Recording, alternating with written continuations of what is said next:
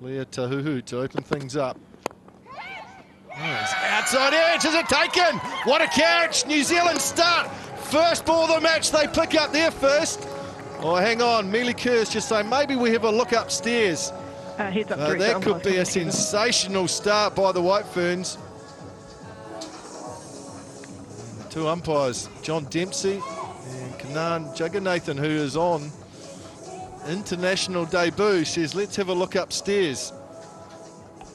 TV umpire to director, we have an umpire referral for a fair catch. Can we start with front foot check, please?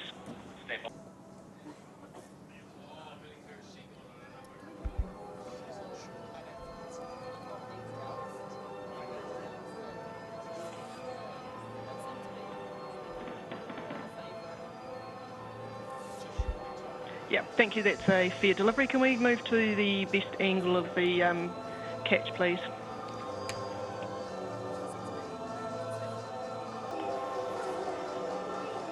Just roll that through. It appears to go straight into the hands. Do you have any other angles, please?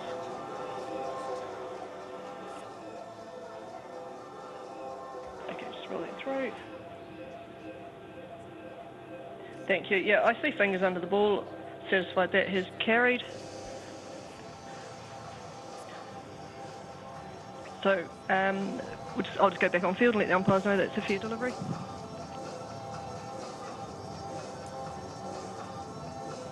I think it's going to be out. Stunning start by the White Ferns. The perfect start in many ways. First ball of the match, they pick up a wicket. Maneva is on her way, and it's high fives all around for the White Ferns. Tahuhu's done it. Good catch by Kerr. And Pakistan make the worst possible start.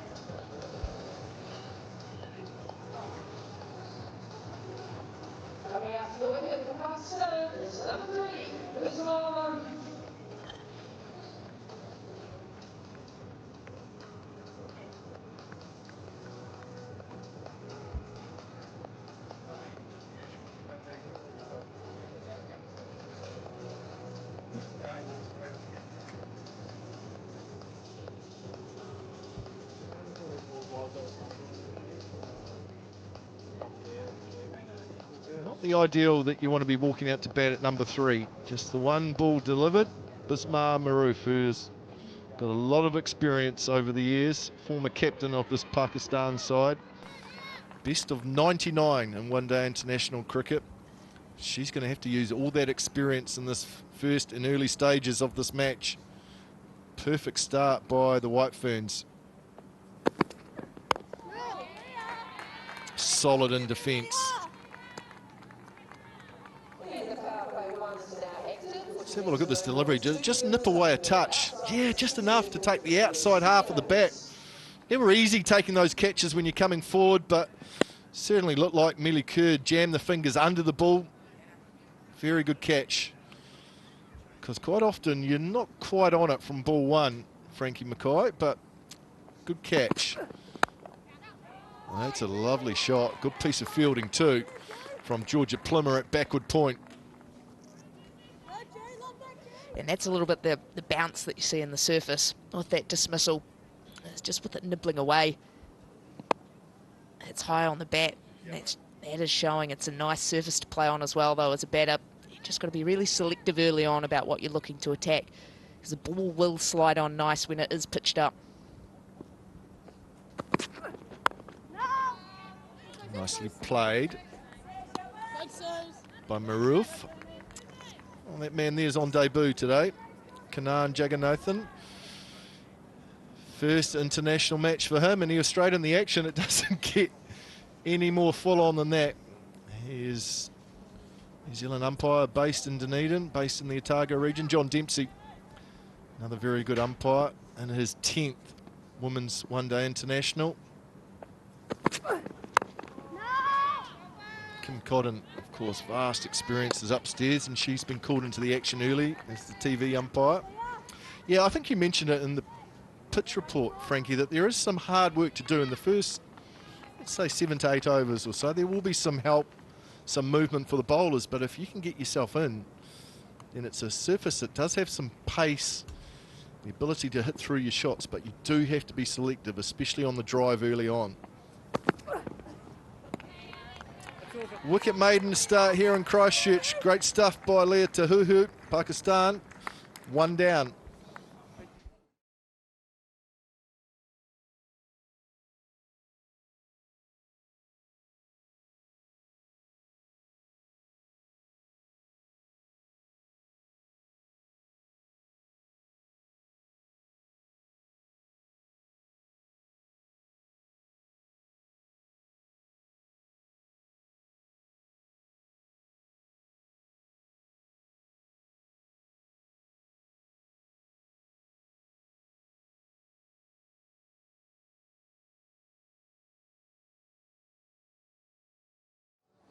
New Zealand made a great start, picked up a wicket, first ball of the match.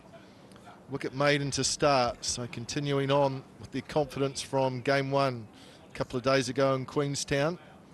2 slips in play, which shows that New Zealand believe there will be some movement, some help for the bowler.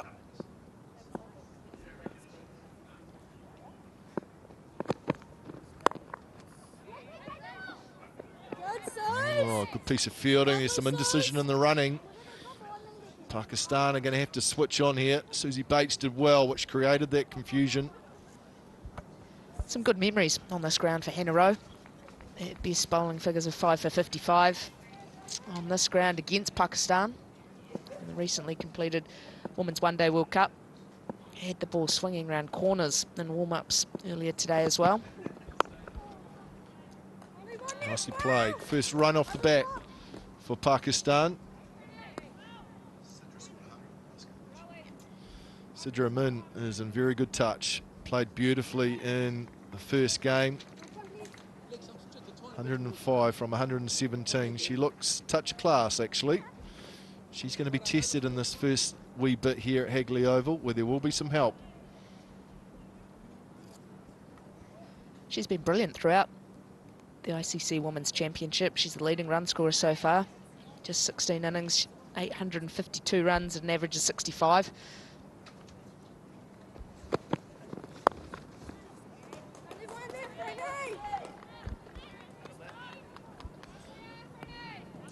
Well, it's a big loss when Pakistan lose their skipper. Nita Dar's been outstanding in all the matches that have been played on this tour, and she's out because of the concussion that she suffered in game 1.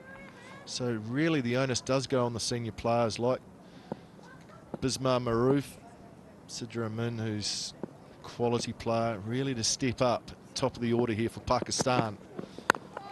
Oh, nicely bowled from Rowe. There's just a hint of a way swing.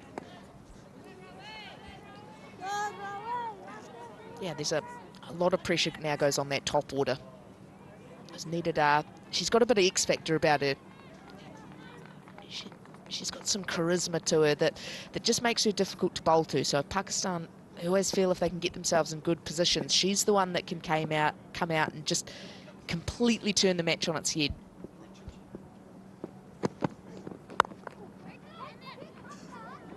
Sent back, there was one there. Maroof sitting on a bat at the other end. Going to be a little bit more proactive here, Pakistan. Of course, Fatima Sana becomes the 10th Pakistan Women's ODI skipper today. Exciting day ahead for her. Good batting. There's a run there. She got halfway down before she was sent back. Chilling out on the sideline at the moment, the skipper. This time they will come through for a single. Good running, which is what they've done well in the T20 series. The running was excellent. 2 overs gone, 3 for 1.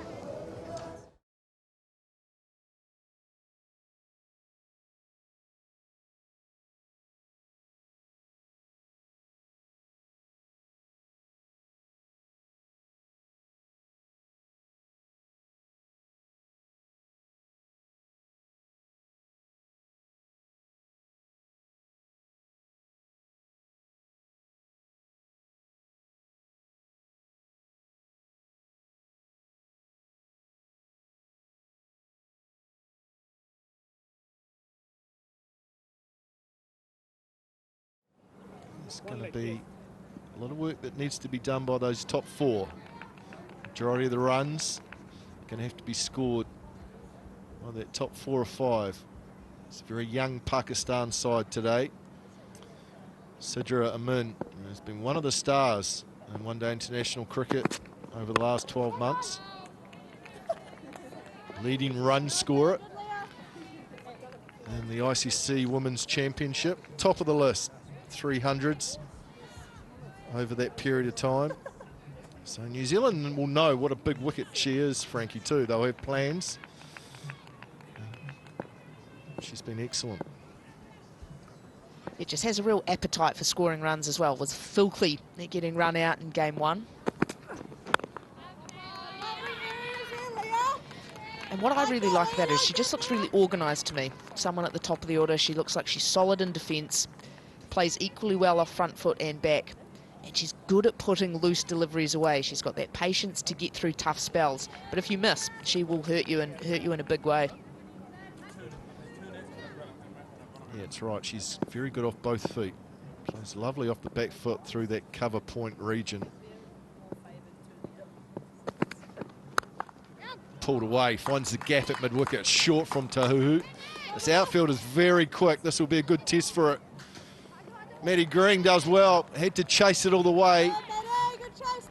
And will save her side a run. Just shows how quick this outfield is once you get it through. The thing I like about it too, she doesn't miss a scoring opportunity. When the bowlers miss, she's onto it quickly. That was a touch short, and she didn't miss out. Good work by Maddie Green. Teased her all the way to the boundary.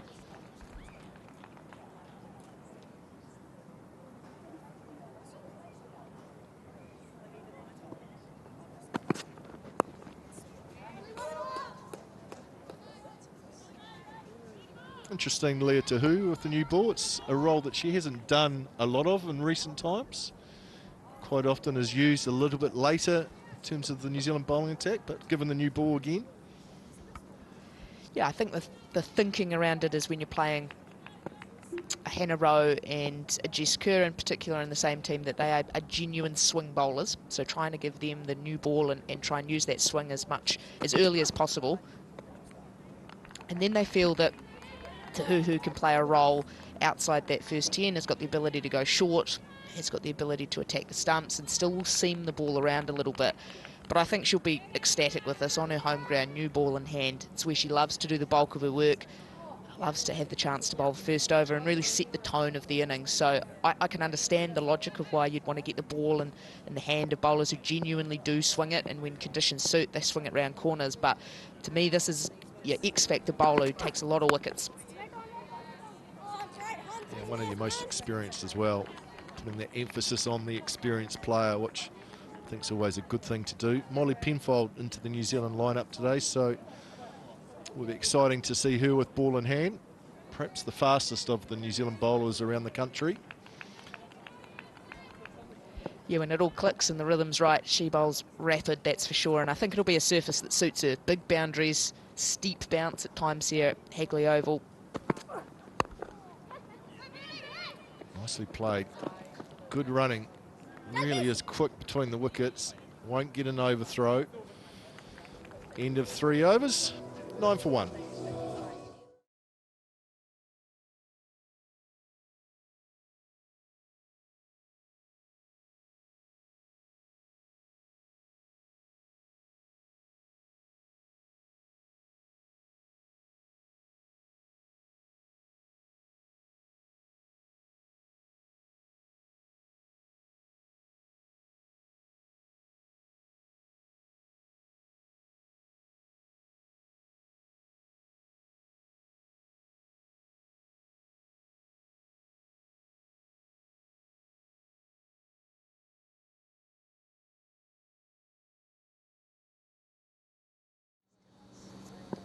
Hannah Rowe about to start her second over, ball in hand. On the pull is Sidra. You're right, she just looks hungry for runs. Obviously loves batting. New Zealand have gone short to her a couple of times already in this innings, so I wonder if there's a bit of a plan going on there. It's something that I think's been missing throughout the T20 series and a little bit the start of the one-day series as well, is how the New Zealand side can use that short ball. And it's not necessarily using it as a wicket-taking option early on. It's actually just to show you've got it, just to show that batters can't just be pressing onto that front foot all the time. Quite different conditions for the Pakistan side to what they're used to playing on at home. Flat surfaces, bounce not often getting above stump high, where you can just get your hands through the ball on the front foot. So I like that the New Zealand side is showing off that short ball early. It's an important match for both sides. Pakistan trying to keep the series alive. Back here, Hagley Oval on Monday for the third and final match of this series.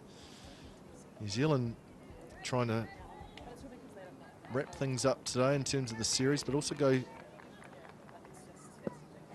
upper spot on the World Cup table. It's nicely bowled. Just a hint of a way swing. New Zealand win today, they'll go to second, I think, on that list. So every game's so important. It's very tight at the top there, isn't it? England, India on 15 points, and 3 teams on 14. So the winner of today's match, whether it's Pakistan or New Zealand, will leapfrog up to second behind Australia. Of course, the top 5 sides qualify automatically for the next World Cup. Oh, it's a lovely piece of timing, good piece of fielding too. Is that Georgia Plummer? Yeah, she's very athletic, very good in the field. Teammates letting you know how good it was as well. A lot of people getting around her. Goes with the left hand there. Excellent moving, perfect dive, covers a lot of ground. Interesting that it's the left and not the right, but gets the job done.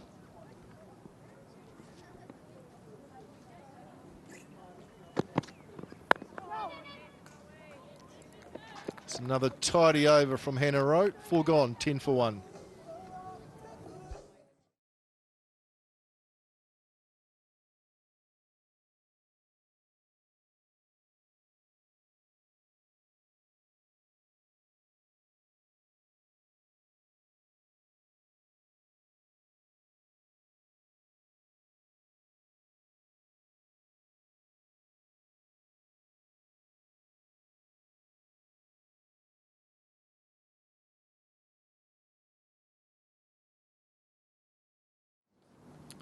Good to see the youngsters here at Hagley Oval.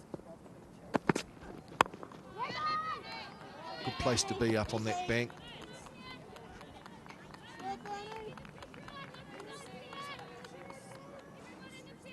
Seen a lot of swing in these first 4 and a bit overs, Frankie, but just a hint. It's that extra bounce that quite often Hagley Oval was renowned for. In the sun cream on. Good work, Mum. Pigtails are in. Sorted. That's nicely bowled. There goes that shape there.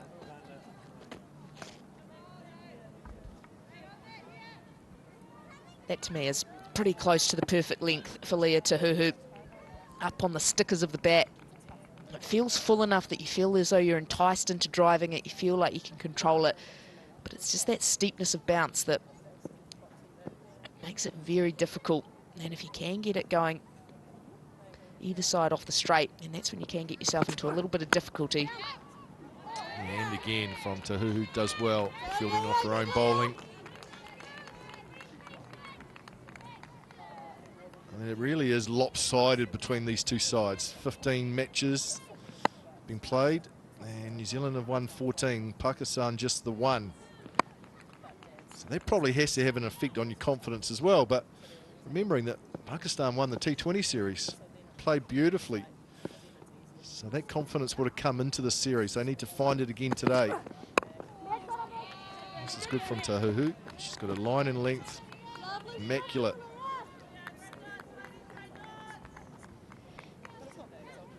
Whilst it's never nice to have a record like that against a team, it also can allow you to just play with some freedom. It allows you to just come out and say, well, percentages are probably against us, statistics are against us, but actually you know you're a good enough side. You know you've got some quality players. You just come out and show that off. Really try and put New Zealand on the back foot. Oh, there's a misfield there. Hannah Rowe will be disappointed with that through the legs. So there'll be a couple of bonus runs here for Sidra. So the bowler will be rather unhappy. It's an interesting one because I think mid-on and mid-off have come closer. That's gone straight through the legs. Won't want to see a replay of that. Because the running's been so good from the likes of Sidra, where she's quite prepared to push it to the fielder and take off. So those fielders have come a little bit closer, which then means you're under a little bit more pressure. That's a lovely shot. Finds the gap at cover. Hannah Rowe in the action again. Keeps it to 1. 13 for 1 after 5.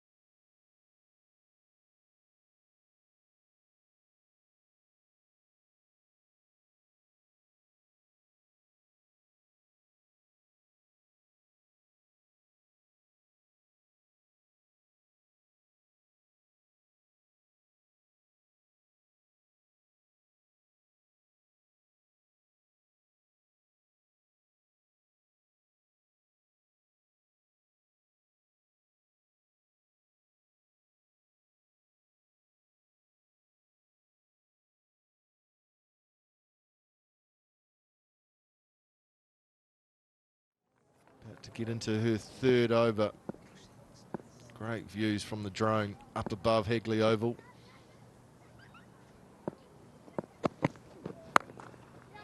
It's pulled away nicely by Sidra.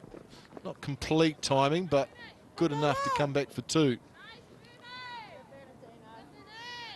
The thing about this ground too, Frankie, is the big boundary, 64 metres all the way around, which is the maximum you can have for women's one-day internationals. So they're good-sized boundaries for the bowlers. Means it's probably a bit more running on this ground than what you have on some other grounds. Lots of 2s and 3s to those deep pockets.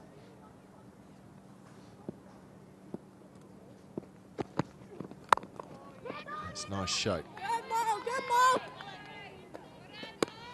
Sophie Devine's keeping the 2 slips in play, which I think is sensible for this first part, while there is just a hint of swing.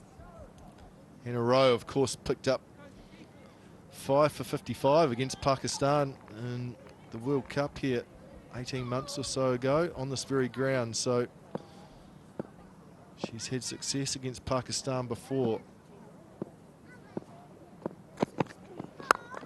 That's a lovely shot. Can't beat Penfold at mid-off. That's the other thing too, you can't get too frustrated when you do play some nice shots, but they find a fielder. Straight away, Devine's taken 2nd slip out after those last couple of shots. A little bit more protection on the offside. Amelia Kerr's gone into a cover point region there. Strong offside field for Rowe. Oh, top edge. Top edge, it's high in the air. This should be out. Should be out. Is out. Good catch. Leah Tahu had to wait an eternity.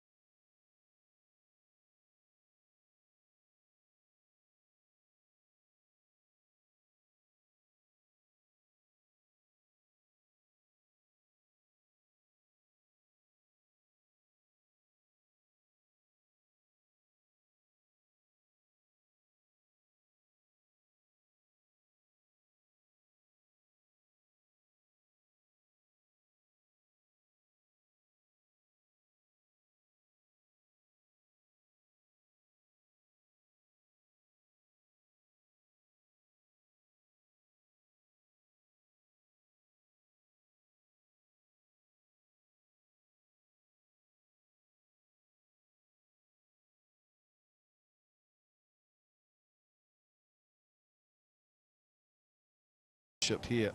Just the one slip still in play. First wicket for Hannah Rowe.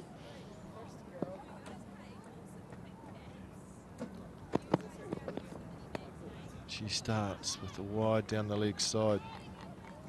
Oh, leading edge, wasn't it, that just flew.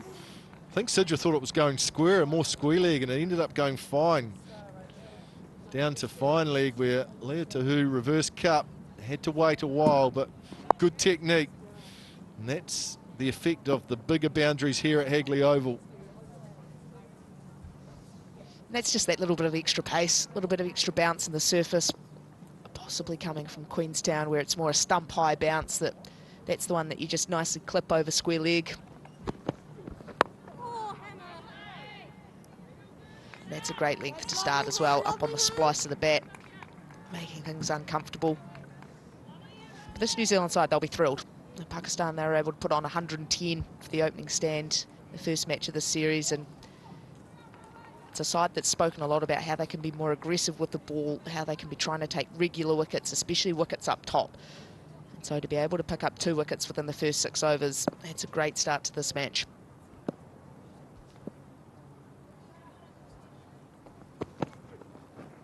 That'll be another wide down the leg side. Second wide in the over, just losing her direction. Hannah Rowe, Molly Penfold, who I don't think will be far off having the ball in her hand. Georgia Plymmer's going to be one of the keys in the field for New Zealand. Wonder what pace she can get up to today. Auckland Hearts bowler.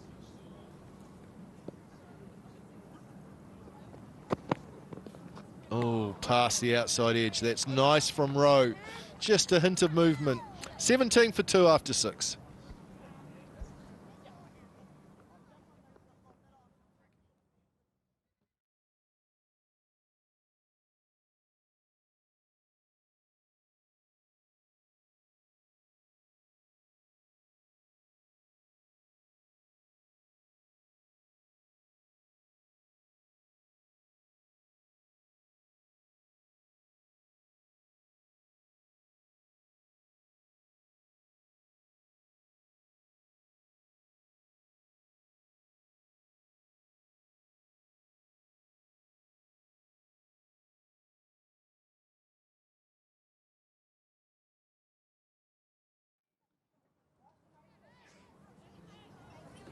It's a ground that New Zealand enjoy playing at. They've won 6 of their last 8 one-day internationals here in Christchurch. Edge put down. It carried to Devine. She got 2 hands to it. And it's the first blemish in the field for New Zealand. Catch goes down.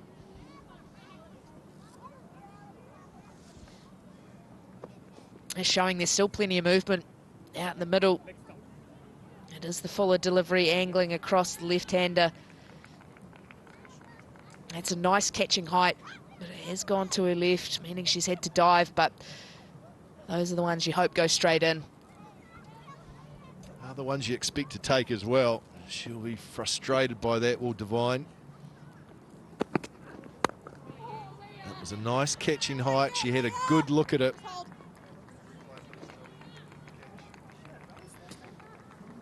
Had a good look at it. It was a little bit wider as the only slip, more a second slip almost, and still had to go a little bit to her left, but she'll be frustrated, disappointed that didn't stick. Yeah, she will be. It's got to her quick. It's a full-blown cover drive, and because of how full the delivery was, it's got a good piece of it. But yeah, as you say, you feel like with the ball angling across the whole time, you see it the whole way, you see it off the edge, you get a good look at it. And with it being there or thereabout waist high, those are the ones you feel, even if you have to dive, they feel a really nice, catchable height. So she'll be disappointed, but it's still positive signs, creating chances early, putting the pressure right on Pakistan.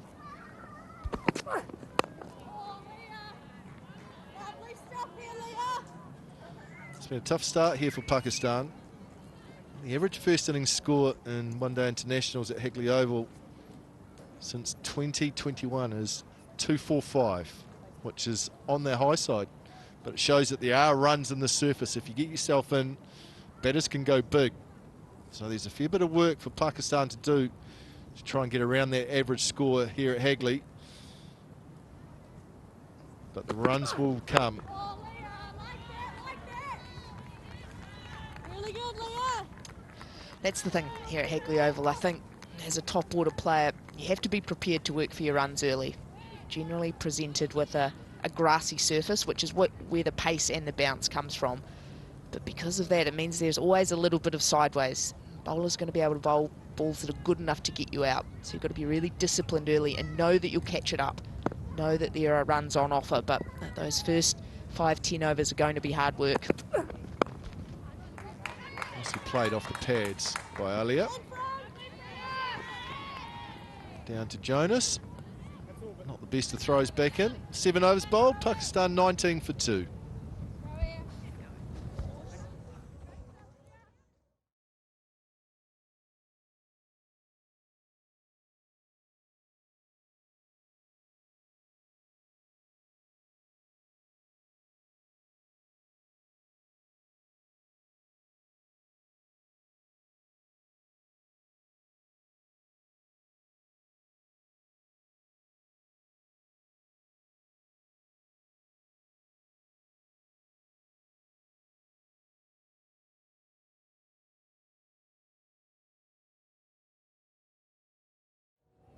Seven overs bowled, 19 for 2 Pakistan. Wicket first ball for Leah Tahuhu, caught by Millie Kerr at gully.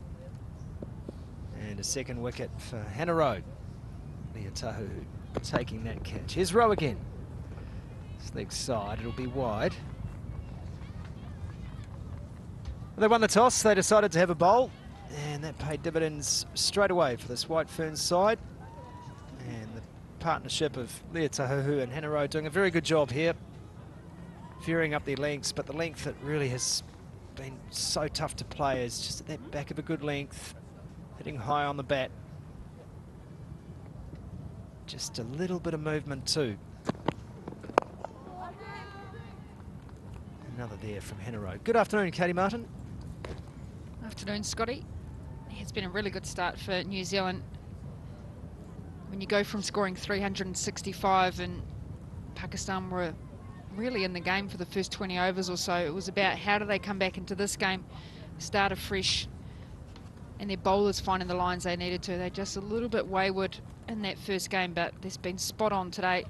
Hannah Rowe's a few down leg side, but you can see she's looking to try and hit the stump. She's trying to attack that front pad, protected by an inner circle where the fielders are squeezed in. Another catching option at gully.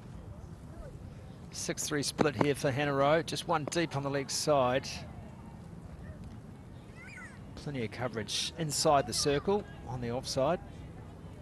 I was really encouraged too. Decision to place Millie Kerr in that gully, fifth slip gully position, first ball of the match. It's a position we haven't seen utilised by the team so far. And I'm sure that made the captain feel pretty special too.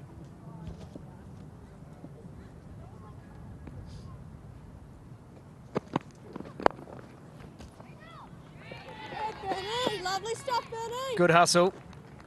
Bazade notes. They looked hungry in the field too. The New Zealanders, just the one mistake so far, or two really. The Devine drop catch and then one that went through the legs of Hannah Rowe for some bonus runs, but otherwise sharp. When you win the toss and decide to bowl first, you have those catching players in place to be able to create those opportunities. They can get Pakistan 3 down in the power play. Just means that it puts a pressure on the scoring rate. They're going at 2.61 and over so far, and you can see that just the intent of just dead batting it at the moment. The bowlers are bowling nice tight lines and supported really well in the field. There's been a couple of really good stops from Georgia Plymouth and others around the bat as well. But you like to see those attacking options in.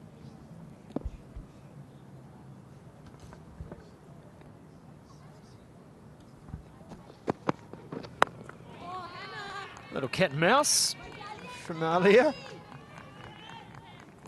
Hannah Rowe's up to that challenge. Oh, it's a big job here for Alia Riaz to do with Nita Dar not in the batting lineup. She is a true all-rounder in this team, and She said she's still looking for a bat sponsor as well, so if anyone's out there and they want to sponsor Ali Arias, it'd be good to score some runs today and show her wares. But she is a quality player, and we've seen the power that she has in the T20 series. Cut away nicely.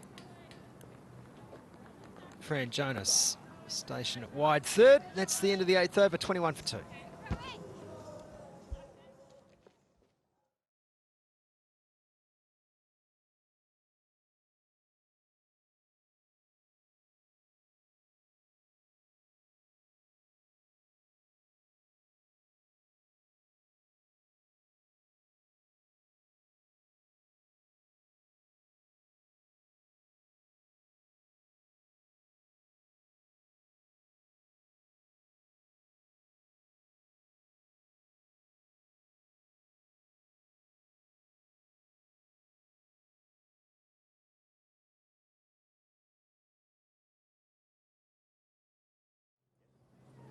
Good stuff.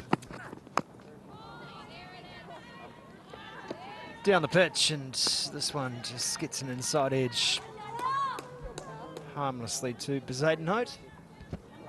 Well, the one thing Pakistan have done so well in the series, even in the loss in that first one day, is being able to rotate the strike, being able to get up and down the wicket. And then that's put pressure on the White Ferns bowlers who would have to adjust, and they've done it well today, but they're not taking the boundary options either. So the scoreboard just isn't ticking over here, and you can... Ali Arias coming down the wicket, trying to create something. I tell you what, if you're a bat sponsor, you'd get some coverage. She's 2 or 15.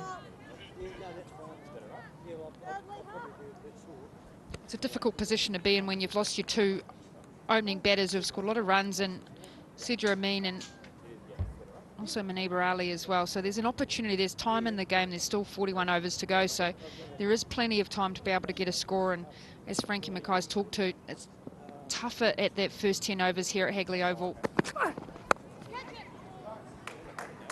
Cut again, this one wide of Rowe, who's coming around at a rate of knots and does well to cut that off, keep it to 2.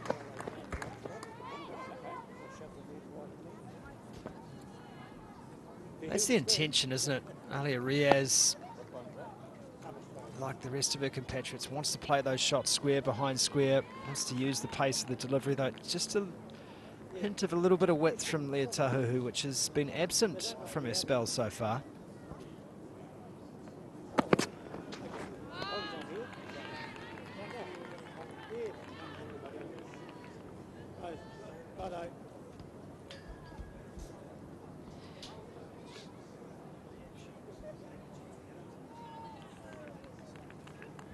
I've been impressed with Tahuhu, how she has attacked the stumps. She has the ability for the ball to go away, but that one that tails back in as well, and that's what targets the front pad. Ali Arias can take a step forward and play across the front of her pad. Oh, gets one to think about there, Ali Arias. It's good from Tahuhu. And she's got the variation of the bouncer. We haven't seen that too much in this series so far. It wasn't really conducive in Queenstown in that one day, but look at that, straight through. No real control, is sort of a looking at playing and then moving away in the end. That type SWAT type shot from Ali Arias. It's a good delivery. It's a great smile on the face of Izzy Gaze too. She loved that. Cut again, finds the gap. Rowe called upon once more. It's 24 for 2.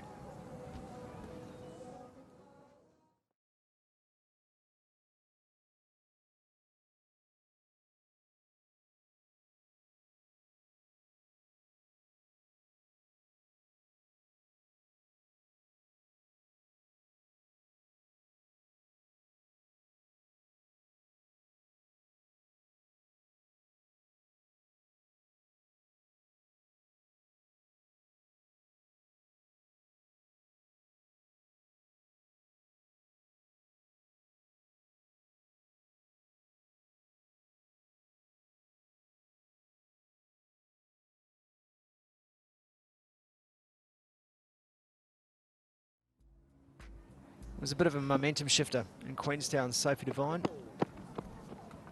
And this time, Alia backs away. Bismar Maroof I think, has faced 4 balls in the last 8 overs. Yeah, she hasn't been able to get on strike, and it's just that in-between game that Ali Reyes is just searching for here, is how she can actually get a single, whether it's just a drop bat in front. Plenty of challenges here from Sophie Devine. I think he'll get a little bit of movement. Just a little too much. Started wide and just kept going, Sophie Devine. Well, Sophie Devine's 3 wickets away from getting 100 one-day international wickets. I think there's been only 2 players above her that have scored 3,000 runs and that 100 one-day international wickets as well.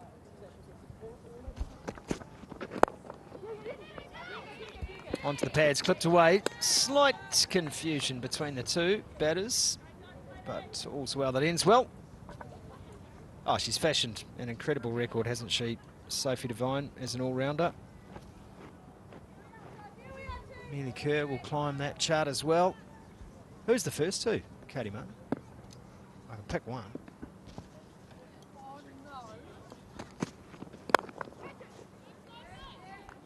Well, I'll just read my piece of paper, Scotty. Stefani Taylor and Elise Perry. Of course, Elise Perry. There's no stat that Stefani Taylor's not top of. What a career.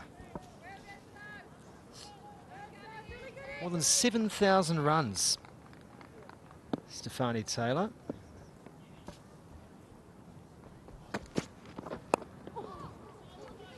Finds the edge, flies down the third harmlessly.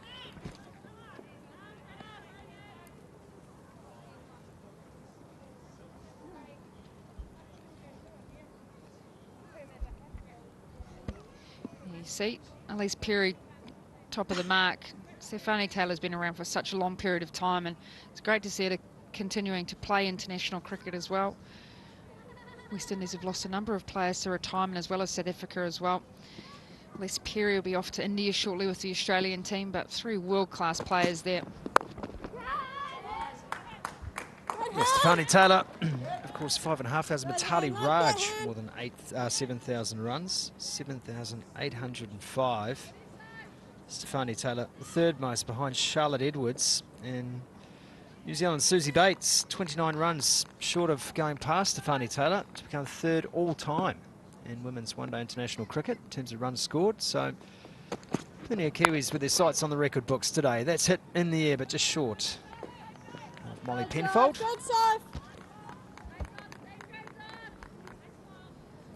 Well, Sophie Devine has got so many different variations, and one of those is the way that she grips the ball, where she grips the ball across the seam, not full cross seam, but 3/4 seam they call it. And what that means is that this one here is down seam, so this will swing a little bit.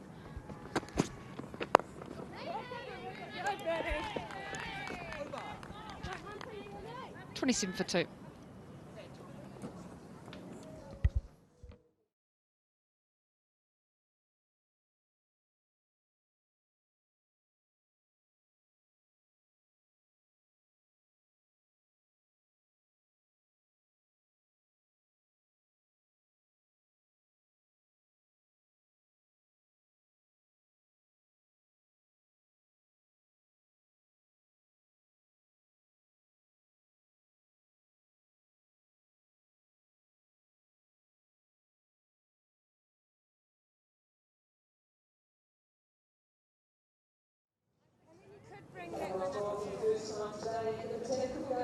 Kanan Jagannathan signals the end of the power play. It's been all about New Zealand, really. 27 for 2. Pakistan, they have had to grind it out in these opening 10 overs. New Zealand's pace attack doing the job.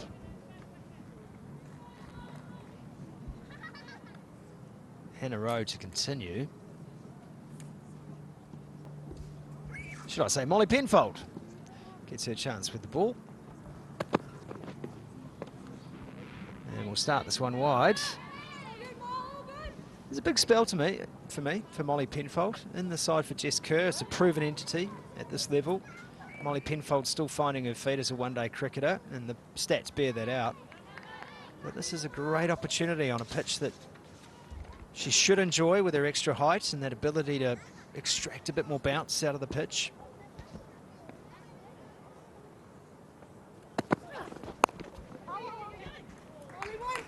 That's a nice line. Nicely guided to wide third as well. She's sort of the future of New Zealand fast bowling stock. She's got a really good build about her. She's a tall player. She is strong in terms of how she gets through the crease, and she can bowl upwards of 120k depending on the conditions and how her rhythm is going. One thing she's been working a lot on is how she can bring the stumps into play a bit more, rather than just being that fast bowler that runs in and bowls fast and is inaccurate. It's also bowling fast, but also trying to bring those stumps into play. We'll get a bit of angle back into the batters. Oh, gets one just to grip a little. She was through the shot, falls safely.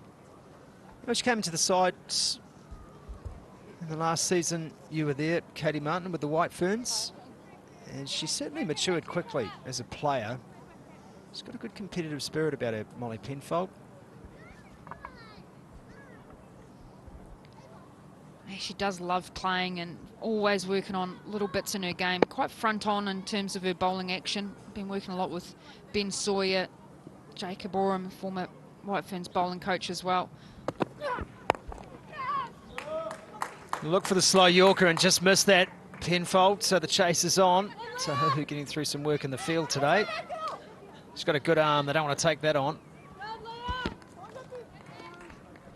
I think it's for Molly Penfold around. She'll get limited opportunities at times. It might be a bit more depending on what conditions are, and she's someone that they will manage throughout her career. Because she's a youngster coming in early, and it's around trying to give her opportunities in this team, but also making sure from an injury perspective she's managed. But when she gets going, she absolutely flies.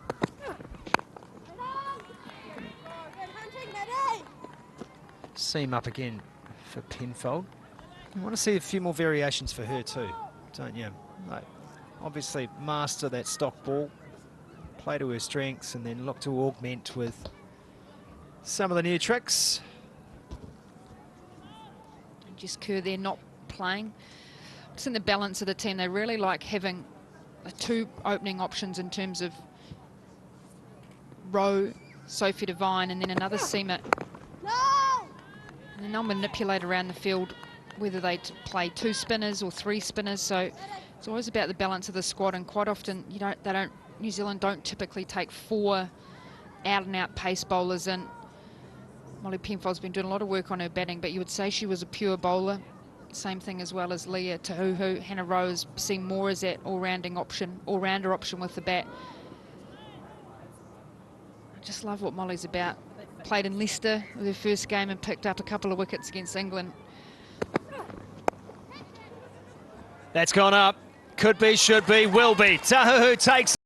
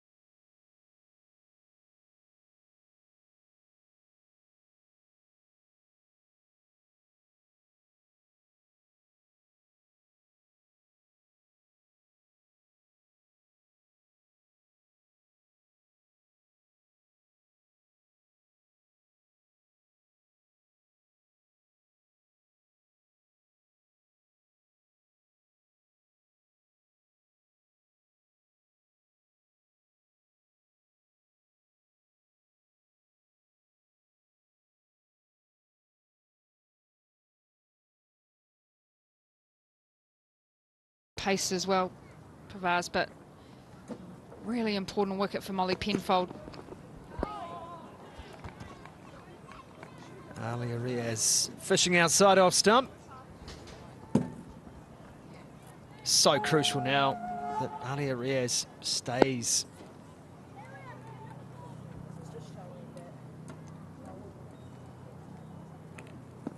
Just too easy. Too easy for Tahuhu.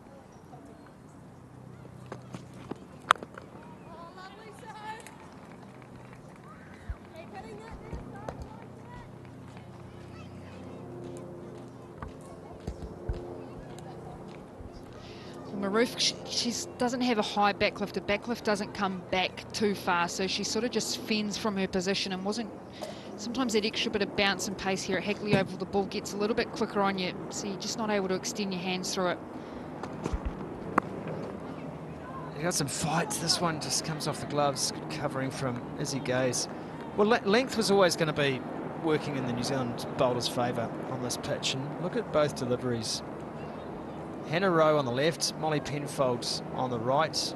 I understand that we're talking about a left-right combination, but where those two deliveries pitched, that one just back of length, that one the back half of a good length. And I think that's when New Zealand has to look. That's a bit shorter still from Devine, it's just taking out a little bit of rage. But that's the troublesome spot for me. New Zealand bowling plan, they like to use that short pitch delivery. So the right hand side is a short pitch delivery from Molly Penfold. She has that back of a good length delivery, short length. And it just means the batter is back on their stance. And the one on the left from Hannah Rowe was probably more about that angle that was going down leg side. A little bit of surprise as well from Sidra. She's batting so well, she can top it, but there's those two areas that New Zealand are looking at, is to get it up and swinging the ball and then hitting the deck hard and trying to catch these Pakistan batters on their crease. Love the fact that they bowl a lot more short deliveries, and this wicket is conducive to that. Just a little loose from Devine. He's bowled 3 straight wides.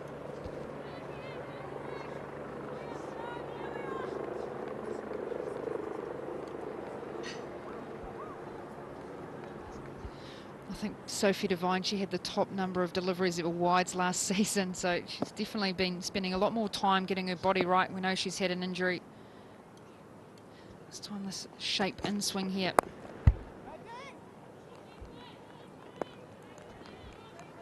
She loves to attack the stumps, loves to get a bit of movement both ways, and I've just referred to it, Scotty, in her over before, how she has that 3/4 seam. So what that means is that she has her fingers pointing across, not fully cross seam, but pointing in the corner. And what bowlers typically do when this one's down seam, see her fingers are right down the seam in terms of her delivery.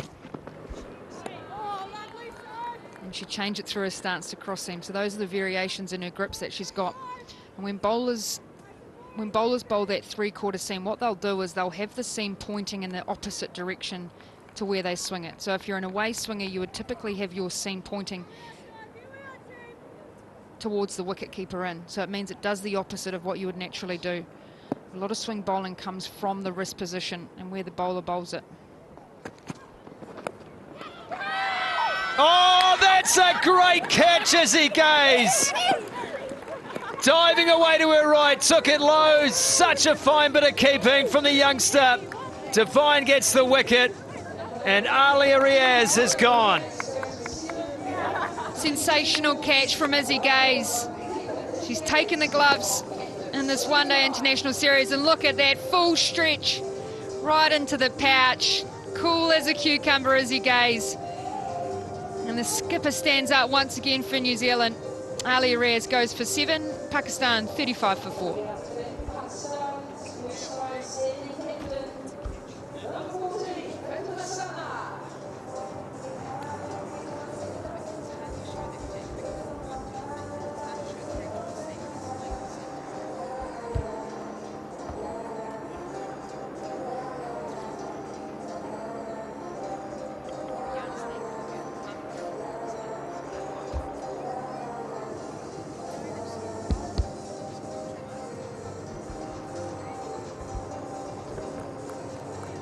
Wonderful catch from Isabel Gaze has led to the dismissal of Alia Riaz, who really struggled against the New Zealand pace attack today. She did well to stay in, but she wasn't doing a lot else, and then just played it one outside off that wasn't there to play at. Izzy Gaze did the rest. Sophie Devine has the wicket, and Molly Penfold will start up the attack. A beautiful delivery. Just a little bit of movement in the air, then away off the pitch. Classy, classy cricket from New Zealand, that. Sophie Devine was nearly turning around to walk back. I don't think she thought Izzy Gay's got that, but a great catch.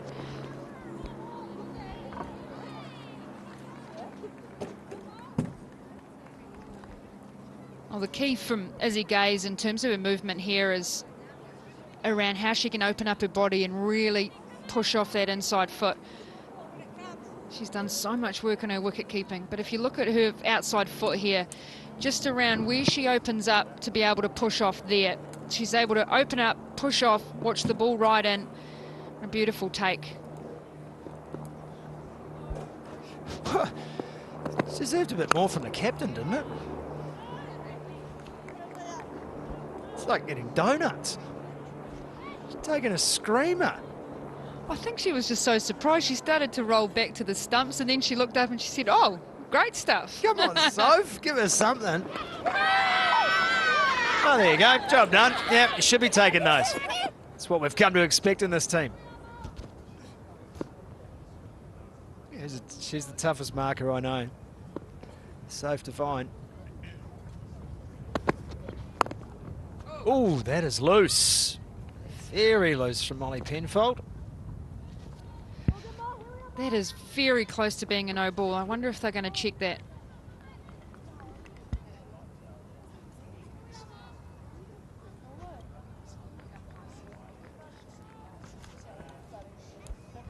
We're going to carry on by the looks.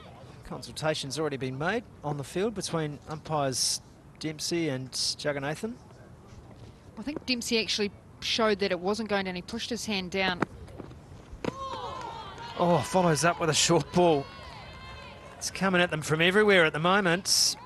Gervais probably wishes she was back in 2018. Get me out of here. Getting full tosses into the hip. Getting short balls over the top of the helmet.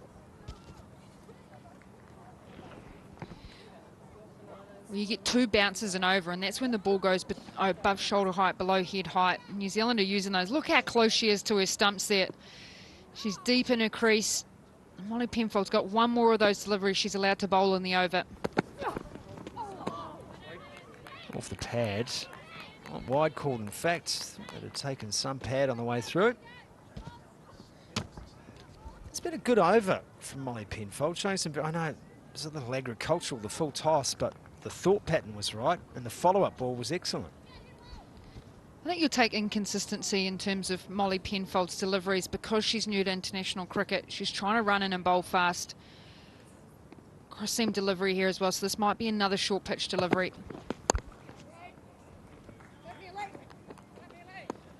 Cut away to Kerr. No run taken. And sometimes bowlers will bowl with a cross-seam delivery because they feel like they've got more control in it. So if she's looking to bowl it at the stumps and a little bit fuller, she'll bowl with her fingers down seam. And when she wants either bowl the bounce or a shorter pitch delivery to try and get it either skidding off the leather or doing something off the seam if it hits it. So really smart bowling here from Molly Penfold and good use of variations.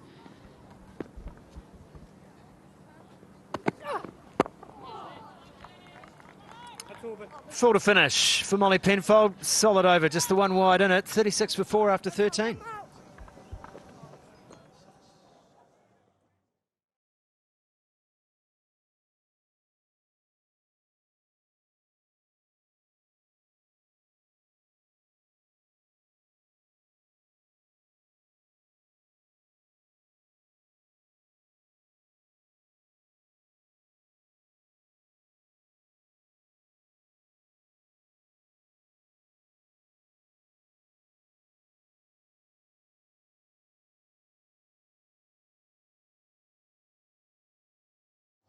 Fairly grim reading if you're a Pakistan player at the moment. Maniba was out, Diamond Duck, first ball of the match.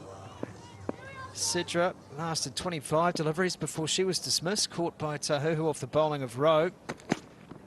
The top order has struggled, and that one flies off the bat just over the top of Molly Penfold.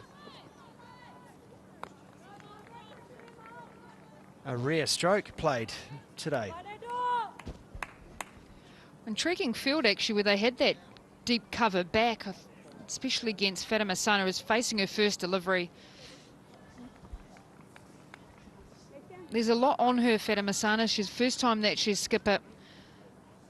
Now she's in at number 6 on this batting order in the 13th over, so there's a lot for her to do.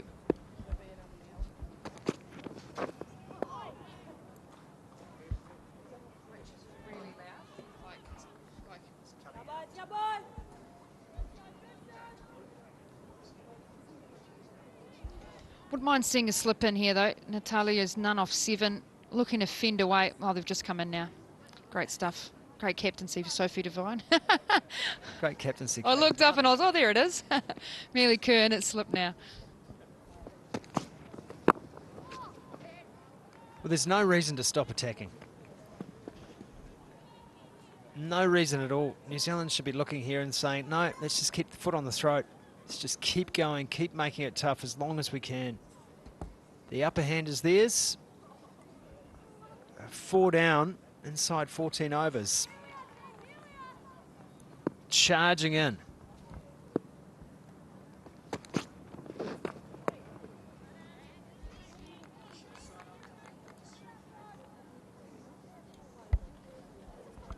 It's pretty limited footwork from Natalia at the moment, and this is what Sophie Devine can do to batters. She is someone that has the ball swinging both ways, so you're not sure exactly where it's going to go, and then she's got that bouncer that can really catch up on you.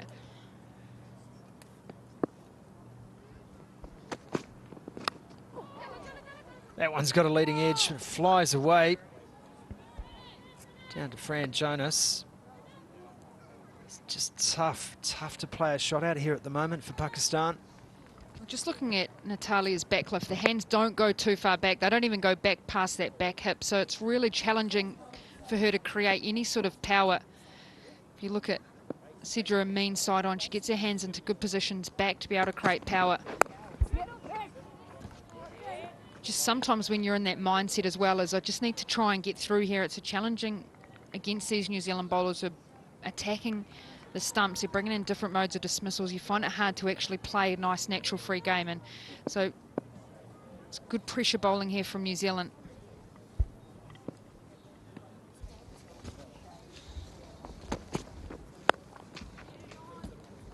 Short again, no run there. 14 overs gone at Hagley Oval. It's 39 for 4.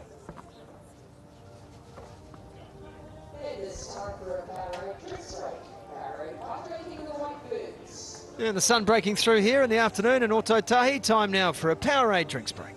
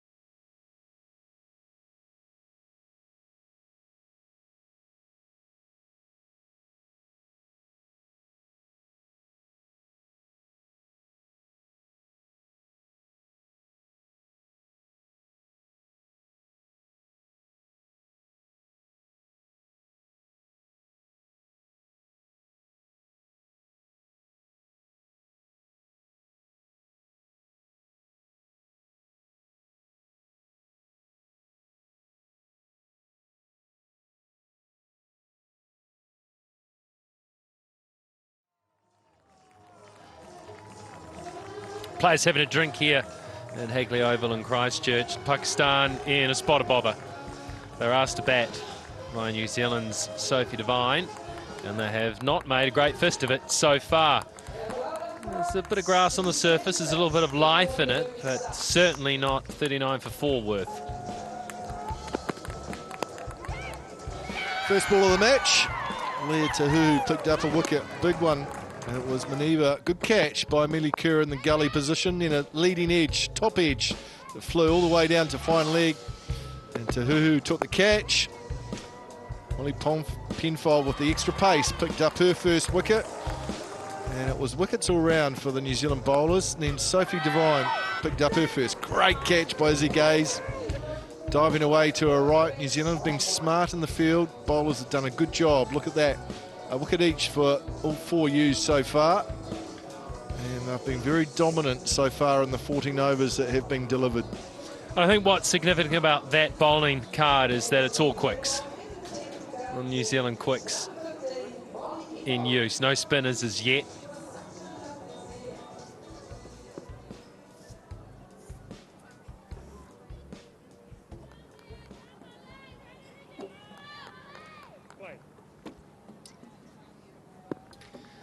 Penfold continuing, she's bowled 2.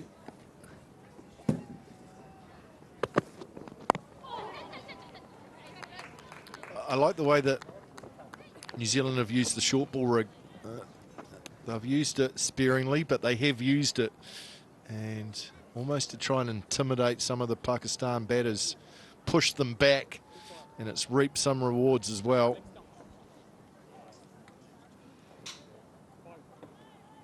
Penfold has the extra pace, so it's a delivery that she should feel confident using.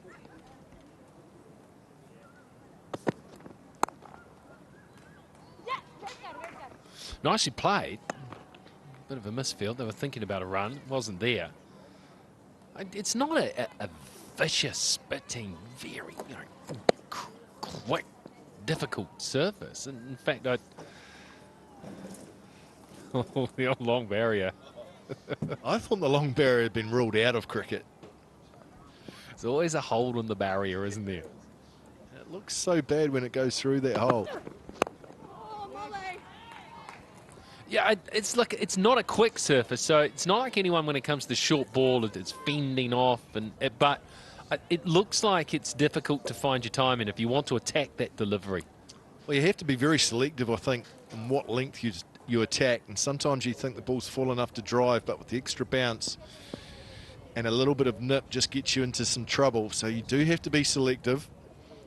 Actually easier to score off the back foot here, I think, at Hagley rather than the front foot.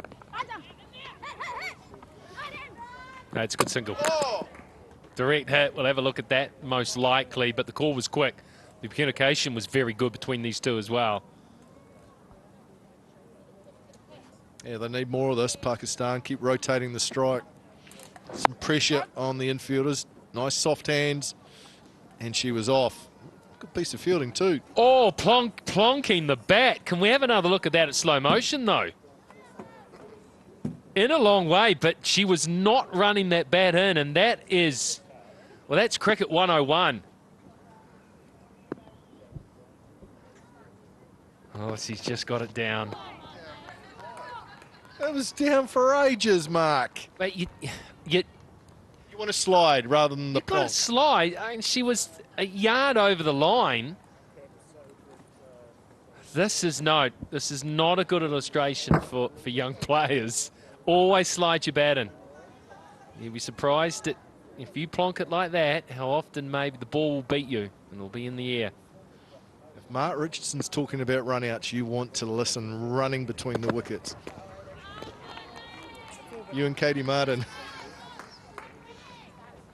41 for 4. 41 for 4.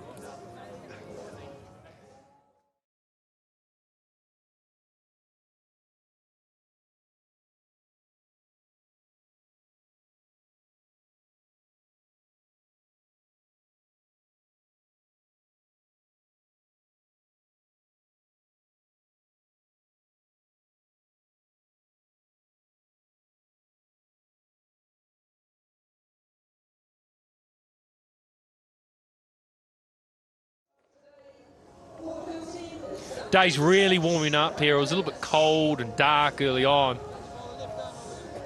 The wind is coming from the northwest now. It's really warmed up. It's the classic Canterbury northwest arch. Looking out towards the the Alps. And we're going to have a change as well. Maybe a change in wind and a change in bowling style with some left arm spin. In the form of Fran Jonas.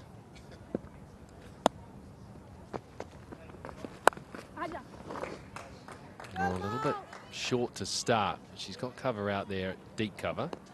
Yeah, you mentioned, Mark, that New Zealand have gone with all seamers up until this point, but there is something in the surface for spinners as well. It's bounce. There won't be a lot of turn on the surface with that grass that is on top, but there will be bounce, which quite often is the friend of spinners, and they enjoy having that extra bounce.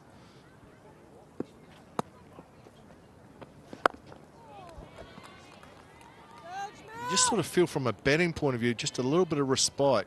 The spinner coming on. Seamers are off, so there's an opportunity to try and rotate the strike, get a partnership formed.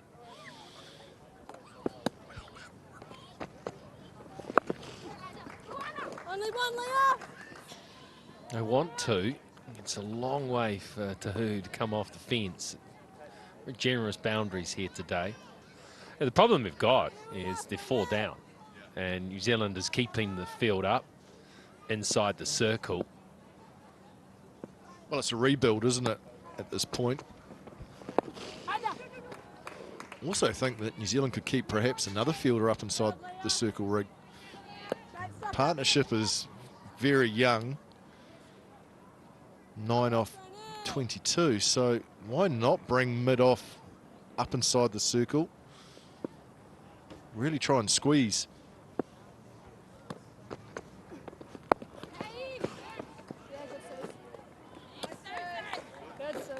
Oh, might have been one there. She's very metronomic, Jonas, as well. Very accurate. And so if you're batting against that, you know that she's going to get the ball around a length, and that provides opportunities to attack. Oh, lovely, Suze. But it's risky when you're 4 down, 44 for 4.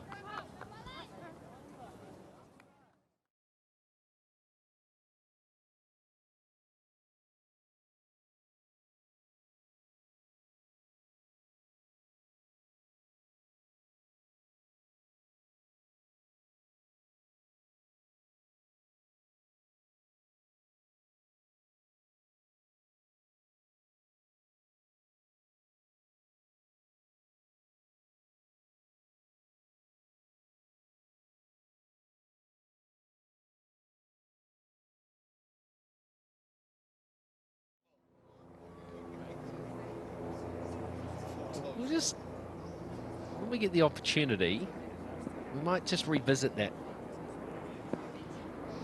attack on my run in between the wickets by you, Craig McMillan.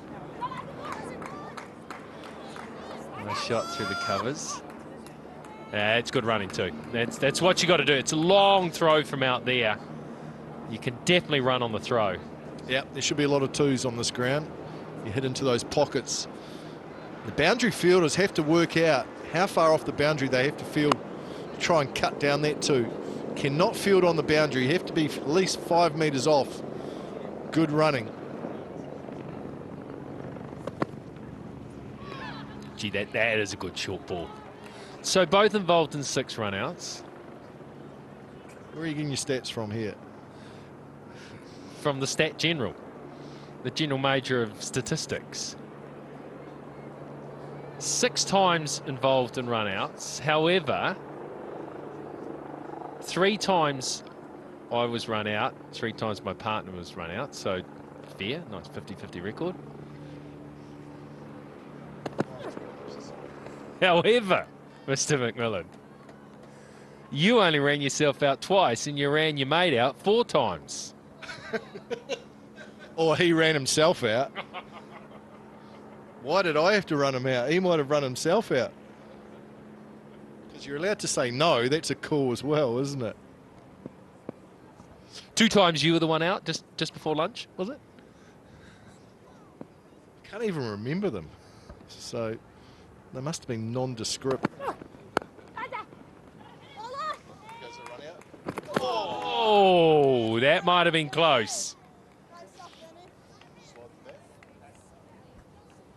That might have been close.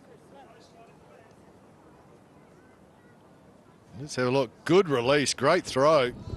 What's Oh, come on, what's going on with that running? You've got to be more urgent than that. Reach out, slide the bat in. where's the desperation to get in the crease? It's the skipper too, Fatima Sana.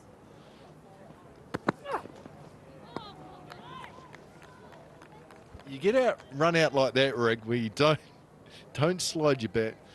You walk back to the change room and you know that everyone's looking at you sideways and the coaches are going to have a wee word at some stage. But the whole point being is you shouldn't have been out. You only have to apply one of the very simple basics of the game and you're safe. And you didn't, you're not, you're gone. Perhaps it has to happen to you to learn the lesson. Yeah, it's a good bounce, a good short ball. This is good from Penfold. Really good use of the short ball on this surface. Because the other thing about it too, Rig, it's picked up 1 wicket today, the short ball, but it's actually a dot. It's a non-scoring delivery, so if you've got the ability to bowl a couple of those per over, 2 dots in the over, you've only got to worry about 4 other deliveries.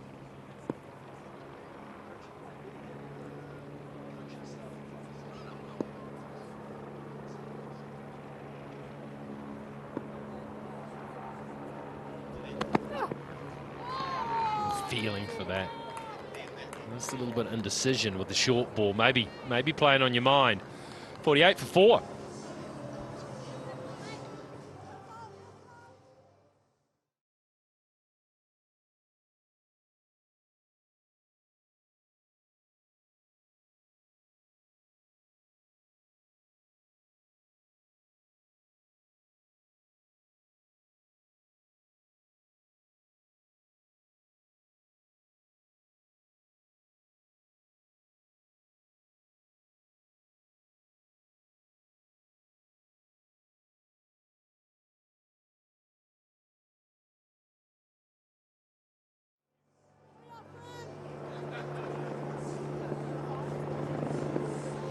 Fran Jonas was very tight in that first over. Those 3 runs just coming behind square on the leg side, just with the angle, left armour.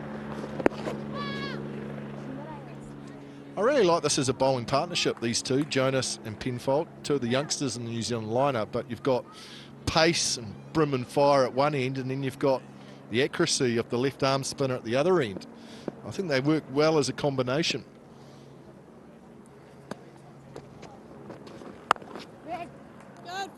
Think back to the likes Daniel Vittori and Shane Bond. Quite often they were a good bowling partnership where players would perhaps take a bit more risk against the likes of Vittori because Bond was at the other end.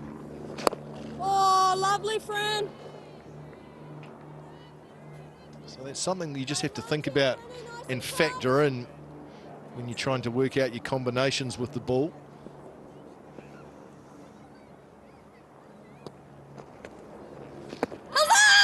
Oh, worth the yell, worth the yell. A good stride. Maybe a little inside edge. No DRS in this series, so if you get a good stride in, umpires will probably tend to revert to the benefit of the doubt. Huge inside edge.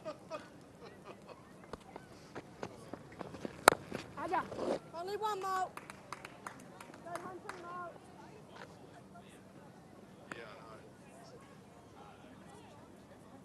Go, Franny.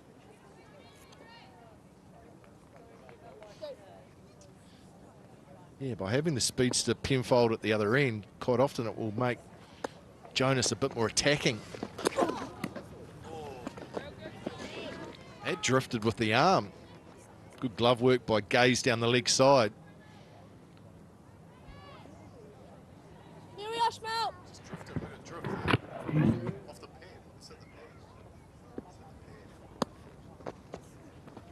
Oh, Franny. Great effort, you two. 18 gone, 51 for 4.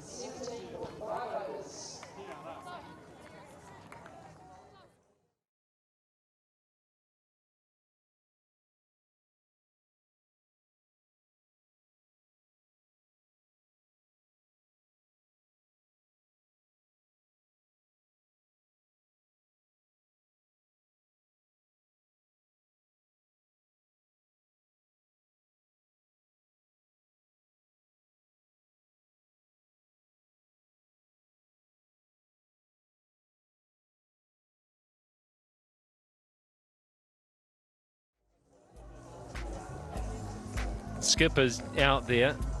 8 from 16. Fatima Sana has to shoulder the responsibility, the rebuild here. New Zealand bowlers have been excellent. Wicket apiece for the faster bowlers, using the short ball well. It's been hard work for Pakistan. Asked to bat first.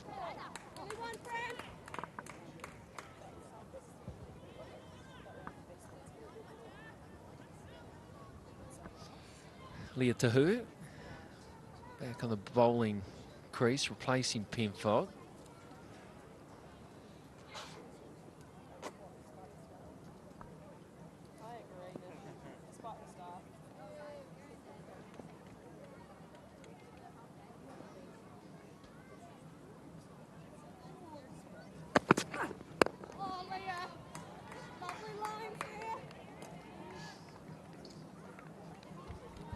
Yeah, the average first innings score here at Hagley is 245 over the last 6 ODIs. That's looking a long way off right at the moment for Pakistan. Trying to rebuild an innings that's lost 4 early wickets. Try and get some sort of total that's going to put New Zealand under some pressure.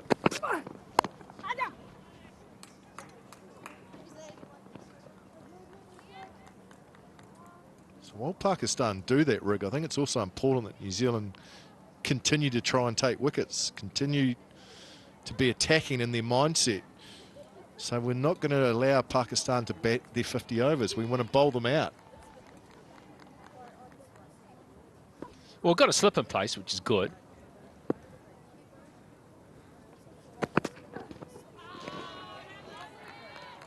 So that's Sophie Devine who's come in. She's the skipper. She's in at first slip. I think only for Natalia. She's remaining out for Fatima, but I tend to have them in for both. Strong offside field, 4 in the offside in the covers. Just one defending on the leg side, so a lot of room there to get across behind the ball and maybe hit it at the onside for 1. Oh, cut it and nearly get out. Luckily, just got over the top of it enough. Far away from Mealy Kerr. He's very good in that position. It was in the air for a long period of time.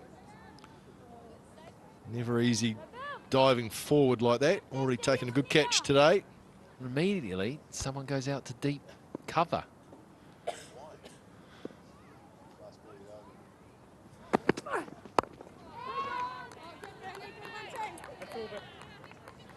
.53 for 4.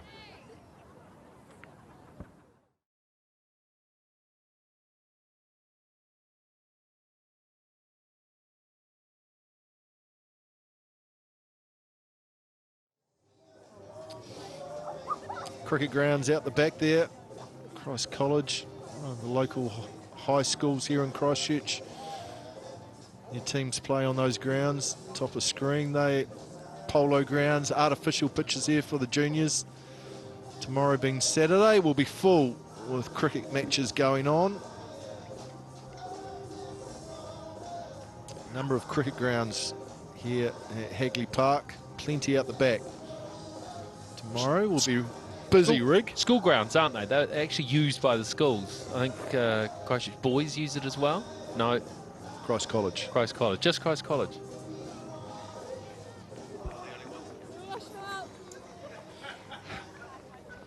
So one school use.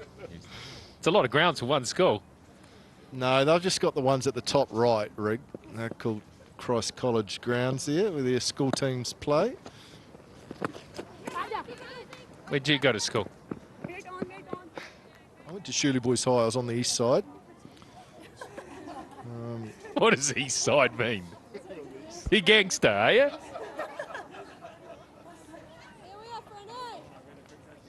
Far from it, trust me. But I knew that you wouldn't know where it was, so I was trying to help you out. Oh, that's a loose one. Smack through the offside. Got to get down. Does well. Does really well. Scamper between the wickets. Surely 3. No, they won't go on the throw. That was Penfold out there. Good athletic effort. Good piece of fielding. Rare poor delivery from Jonas. It was a full toss. Placement was pretty good, but look how far off the boundary she is, so she could cut that angle down. That's what I mentioned in terms of those boundary fielders are so important, where they stand, how far off the boundary. Penfold did an excellent job. You can see her left of screen there. And she's a good 10 metres off that boundary rig.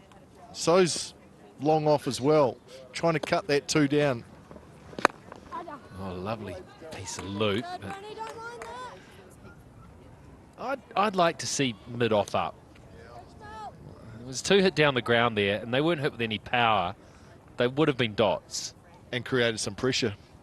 Yeah, I'm with you on that. I think Devine could bring that fielder up. I mean, because the run rate's only 2.95, it's under 3 and over. So just an opportunity to squeeze and create a bit more pressure on Pakistan.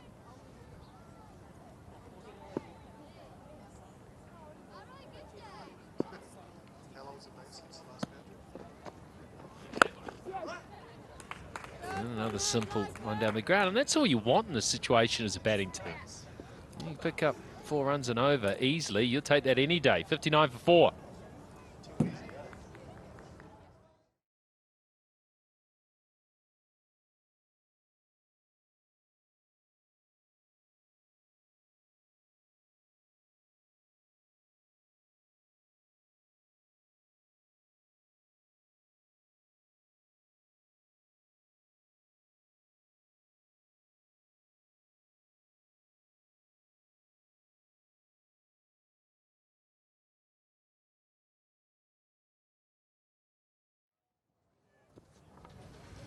Running over from here would be very good. Something over 200 would be an excellent performance.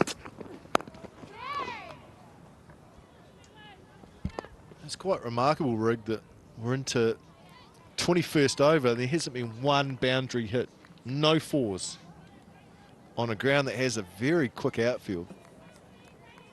Shows how impressive the New Zealand bowlers have been in terms of their lines and lengths. They've done a good job.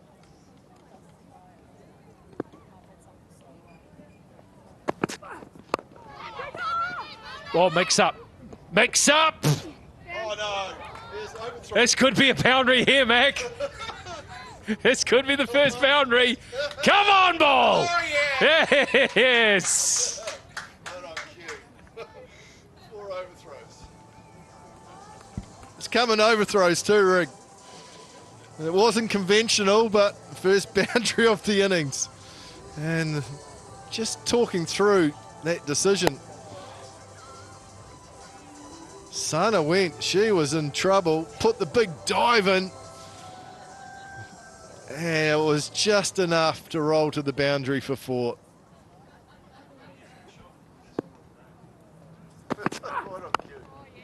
She committed quite early to that run, though, didn't she, Sana? It was like, because I don't think it was... She went on the body language of her partner a little bit. Have a look here. I mean, the no call came quite quickly, but Sana was off. I think Sana was home. She turned quite quick. You're right. The no did come early enough that allowed her to turn and get back. And she picked up 4 for that defensive shot. That's a real bonus.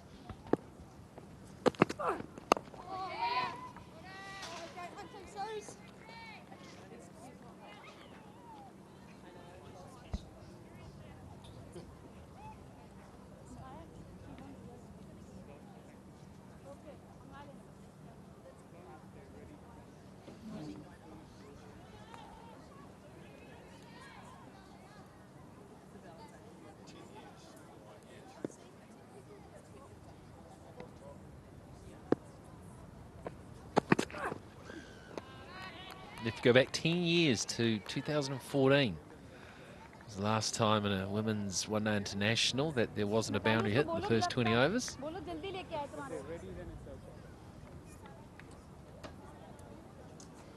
Technically, that wasn't really hit either, that boundary that went for 4. No, it's good enough for them to have a glove punch afterwards. It was thrown, it wasn't hit.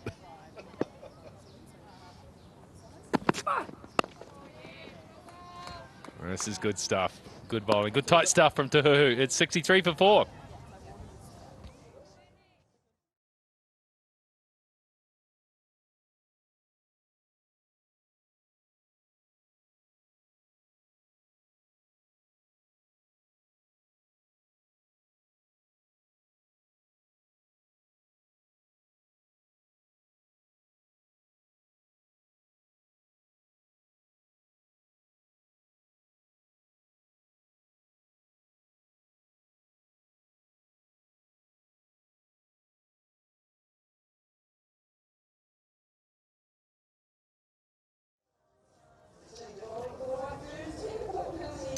Great start to the innings. New Zealand White Ferns with ball in hand, and it'll be the first look at Mealy Kerr.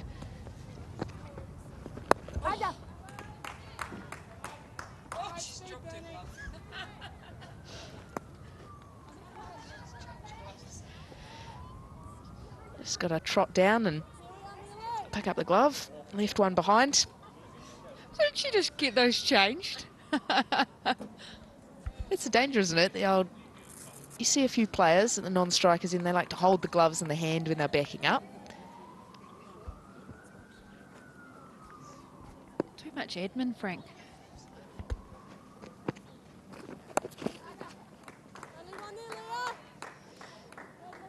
Yeah, you know me, I'm not about that at all.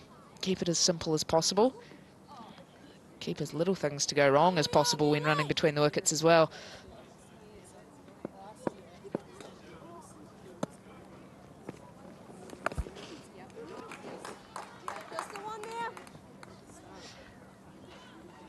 I think a really good time to bring Mealy Kerr into the attack.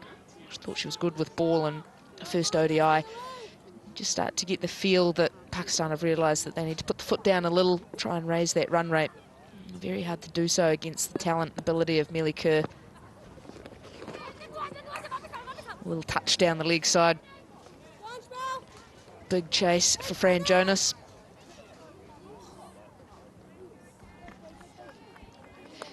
Quite a lot of extra bounce here for the spinners.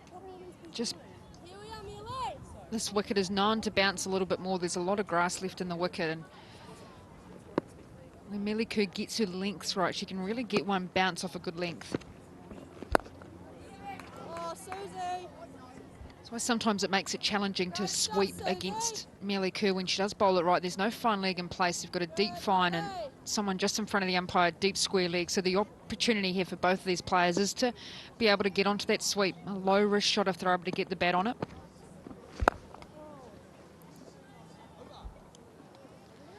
Tidy start. 5 coming from it. Pakistan 68 for 4.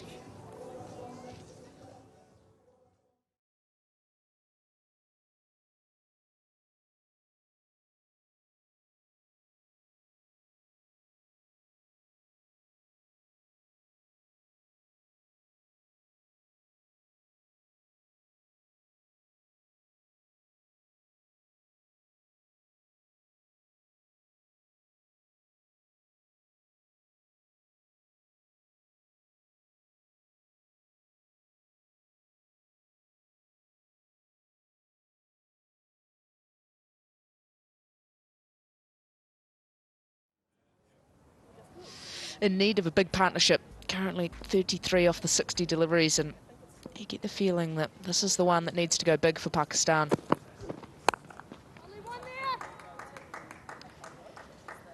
Hannah Rowe coming back into the attack through the middle stages. Started well with a new ball in hand.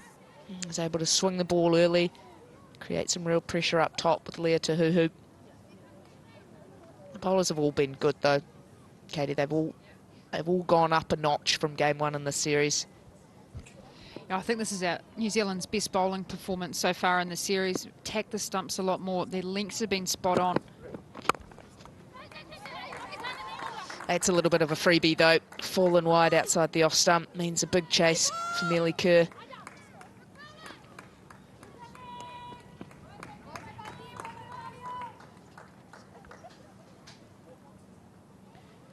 Shown that it's clearly something that they've gone away and thought hard about how they're going to bowl to this Pakistan lineup and how they're going to best use conditions here. With a surface with a little bit more bounce in it, it means you can afford to bowl a scratch fuller and try and really encourage the drive. And I've been really enjoying the fact that I've gone to the short ball as well.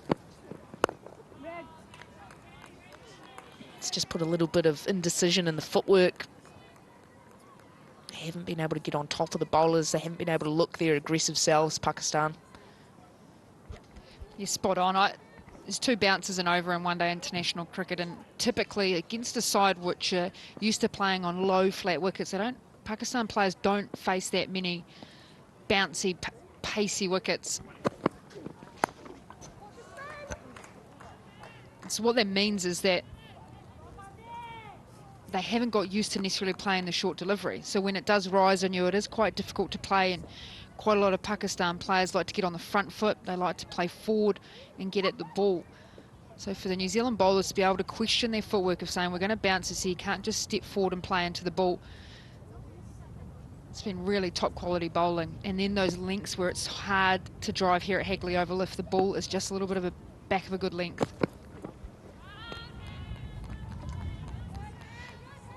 And because of where they play a lot of their cricket at home, it is on slightly lower bouncing surfaces, slightly slower as well. So you'll often find players from the subcontinent, players from Pakistan, they'll use slightly heavier bats than what you see here in New Zealand.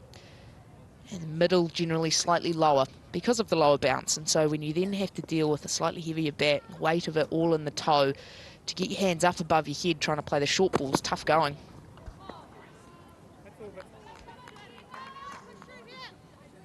.23 gone, 73 for 4.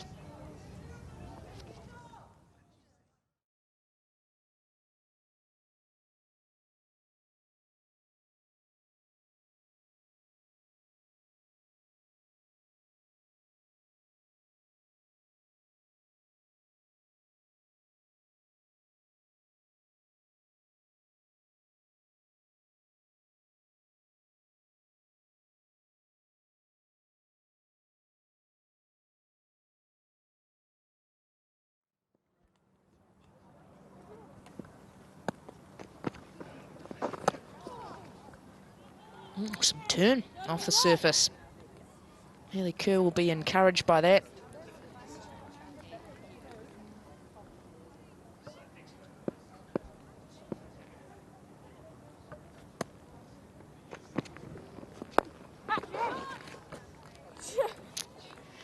And whilst there's some little changes you go through as a bowler when you're playing here, spinners looking to use a little bit more topspin, try and really accentuate the bounce. Maybe not quite the same amount of side spin available as a wicket keeper. You're turning up to bouncy surfaces. Anything change for you? Yeah, you do a lot of work around how you create space on your outside hip because the ball bounces a little bit more. I used to love when I come here was to actually keep in the nets at the back, the grass nets, because quite often, whatever the practice wickets are, they usually replicated the wicket out of the middle. Swung away, leg side. First real sign of aggression against Mealy Kerr. Second boundary for Natalia. Yeah, it's a good aggressive mindset. Mealy Kerr has that long off back, and so she actually wants the shot to be played. Creates opportunity with that wrong and back through the gate, but it's the aggression and the intent from Natalia. She picks up her second boundary, and only the second boundary as well for this Pakistan batting lineup. I'm just going to touch on the fielding positions. With that mid-off, or the long off that's back, Sophie Devine is back on that boundary. What she's trying to do here, Mealy Kerr, is encourage the batter to actually play against the spin and create that opportunity of a catch it mid-on, or whether one that skies in the air as well. Because your opportunity is over that mid-on fielder. End of the over, 78 for 4.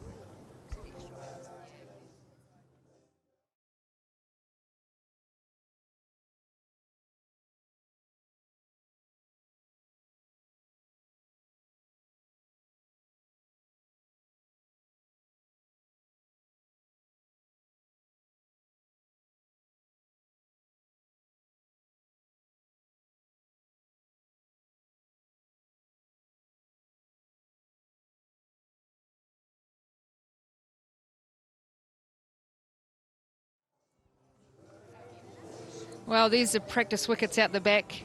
The ones on the left there, Frankie, Dusty there, the wicket keepers, and TD nets, and the other ones are the right ones. Confidence builders for the batters and a little bit of seam movement for the bowlers, but fantastic facilities out here at Hagley Oval. I think all domestic wickets, or all domestic grounds now need to have grass wickets out the back. It's flown out of Hannah Rowe's pocket there. As he gazes thinking, what's happened there? Do they call this a dead ball?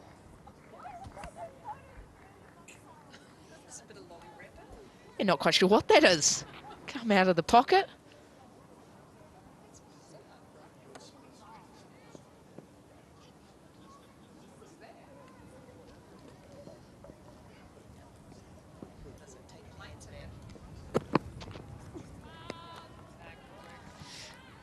good to see just a little bit more aggression building up on Pakistan's side. In the last few overs, there's been a notable increase in that intent to score and moving around the crease, trying to take on this White Ferns bowling lineup a little more. We touched on the back lifts and a little bit earlier around how you can use your positions around the crease to be aggressive. That's another option there around where you can use your feet to be able to get down the wicket.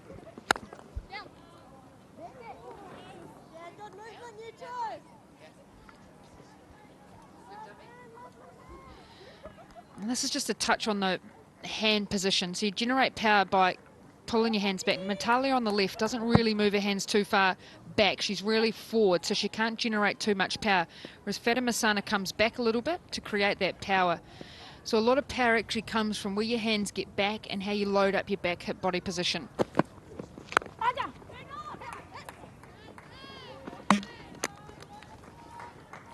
I think that's something that Pakistan, because they're smaller in stature, it's around how you can generate power through your technique.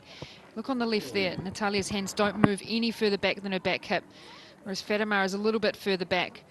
And if you roll in Sophie Devine, she's probably got a full extension back in terms of that. And what that does is it loads up your shoulders, it loads up your back hip to be able to power through the ball.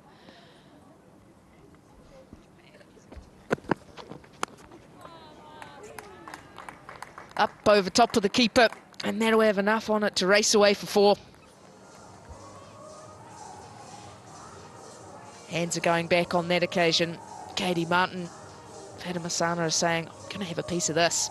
Is looking to get down the crease, looking to be proactive, feels like she's got herself in.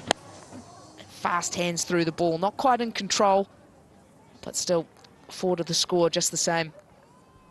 I think it's the danger as well when you have players who set up with their hands already up. So as the bowler's running in, there's a bat up position. And then there's the danger from that from that position, all they do is come forward.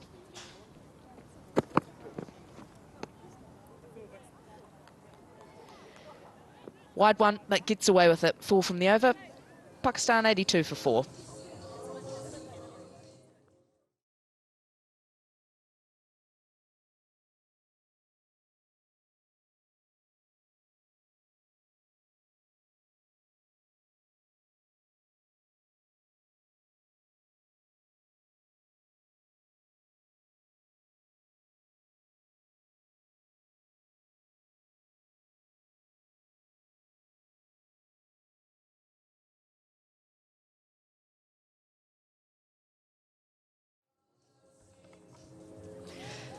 Halfway stage, Pakistan find themselves 82 for 4.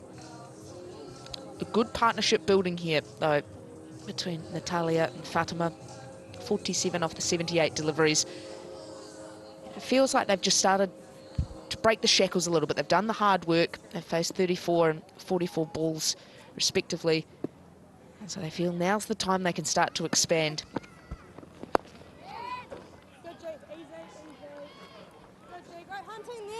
And I guess now the question is a little bit more pressure goes back on the New Zealand side and how they hold their nerve, how they can execute their tactics when actually you've got 2 batters looking to be a little bit more proactive.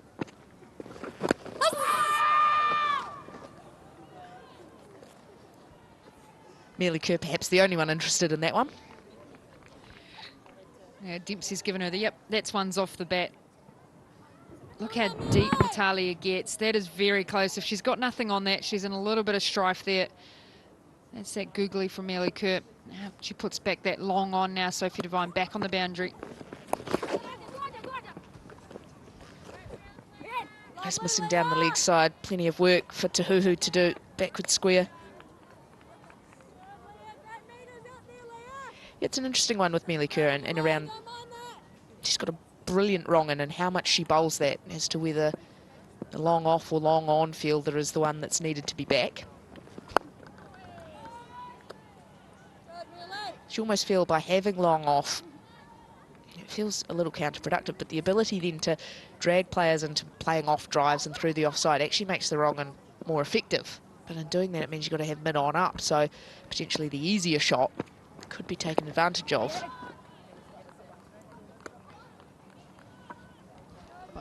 It's what you're saying, as a spinner, you want to be able to, for your wrong, and you want to be able to have the batter forward and playing their hands away from their body, which means it creates that space between bat and pad, and that's where quite often Mealy gets wickets, a bowled or LBW on the back hip.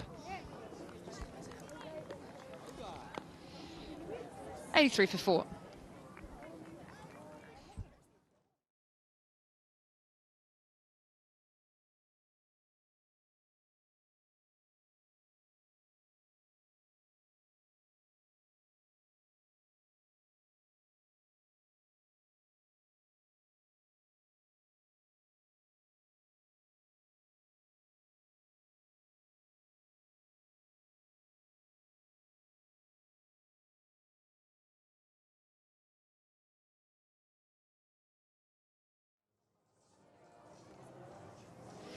Hagley Oval looking beautiful. There's a big partnership builds for Pakistan and a much needed partnership.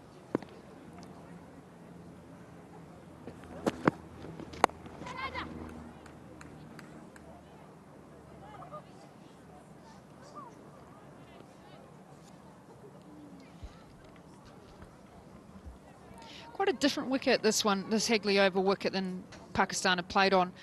First one-day international, the wicket was actually, grass was taken out of it, it was flat, it didn't bounce so much. Dunedin was it was a consistent bounce in terms of the way that when the bowler delivered a ball was consistent in the way that it bounced through. And here at Hagley Oval, when you actually bowl the ball where the batter isn't sure of whether to get forward or standing back, as a 50 partnership comes up between Natalia and Fatima Sana.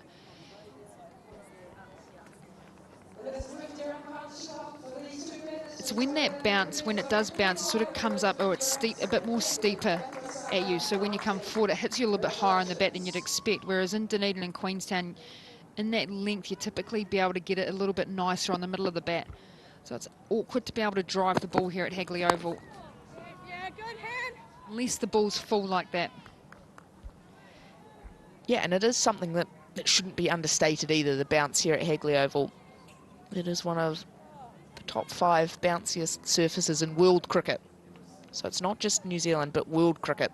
So to come from Dunedin and Queenstown, which would typically be classed as medium bounce, that kind of stump high bounce, to come to a surface where it's really climbing on you, quite a change.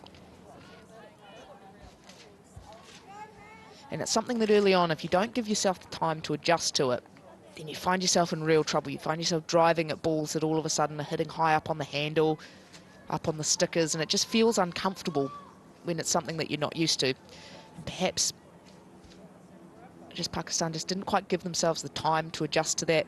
Lost a wicket off the first ball of the match, and then at 15, 32 and 35 on the score.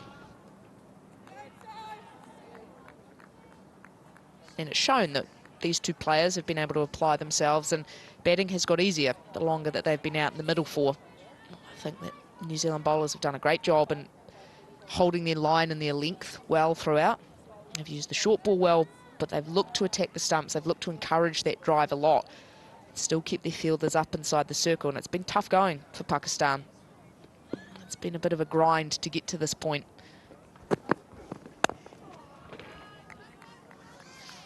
Still can't get it through. 27 gone, it's 85 for 4.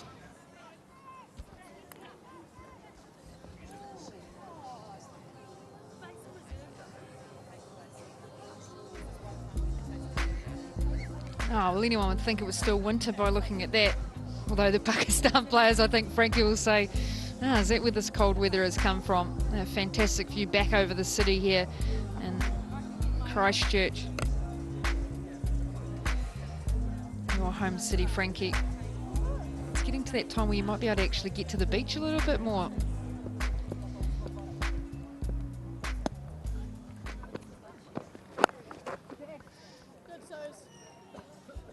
Have you ever gone skiing?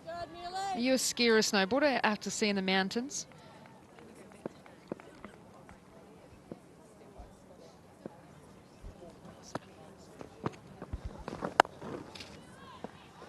I've been skiing precisely once in my life, and I enjoyed it so much I have never had the desire to ever go again. Was that skiing on accident or?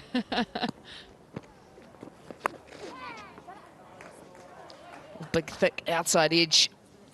Racing away. Big chase for Fran Jonas to try and run it down, and the ball wins this one. Oh, good intent from Fatima Sana. You get a little bit of fortune. Just the 4th boundary for Pakistan. Big club through the ball, big thick edge. Just that intent. If you actually have a bit of intent, you get a bit of luck as well. Just wonder if this is the continued shift for both of these players, saying we've been in there for a long period of time, we've got used to the conditions, and we know we need to get a score on the board. And perhaps as well, just identifying that on the surface, they might feel a little bit more comfortable trying to attack the spin bowlers rather than the quicks. Maybe feel there's still a little bit of something in it from the big fast bowlers. Down! Oh, Susie. A good piece of fielding. Susie Bates, the big right hand. Just maybe feel that pace and bounce on the surface makes it a little easier to try and attack the spin. Even though Mealy Kerr is a world-class bowler, maybe that's their best option.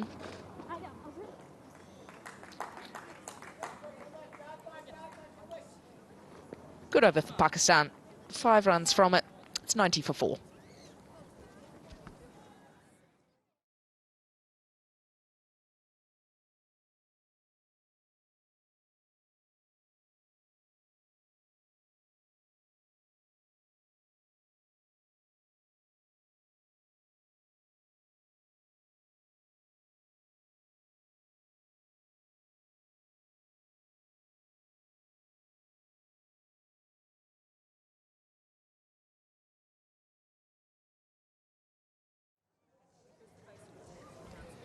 Well, my name I'm looking forward to seeing out there batting is Umi Hani, Frankie. She has a tremendous set of glasses on her.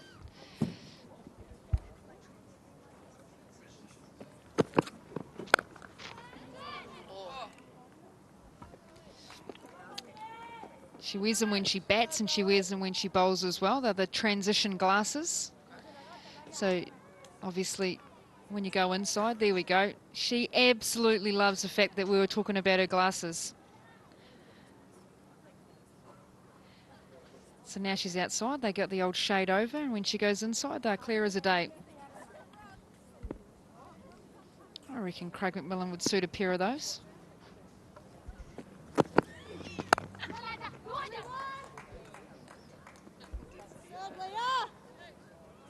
Well, he is our most stylish commentator, always setting the standard.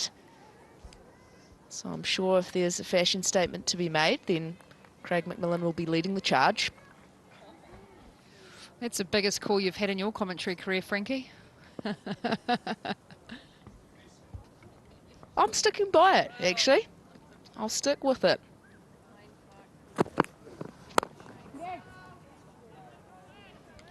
See, I reckon with your dreadlocks, you could definitely put a cheese cutter over the top. I wonder if he's got any spears, actually. Well, I'd hate for people to get us mixed up. It has happened. I think I'll leave the cheese cutter for now to Macca.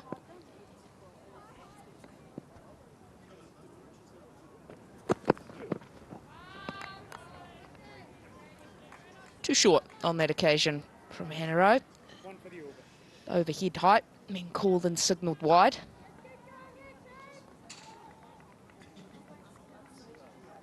There they are, had their summer trim. I mean, I think they're looking pretty good, so I'll roll with that.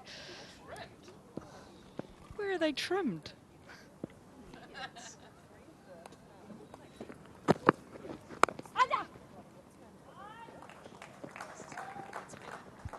That's better, isn't it? Just the intent to drop the ball and run and actually get a run in front of the fielders.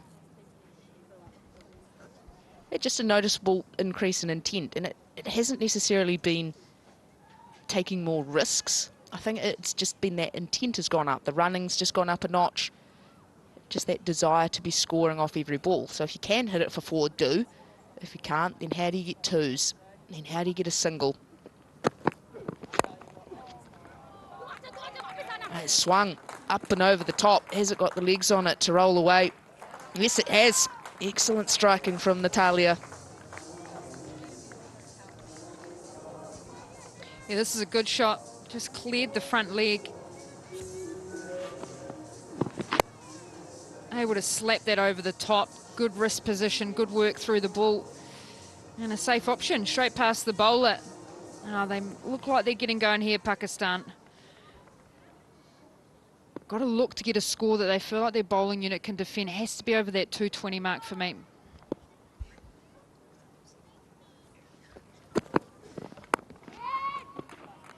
Change of pace again to finish the over off from Hanero. 8 runs coming from it, 29 gone. It's 98 for 4.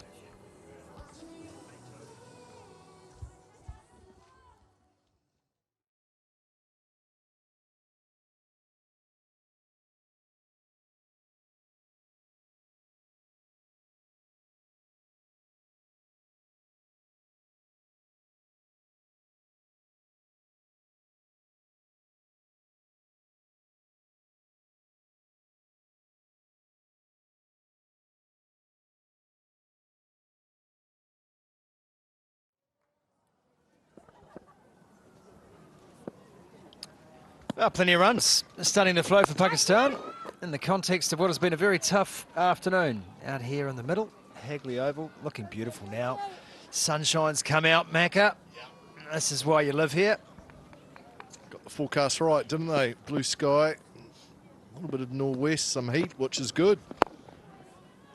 Good partnership this, Scotty. Just started to get a little bit of a flow on, haven't they? Both these players. Fatima, the skipper. Yeah, last wicket falling when Pakistan were 35. 12th over, so these two have done a good job just guiding things back, and then the occasional slog sweep to boot. That is a shot. Impressive. This was crunched. It was actually a good length, but Fatima Sana said, right, I've got my eye in, and I feel like there's some runs coming on the surface. Pick the spot, beautiful. Yeah, what else I like, Mac, is that going after one of the best bowlers in the team. Last match took 3 for. And Fatima Sana, who was on the receiving end of a fair bit of tap herself as Pakistan's premier quick, is saying, right, well, let's go after a strength. Both players too, Scotty, have been in over 50 balls, so they should have their eye in now.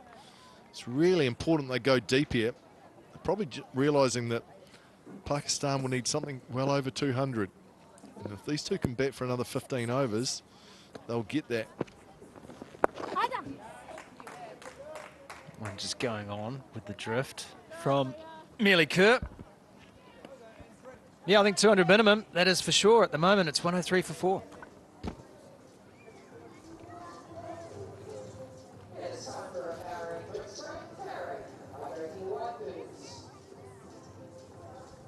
Warming up here at Hagley Oval. Time then for the players to take a Powerade drinks break.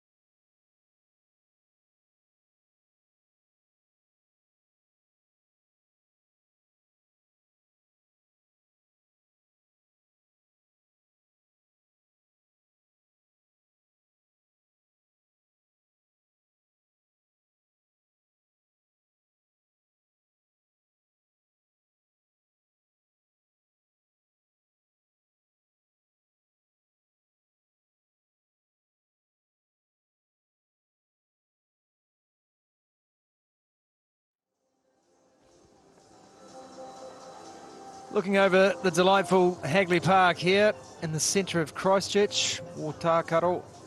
The Avon River flows through there, out towards the Heathcote Valley where it meets up with the Heathcote River and the estuary out at Red Cliffs, around to Sumner. It is a glorious part of the world, plenty to do and see. And this partnership has been crucial, and it's been effective as well. Fifth wicket between Natalia Pavez, who hasn't played one-day cricket in a long time, and Fatima Sana, more on the side as a batter, but playing a good role here in an all-rounder capacity. That was a great shot. Down on one knee, slog sweeping Melly Kerr for 4. Yeah, boundaries have been hard to come by, Scotty, but the last 15, 20 minutes, it's just started to flow. 68 from 108 between these two. Natalia Pavez, as you mentioned, 5 years. Last played for Pakistan in a one-day international in 2018. You sort of question that, don't you? The way she's played really well today. Where has she been the last 5 years? Good partnership of 68, not much from the top. Lost 4 early wickets. And it's been a bit of a rebuild mission, but these two are doing a good job. 5 years is a long time between matches. Sure is. It's a long time between albums.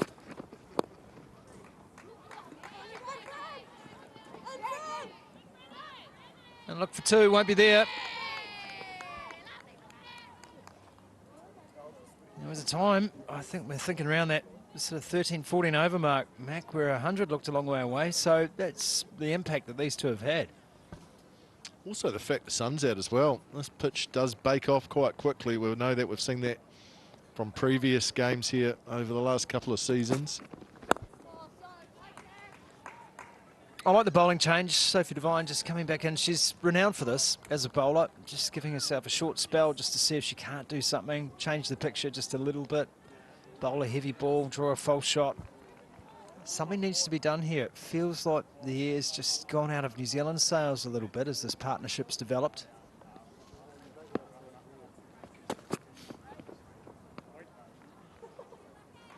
She has bowled some wides today. In fact, I think Devine has conceded more from wides than bat.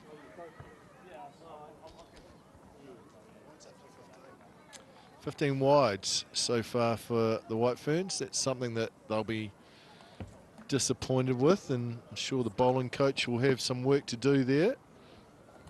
The thing about Devine, Scotty, is that she's got 101 different variations. She's coming in, try and break this partnership. She'll try all those variations over the next 2 overs.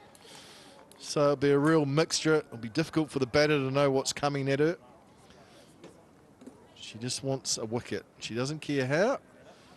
Wants to break this partnership. She's sitting up for short here. Oh, it's just back of a length, and it's hit high on the bat. That kind of followed Natalia Pavez.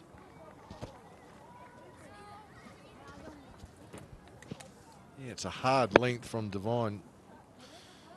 Pavez just giving herself a little bit of room to get bat through the shot.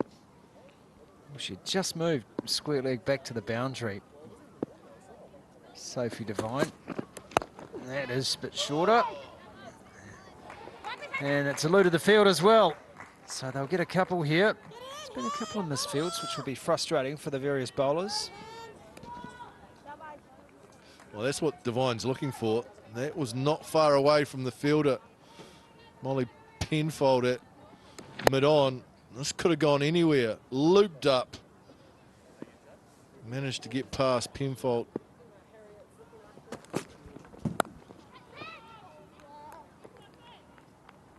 Just took a while to arrive. That delivery, last one of the over. 107 for 4.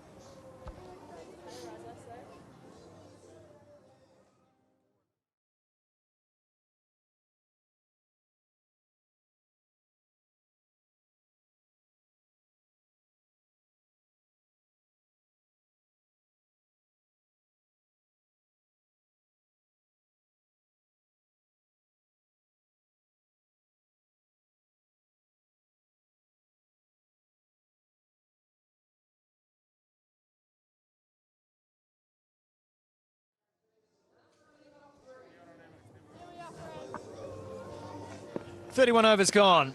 Beautiful sunshine now, bathing Autotahi Christchurch. Hagley Oval as Fran Jonas, left arm spinner, back into the attack, and it's full. Nicely driven away for one. It's a really interesting period here, Scotty, because the partnership's developed now. 73 from 115. Both players will feel like they're in and comfortable, but they've still got such a big job to do. There's still a lot of work to be done. Oh, straight through. It's missed everything. Missed the bat, missed the stumps. Izzy Gaze missed it too. Hasn't missed those stumps by much. Chance created by Jonas. Stumping chance. Gaze will be disappointed. It was there. That's what I was talking about. These two still have to knuckle down. I know they've done a lot of hard work with this partnership, but if they're going to get a competitive total that's going to push the White Ferns, they have to be there in another 12 to 15 overs. I think the field's got to be all out attack with Fran Jonas bowling. She has proved to be the toughest for this partnership to get away. She's creating opportunities. She's got great flight and dip, beautiful drift. You just love a couple more in the eye line here.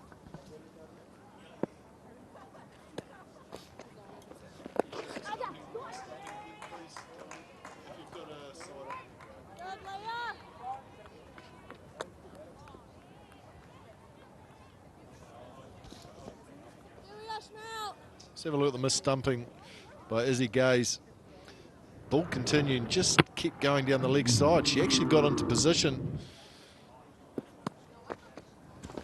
Hands weren't too bad at all. Unfortunately popped out and missed out.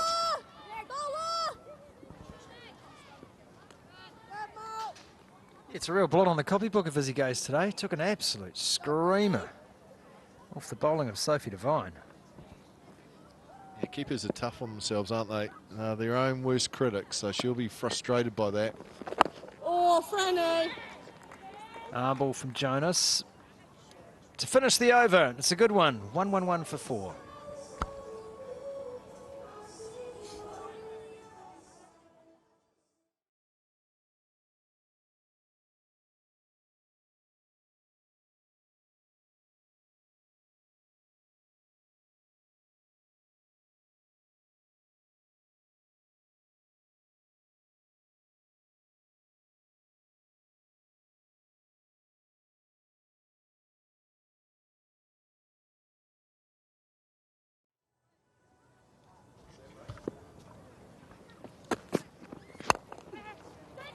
Oh, goes high, goes long. That is a lovely shot.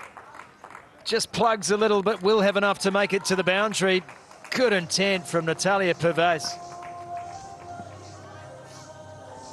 Excellent shot. This time Devine went a touch full. Pervez said, yep, that's in my slot. That's in my go zone. No one back. Not afraid to hit the ball in the air. Good shot. It's the pressure back on New Zealand. Good way to start the over as well.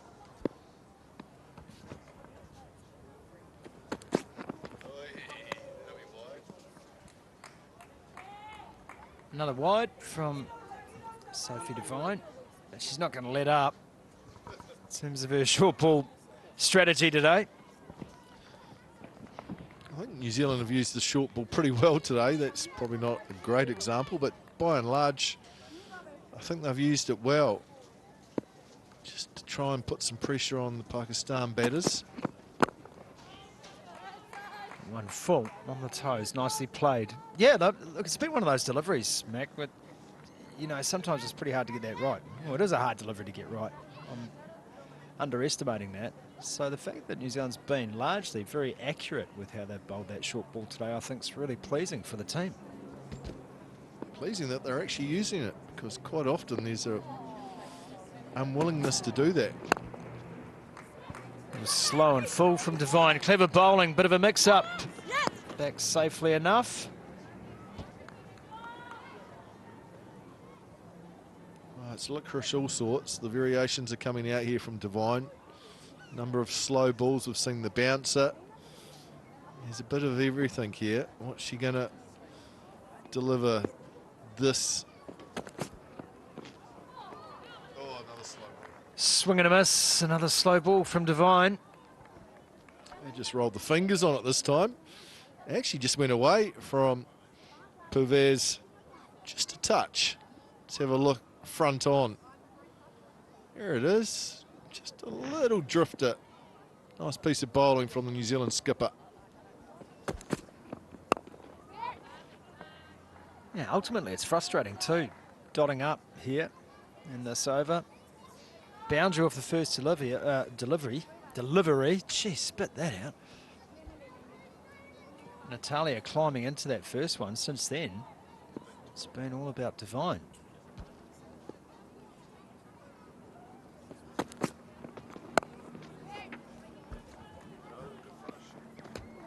Nicely done. Sophie Devine finishes with 5 straight dots. It's 116 for 4.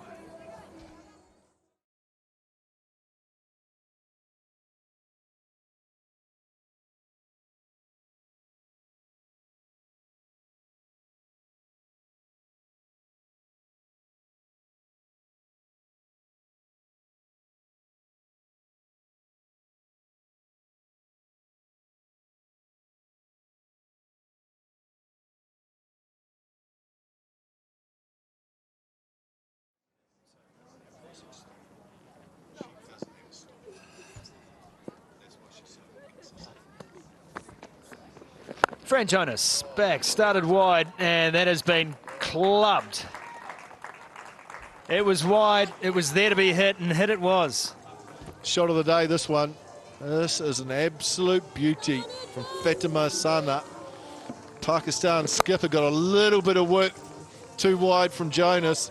Climbed into it. The timing was immaculate. Quality stuff.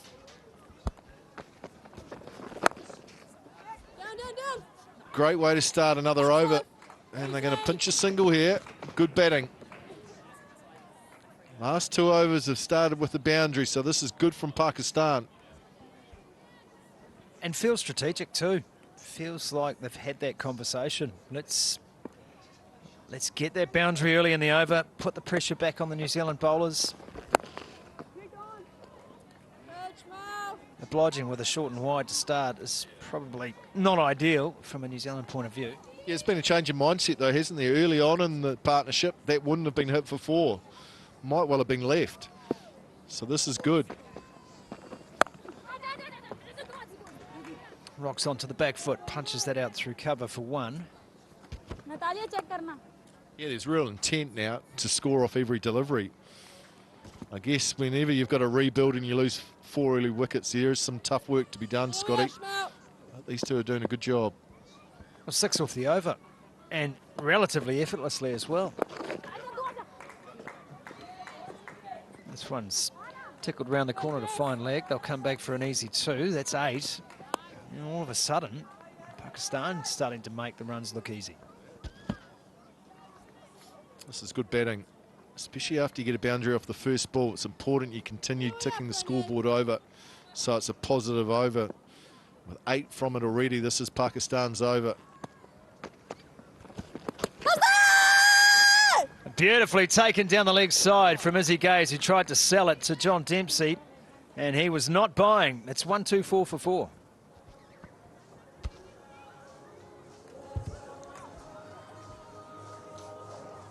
Look at the drift from Jonas going down the leg side off the pad. Really good glove work from Izzy Gaze there. Got in a good, strong position. There is some drift there for the left arm spinner, Fran Jonas. It's hot work out in the middle for a wicket keeper. Has to wear a helmet, standing up to the stumps.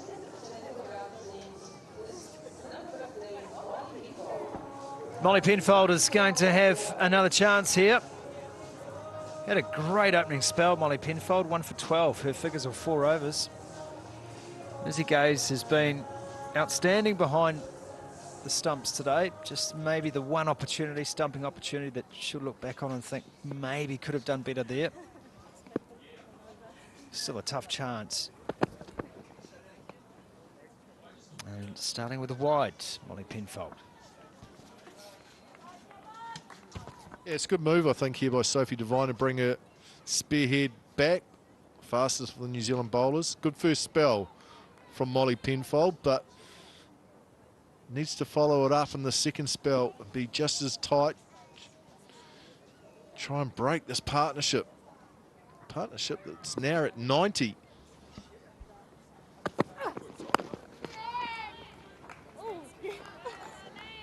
I felt for a long time in this game that we were watching paint dry. Just felt that way. Runs were hard to come by.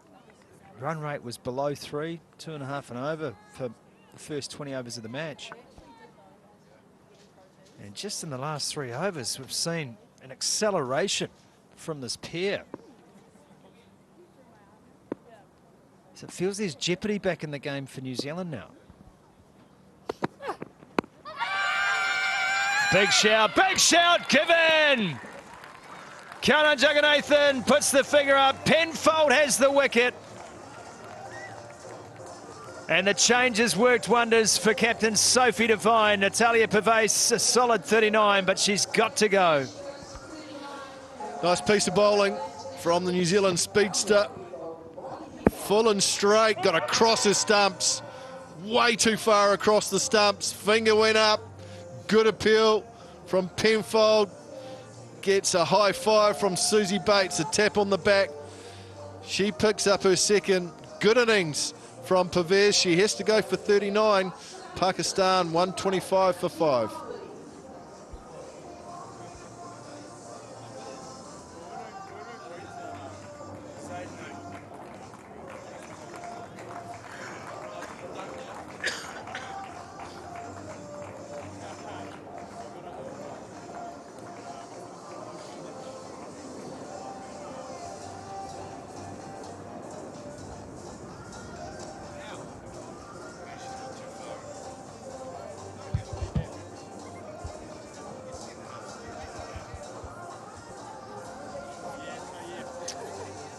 Natalia Purves dismissed. Trapped leg before by Molly Penfold. That brings the wicketkeeper Najihia Alvi to the crease.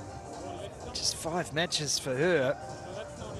Yeah, how quickly the game can change, Mac. We're just talking about a 90-run-odd partnership, and now we're thinking about a new batter in her 5th match, trying to keep this momentum. Tough argument, that. You need to re-establish another partnership. Alvy's going to have a job to do here with her skipper at the other end. This is really good from Molly Penfold. Well, they missed out on a bit of history. Fatima Sana and Natalia Purves. Pakistan had never had a 100-run 5th wicket partnership in one-day international cricket before, and they haven't got one today either, unfortunately. Stepped across, looked to play it down leg, and missed out completely. Oh, when you step that far across, you've got to hit it with your bat. If you get hit on the pad, you're in big trouble. That was a good appeal as well from Penfold. Just crabbed across the crease and paid the price for it.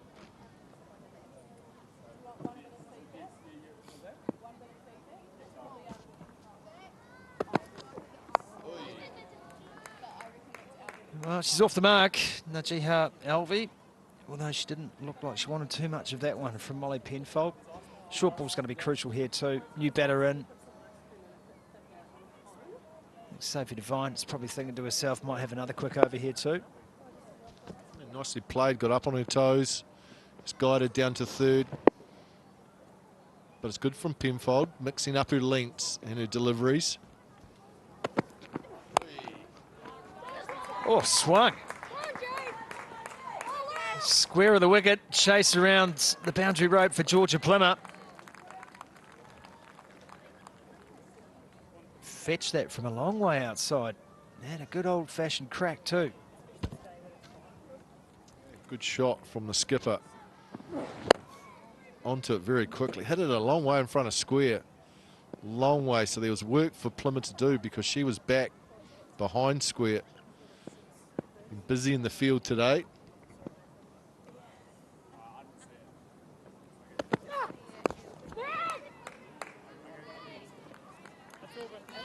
Double to finish. 35 overs gone here, 128 for 5.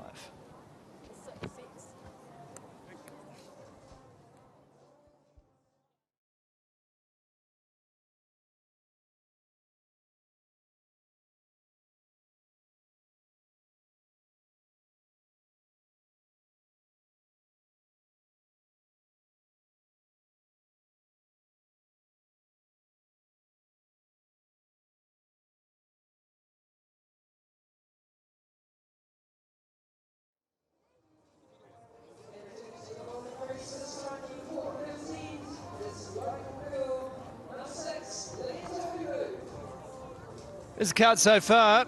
Top 4 with a few question marks.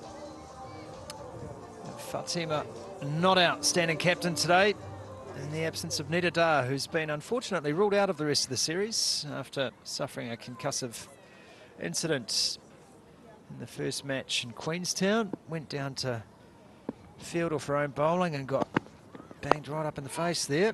No good. So it's been a bit of a tale of woe for Pakistan over the last week, with Dina Bag also needing to get a lift to Invercargill and undergo surgery at Invercargill Hospital on a finger injury, open fracture. I mean, it's a lovely drive, but probably not when you need to go and get your finger welded back together. There is Dina Bag. Yeah, it's a big loss, Scotty, isn't it? Those two players from this Pakistan lineup. Vastly experienced, proven performers. But it's an opportunity for someone else in that lineup to step up, make the most of the opportunity.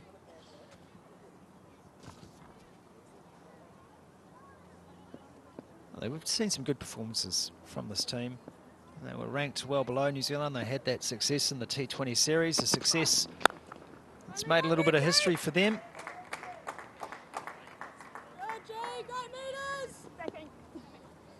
We're really blitzed in Queenstown by a top order for New Zealand that put the game beyond doubt, but here they're showing some fight again. Yeah, well, I think it's fair to say that the history between these two sides in one-day international cricket's a little bit lopsided. So if they could get a win in this series, that would be a big scalp.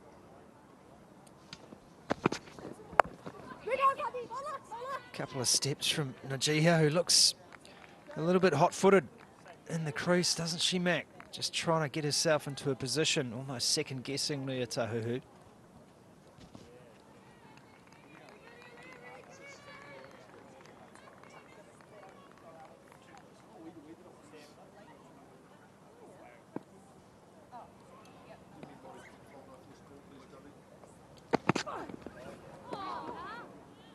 Yeah, nicely bowled past the outside edge. Molly Penfold picked up the wicket the previous over. This is a really important spell for her, Sumo. In her previous 5 matches, she only had 2 wickets. She's picked up 2 today. And so the more she plays for the side, the better she is going to get. She's been outstanding today, 2 for 16 from her 5 overs, doubled her wicket tally. And that will give her a great deal of confidence. Yeah, and with the greatest respect too, she's still got 5 overs to go in this match. If New Zealand can expose the tail of this Pakistan side, she's got a chance for many more wickets today as well. 1-3-1 for 5.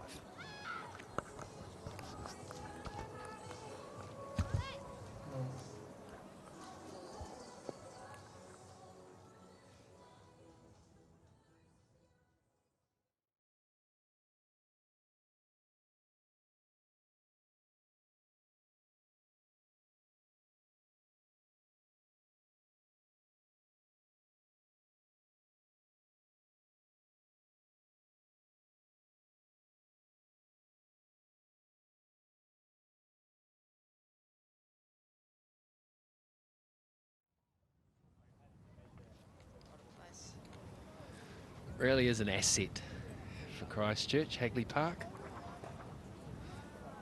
Playing fields on one side, you have gardens on the other.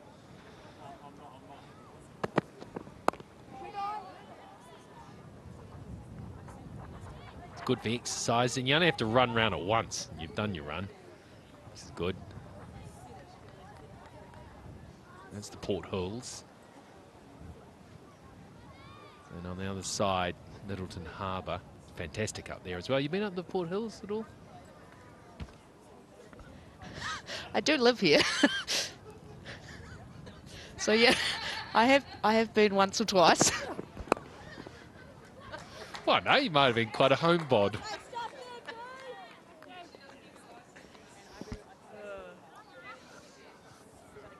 Well, I mean, you're a librarian. I thought maybe indoors was your thing. Yeah, no, shattering those stereotypes, that's for sure. A librarian who likes sports and going outside. Who would have thought it? It's amazing. One out of the box. Frankie Mackay.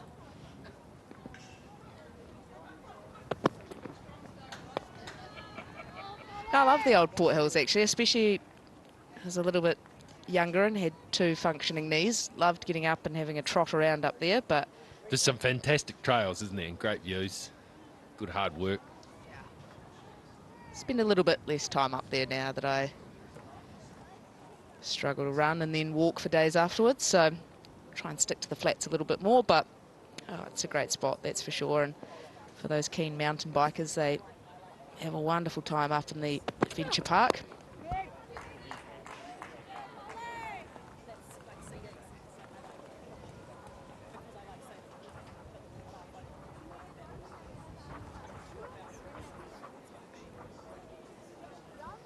If you go behind the ground, heading off to the left, you get into the Botanic Gardens, which is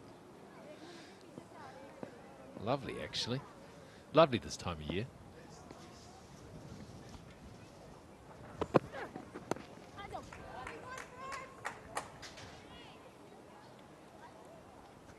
Yeah, I'm a little bit biased, of course, being home, but it is a wonderful spot. The oval itself at the moment looking fantastic. It's an absolute picture. Ground staff here at Hagley Oval have done a wonderful job. Surface looks good at the start of the international summer. Had to fight for those lights, didn't they? Yeah, they had to fight for the ground for a start, and it's such an asset.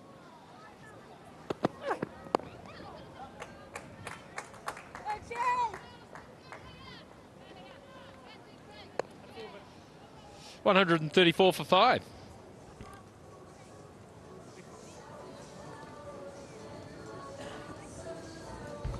Yeah, so that's heading over to the east coast. Taylor's mistake around there.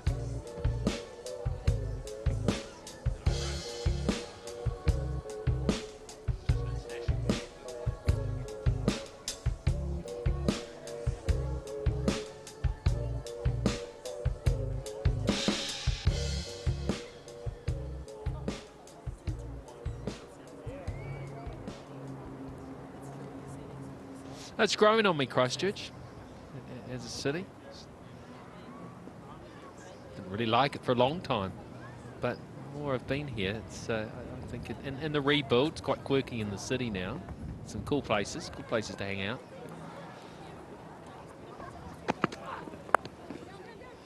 Here's Lea Tahuhu, which a lot of people that maybe international viewers don't know. When I talk about the rebuild, it was devastated by a dreadful earthquake. Leveled large parts of the city, and slowly it's been put back together, but a little bit different nowadays. Looks a lot different.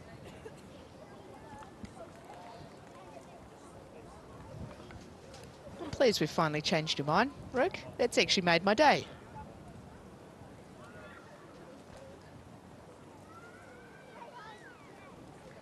There's a good Cantabrian.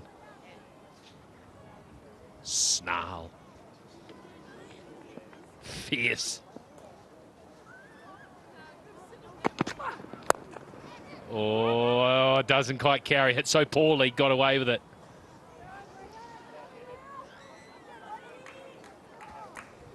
Been good to Tahuhu today.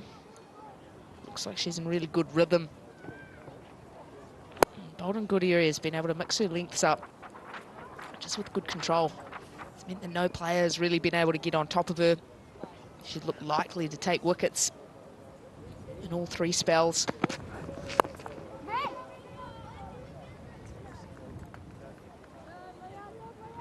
Got 5 wickets in hand here, Pakistan. The skipper in, is playing a good knock. And if they do this well, that's enough. They'll need another decent partnership between these two. Get themselves into within 10 and maybe a chance to have a decent finish. They'll need a lot to go their way. So much now on the shoulders of Fatima. Yeah, but there's not a lot to come. That's probably the worrying thing for Pakistan is, yes, only 5 down, but players batting 8 through 11. No one's got an average of over 5. So these two out in the middle at the moment need to take the game deep. You often suggest that 42, 43 over mark is when you start to put the foot down, but I think it needs to be a little bit later. That's a very nice shot. Just ease away. It's only even worth a couple, but it's well controlled.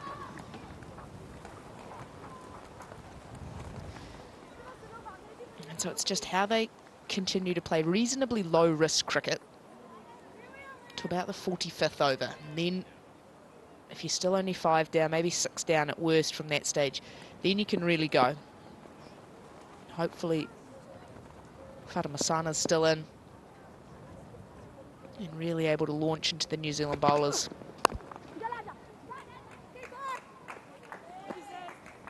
Well, she'll keep the strike. 138 for 5.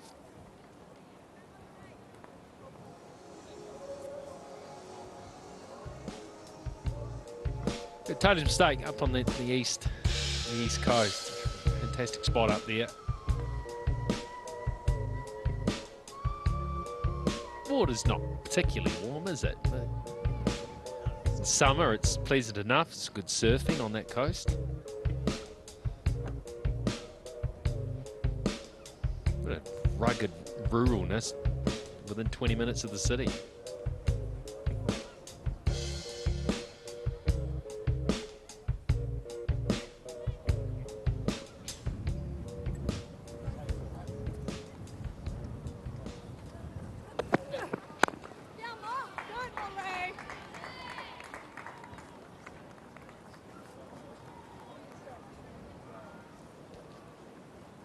Good to see the two New Zealand fast bowlers operating in tandem here.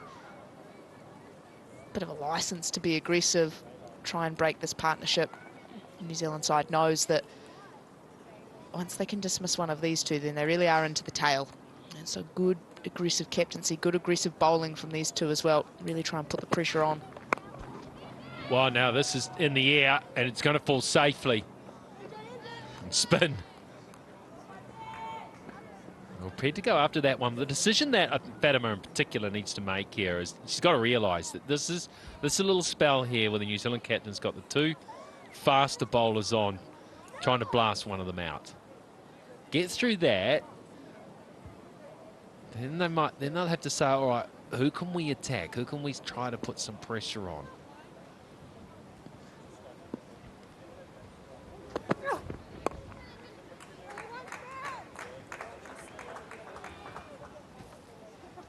She's looked dangerous, Molly Penfold, with ball in hand. She looks like she can make something happen. And so it's almost, perhaps at this stage of the game, that you just got to take your medicine a little bit. If she's the danger, she's the threat with ball in hand.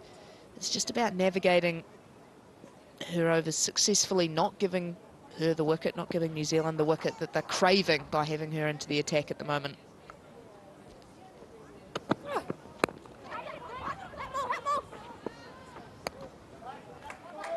When you look at the bowlers, Penfold's still got plenty of overs to go. She'll have 3 after this. Tahu just 1. Rowe has 2 and Devine 5. I'm picking Devine may bowl the death overs. She might bowl maybe 5, maybe not need to, but maybe 4. 3 or 4 in a row at the end. Then one of the spinners will need to bowl. Pakistan may be more comfortable taking on a spinner. It's a nicely controlled hook shot. And that'll be 50 for Fatima Sana. Skipper for this game, and without a doubt, the skipper's knock here. Yeah, she's been excellent throughout, just really weathered the storm early, applied herself, and then has been able to expand her game from there. 4 boundaries, and the knock of 50 so far, really leading the way for her side.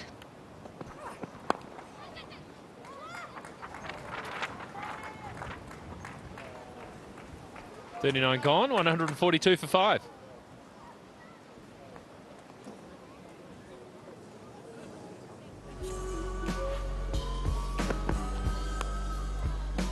Much needed for Pakistan as this innings from the skipper, Fatima Sana.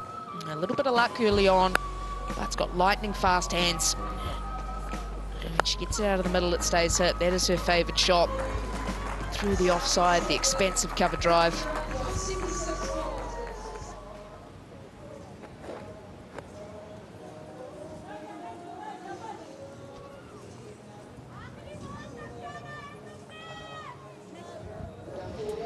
Coming up off the 76 deliveries for Fatima Sana. And you feel for Pakistan to put a score on the board, there's a few more needed from her bat yet today. Still 11 overs to go. The projected score currently sitting at 182. This Pakistan side will be looking at how they can push that up over 200. It's probably still a little light for conditions that we see today, but it's just a little psychological edge getting to that 200 mark. Right, well, here is some spin. It's merely Kerr. Just tickled down the leg side. Don't know if this was hit or buys. Should be able to run 3. They will run 3. And it's wide. Oh, she's a very good bowler, Kerr. Maybe Fatima to decide this is the opportunity. Maybe have a little bit of a hit here. Take a big... Oh, it's a tough wide call, isn't it? Maybe if nothing was on it. Maybe take a chance here. Knock Kerr out of the attack. Give Devine a bit of a headache. Breeze really picking up now. Kerr bowling into a pretty stiff wind. Well, that was slow through the air too. Lobbed it up. This is where your spinners can come into their own a little bit here at Hagley Oval, is when players are looking to be aggressive, trying to pick up boundaries. It is a big-sized ground. And so if Melly Kerr can change your pace up and down to be able to hit her for 6 down the ground, you're going to need to get all of it. Right, she's floated up there, giving her an opportunity to hit down the ground. There's plenty of protection on the onside, long on and a cow corner, a deep square leg. Different field, though, for Fatima. Long off goes back, long on, and they're up inside the circle on the leg side, so no one on the sweep on the boundary. Rather misses out. That one dying as it goes past.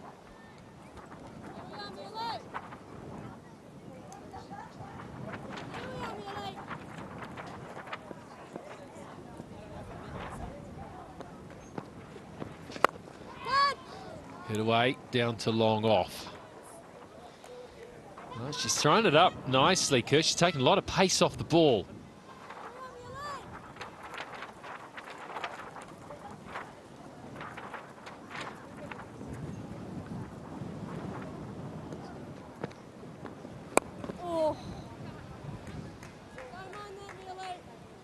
It's hard to find a boundary. It's just the little cat and mouse game throughout these stages. There's the 150 comes up for Pakistan. One team seeking boundaries, one team trying to defend them. Oh, a little outside edge, educated little outside edge, handy at this stage. Scampering between the wickets, they're just happy to take 2. That's all they'll get. 10 overs to go, it's 152 for 5.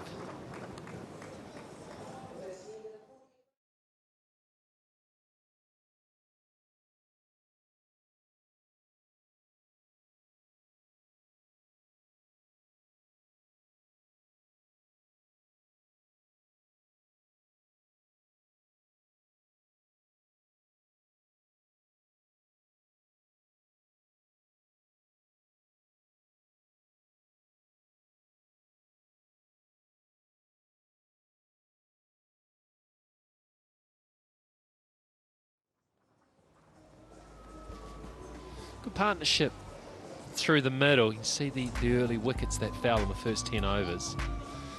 4 wickets in the first 11 overs, and then a very, very good partnership.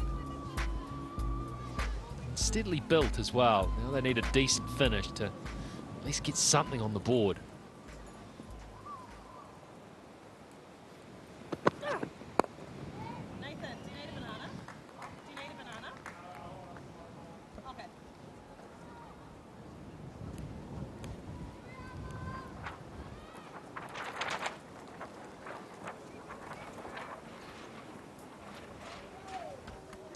be interesting to see how Sophie Devine mixes and matches her bowlers throughout the last 10. How much spin they look to utilise.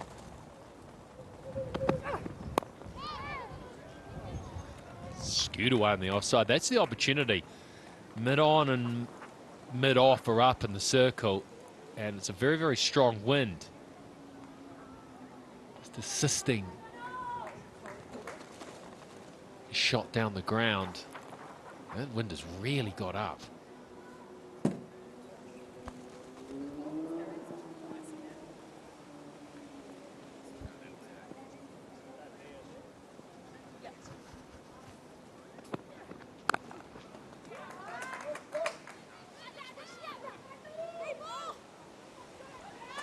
It's good running.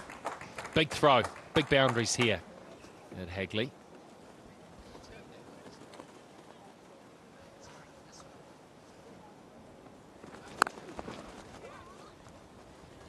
Good timing off the short ball. Good piece of running as well. Good intent. Has been good intent from Fatima Sana all day.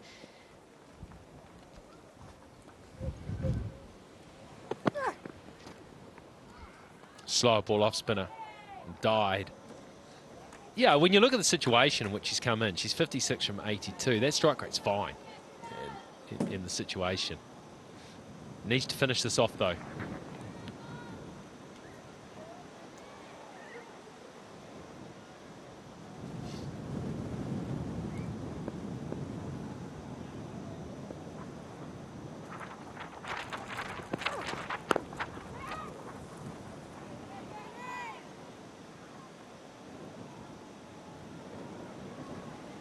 Yeah, that's the thing, I think, for Fatima Sana. It's just that trust to take the game just a little bit later than you feel like you need to at this stage. Often feel like you've done the work, you've faced over 80 deliveries, there's 10 overs to go. And just keep delaying that just a little bit further. A little bit more hard work needed yet. Beauty. Over pitch, took her opportunity with mid-on and mid-off up to spank it between them and down the ground for 4. 41 gone, 159 for 5.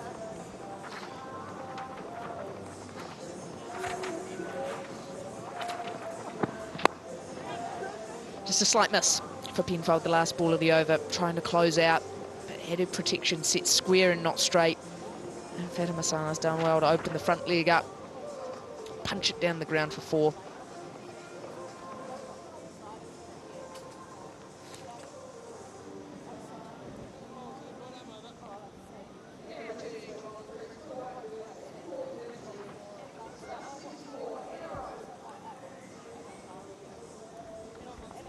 Just the 1 over for Mealy Kerr. This was the 4. Just over pitched with that field set. Too full, too straight. So Hannah Rowe comes back on from the Port Hills end of the ground.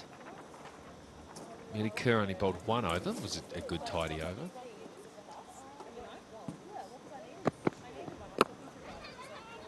He starts with a nicely pitched off-speed ball.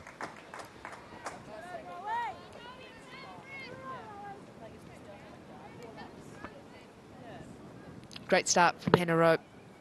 Looking to go for that Yorker delivery and spot on right from ball 1. Get to this stage of the innings and it'll be around controlling where you want to get hit.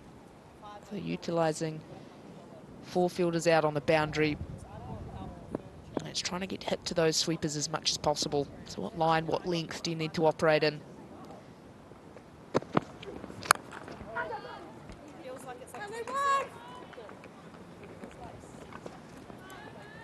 And I like that field set with 3 out on the leg side. It means that Rowe can come in, bowl nice and straight. Your change of pace as well is the off cutter. Neutral.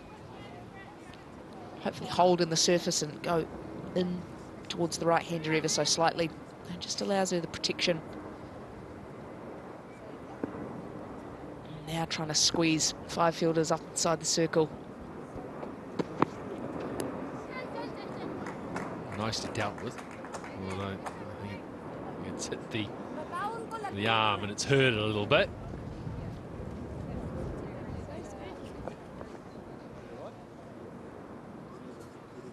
It's smart. I thought that was just run down, but no, I thought that was just off the face of the bat, but no, it's hit to the upper arm. Probably one of the better places to get hit, to tell you the truth, but she looks like she's a little bit uncomfortable. Now comes the cold spray. And a bit of moral support.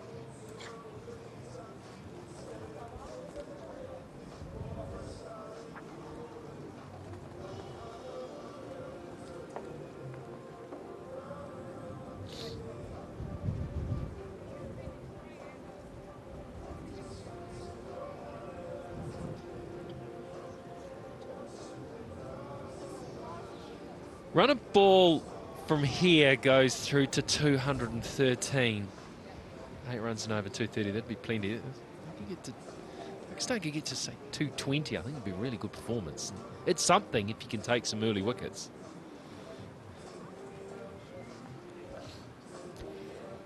Yeah, I think that's the number now that they'll be looking at. I think for a while it was purely a case of as many as we can get, we will take after that start being 4 down early on. But a couple of good partnerships now back to back, put them in a position where there's a chance to push up to that 230 mark. But agreed, anything between that 213, 220 mark, they can probably walk off and say job well done in the end.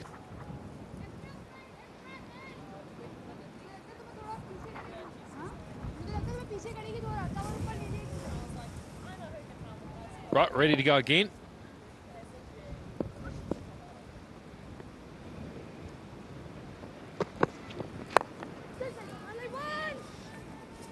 Just one out to deep square leg as well. It's going to be hard to hit a 4 on that side of the ground. You have to hit it really, really well to beat the players out there.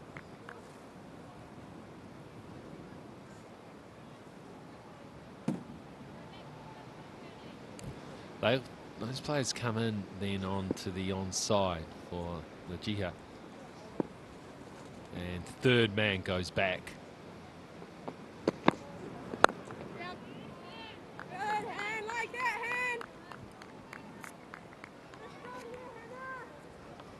Gee, that's the opportunity, though, with Rowe bowling that slower ball. That's the opportunity to have a go at that. And I think now it's still perhaps a few too many overs. Don't want to leave too much for the tail to do, but in terms of trying to flick a switch and go for it, I think it's the lesser player's chance. I think it should be her responsibility to risk her arm before the skipper does. 164 for 5.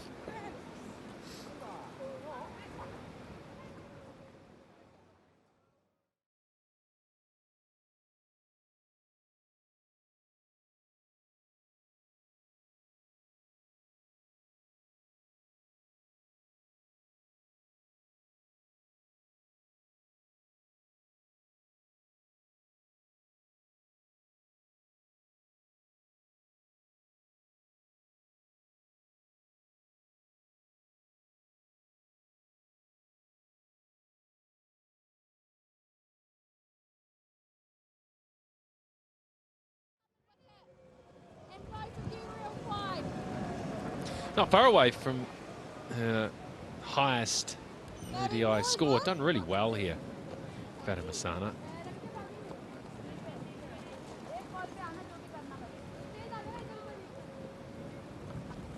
Yeah, we mentioned just the one over for Mealy Kerr. They change ends down to the Botanic Gardens end. Downwind for Mealy Kerr.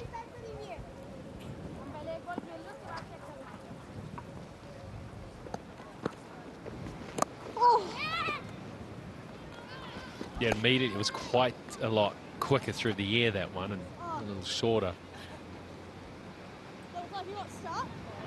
Yeah, her preferred method to be able to bowl downwind. It means that the batters to try and take her down are hitting into the wind, into the breeze often.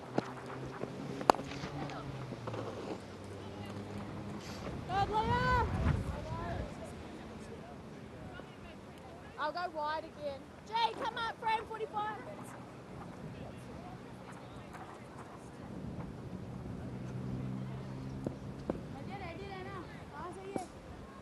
Just reorganising of the field.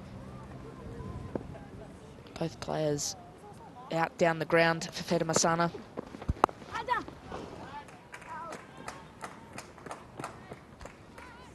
Well, still just happy for push and run.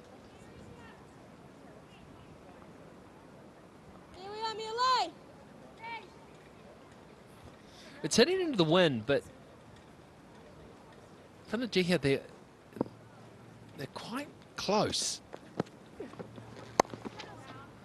Well, at the moment, the length isn't there to get it down the ground. So even though the wind is not favouring that, she has to have to hit it brilliantly to be able to clear them, because they are in pretty tight. Yeah, what I like with this, though, is 6 fielders up inside the circle. So only the 3 fielders out, really trying to squeeze. Just not getting the length to do it either. It's just good, confident bowling.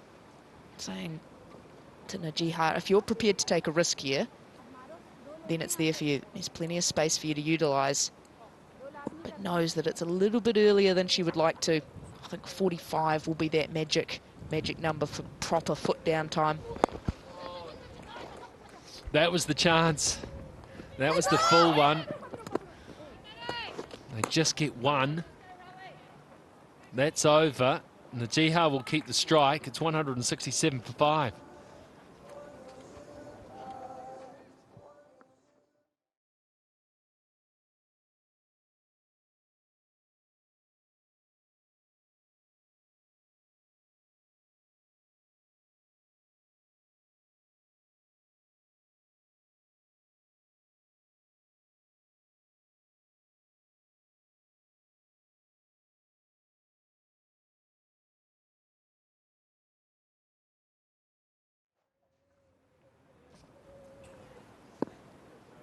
Good to see the fans here on the bank at Hagley Oval. Hannah Rowe to pick up, bowling her last over of the day.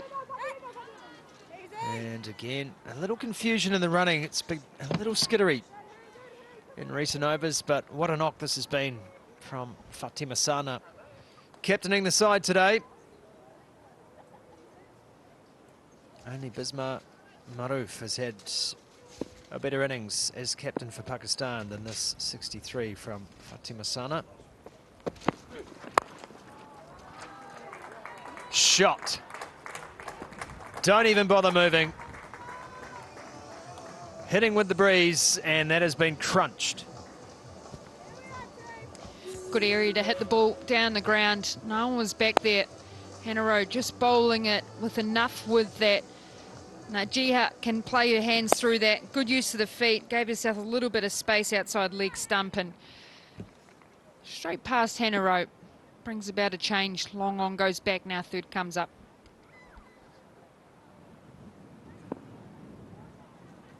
.46 or 54 now, this partnership between Najiha and Fatima. Down the wicket again. Now another chance. Misfielded. Amelia Kerr was just ahead of herself by about 3 steps there. I think both these players will be thinking of that north of 200 score. If they go 6 runs and over, it'll be 210. I think for them, over 220 will be a score that will give their bowlers something to bowl at. Just a little bit of rough area for Amelia Kerr. Straight through the hands. But from the position they were in, 4 for 35, they've done really well so far. It's a nice touch. Turned around the corner by Najiha. Just a single. 10 fours. There were no boundaries at all in the first 20 overs today. Quite remarkable.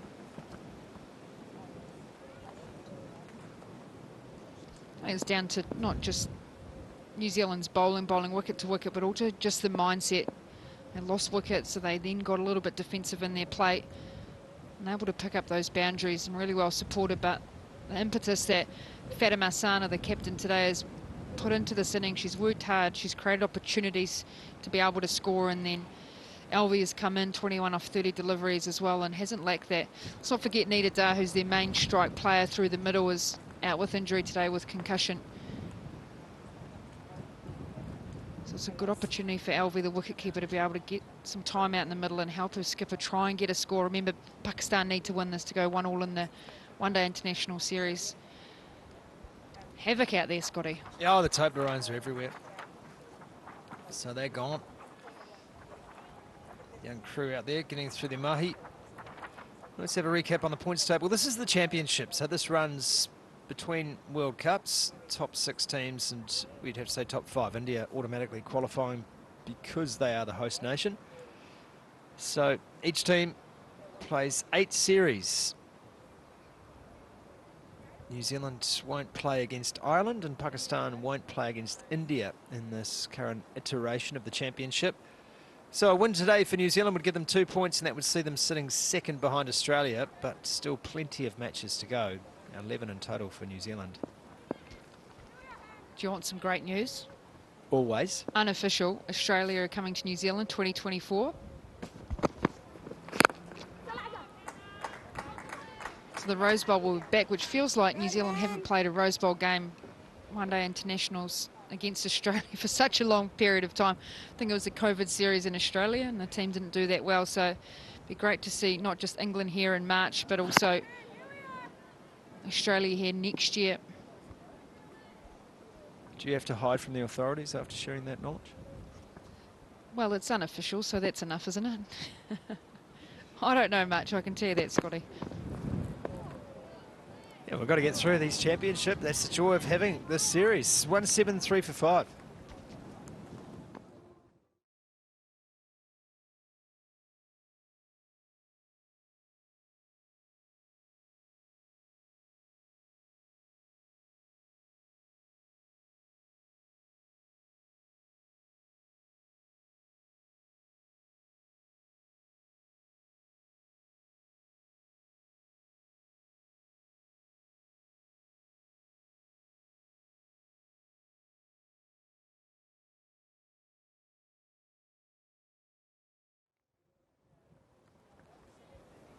Beautiful scenes. Hagley Oval, the main oval here to the left.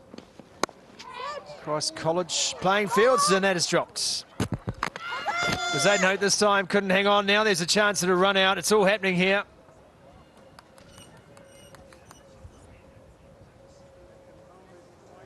Review for a run out at the striker's end. Can you show your best side on angle, please?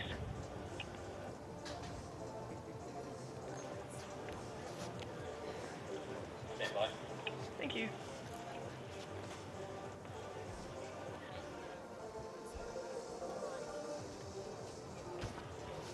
Okay, balls and gloves. This is the run out appeal. Next frame. And that is Right, Justin, you'd have to say, saved by a frame. There was definitely no catch, Okay, so so back one frame. Zayden Yep, comes short, up with a but not spill. broken. Next frame. Broken, but over the line. I have a decision Sana, for yep. the big screen.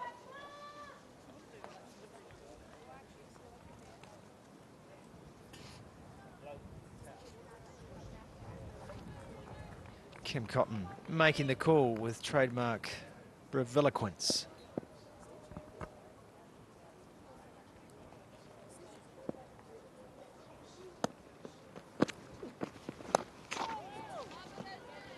That is bounced.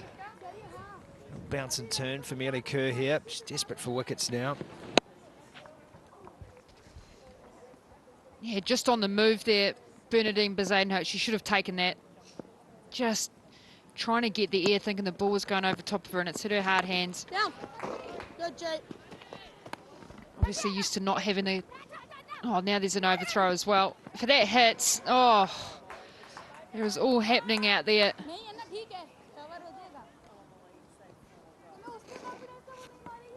I feel there's a little frustration out there from a White Ferns point of view. I mean, look, they are ahead of the game, we know that. Mealy Kerr aims up on the stumps. Penfold's got an arm in the way.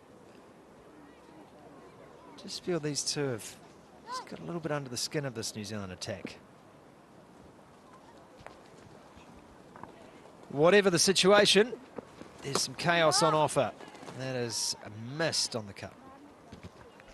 Well, New Zealand's definitely created opportunities in the field. A couple of drop catches. You wouldn't expect Mealy Kerr to miss the stumps that far out. Such a quality fielder, one of the better fielders in this White Ferns lineup. But it's what happens when you, as a batting unit, you take it to the opposition.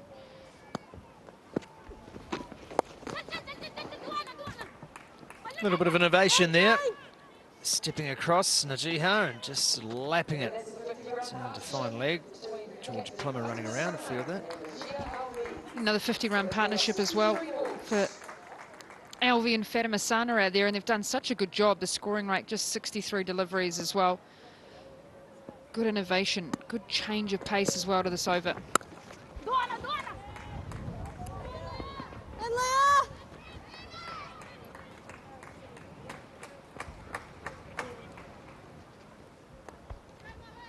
177 for 5.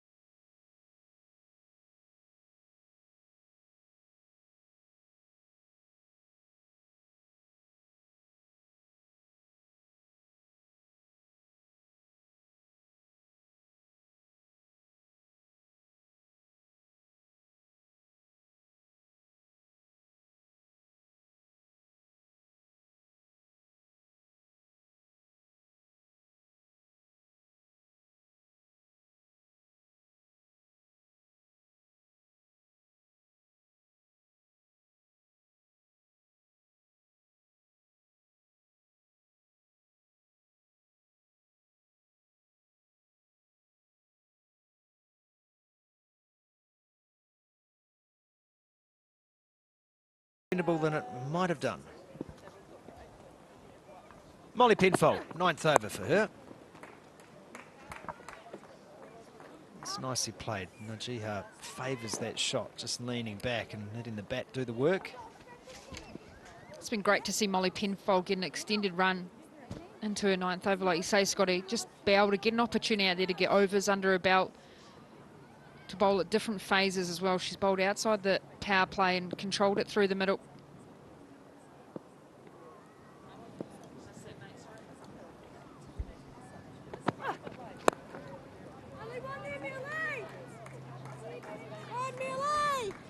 I think she's mixed up her lengths really well. She's looked to attack the stumps, angle back in, and then use that bouncer to really good effect to be able to create a dot ball, to be able to create indecision in all of the players' footwork. She's a bright star for New Zealand's future. To have her in the team and have her firing, bowling quick, bowling with a little bit of shape and some intelligence as well, creates a good balance in the side and good competition with the pace bowlers. Oh, Najiha comes down the wicket and slams Penfold back over long on for 4. And she's on a career best now, Najiha Alvi.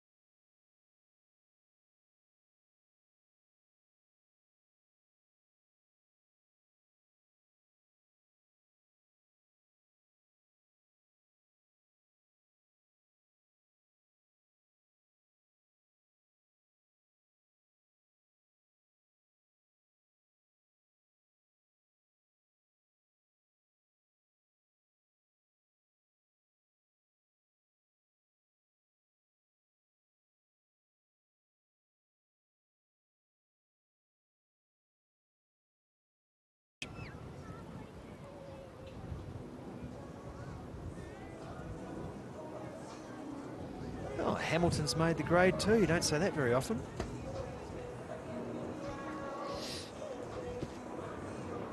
You're in Auckland, so you're allowed to say that. 3 New Zealand grounds on that list as well, so it either shows that we've got outstanding wickets, which I believe we do in New Zealand, also shorter boundaries. This is one of the bigger boundaries here in New Zealand. Oh, the beautiful New Brighton Beach. All the locals are out with their tents. I'm sure I've seen you fishing over there one day, Scotty. What have they got going there? A little surf lifesaving carnival by the looks of it. That's the New Brighton, up that top right, the New Brighton Surf Club. There's the surf boats in action in the background.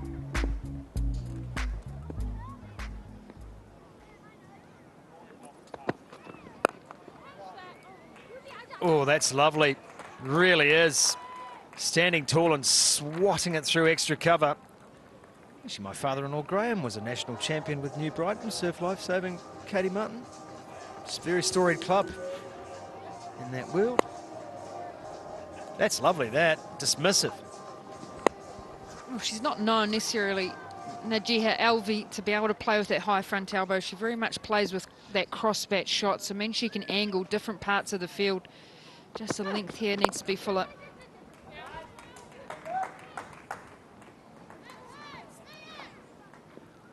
Well, the great thing for Molly Penfold at this stage of her career is every opportunity is a learning opportunity.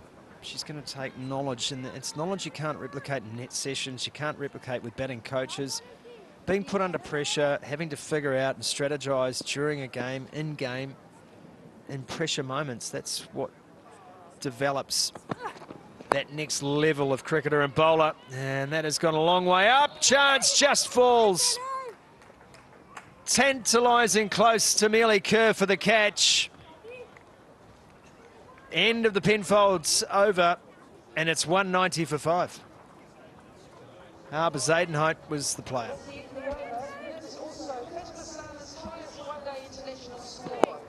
Really well bowled, looked to use her feet. Fatima Sana just over the head of Bernadine Zadenhout. Usually known for her wicket-keeping gloves and her wicket-keeping skills. She's out in the field for this series, and it was just fingertip stuff there. Najiha was, I think.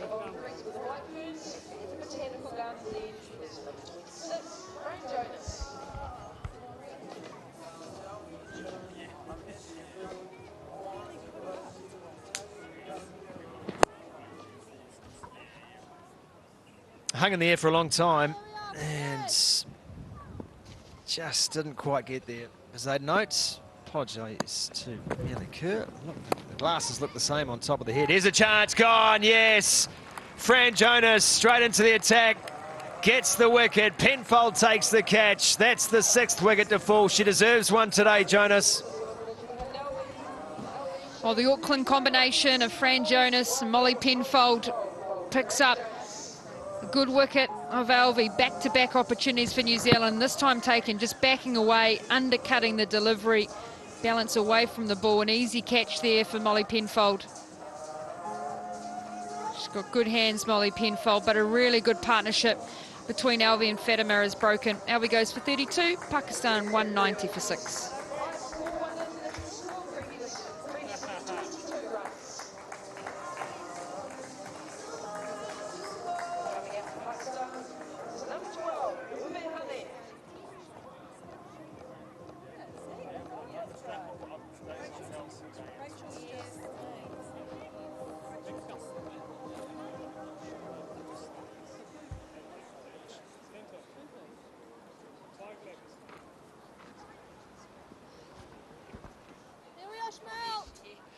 Here's your favourite, Mardo, Umihani, who does wear the transition spectacles, which A, helps her see, and B, makes her look absolutely badass.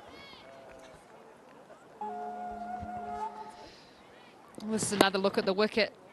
Just looking to undercut and just wasn't quite there, a little bit too full to be able to cut. Oh, that's gone straight up. Jonas gets another. How good, Fran Jonas. What an over this is. Just held up slightly with the breeze. Fran Jonas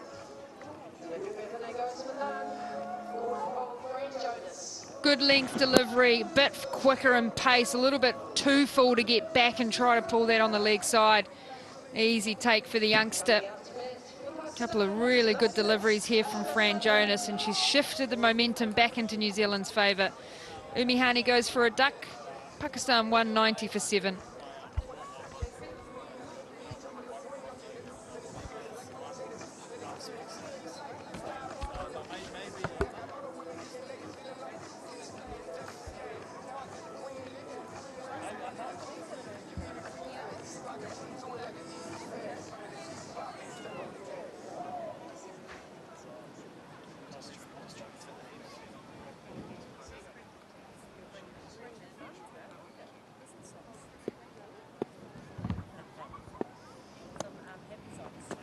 Two wickets in the over for Fran Jonas. Really has wrestled momentum back in New Zealand's favour. Game was just starting to drift a little. Nashra Sandhu, plenty of experience. Has to help Fatima here navigate the next 3 overs and 2 deliveries. One more to come in the Jonas over. She's on a double wicket maiden here.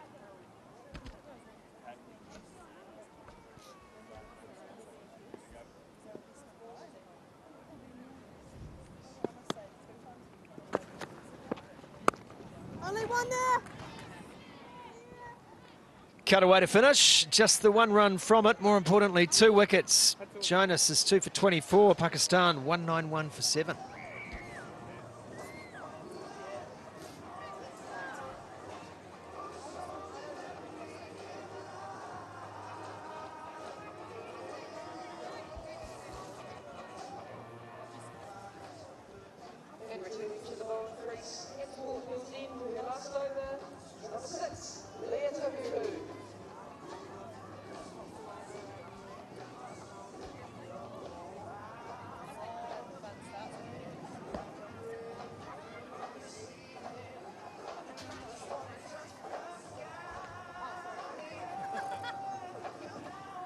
Good stuff from the Schmeller. Fran Jonas. That'll please the captain, Sophie Devine, on your screen there. Welcome in and good afternoon for those of you who are just joining our coverage on TVNZ Plus and of course on TVNZ Duke. 2 wickets for Fran Jonas. Najia Alvi caught Molly Penfold, caught and bowled Umihani. Leah Tahuhu back for her final over.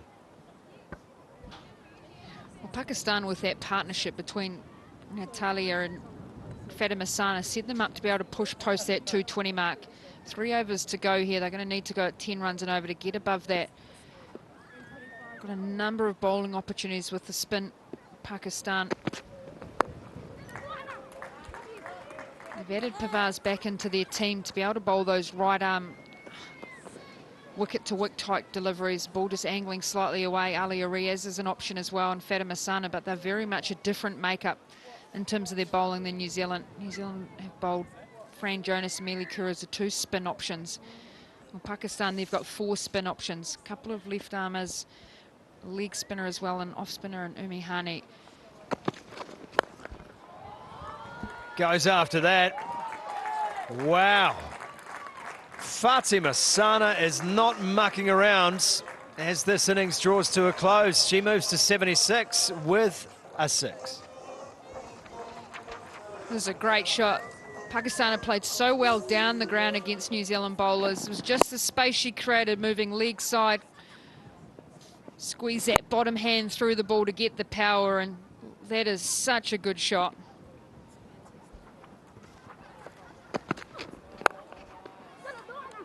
You had the benefit of the breeze as well, Fatima Sana, so smart cricket also, and that's gone. Gotta be. Not so smart cricket, meanwhile, between that pair in the middle. TV Umpire 2 Director, we have an umpire review for a run out at the non-strikers end. Can you show me best on angle, please?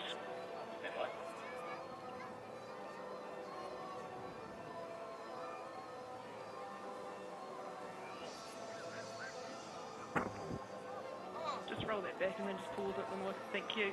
Yep, satisfied. Batter short. I have a decision I think for big Tahuhu screen. did a well-balanced swipe there in the end. The stumps are a little bit further away than she expected, but the decision will be out for Nashra Sandhu, trying to get Fatima Sana back on strike and wasn't able to make her crease.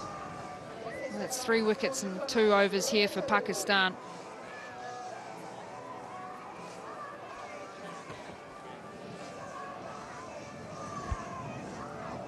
Nashra Sandhu, she has to go for 2.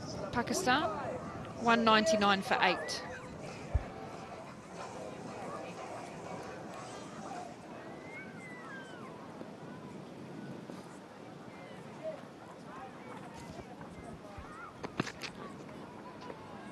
Leah Tahuhu saw Fatima Sana coming and just pitched that little wide up.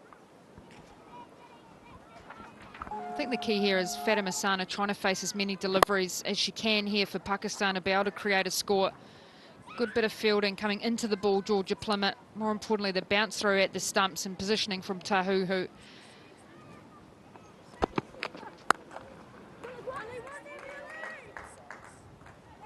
It's a good swing of the bat from Fatima Sana. Won't be 2 here though. It'll put Sadia Iqbal on strike. 200 up for Pakistan for the loss of 8 wickets in this, the 48th over. Geez, that is nonchalant from Tahuhu. Gave it out herself and just walked back to the top of her mark. Looked like a bit of an indoor cricket experience there of getting over the top of the stumps and taking the ball back. We had a run out last week as well, Leah Tahuhu, where she just parried the ball onto the bottom of the stumps for a dismissal. Works pretty hard around that area. She's a brave cricketer, doesn't mind getting in behind the throw. That one's off the edge, and they scamper through for 1 to finish the over. Sadia Iqbal wanted some more, 201 for 8.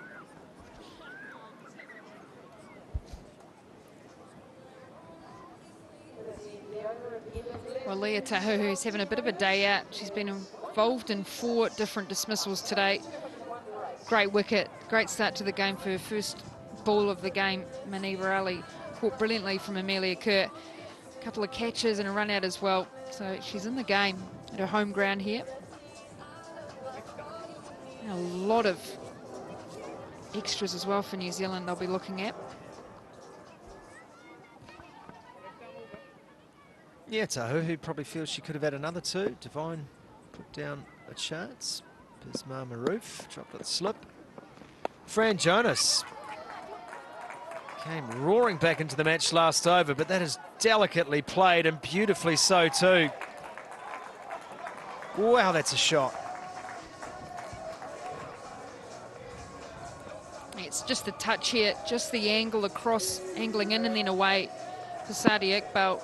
Just able to drop that nicely on top of the bat. And the ball behind there, always here at Hagley, races to the boundary. Well, they've passed that mental barrier as well, having 200 on the boards.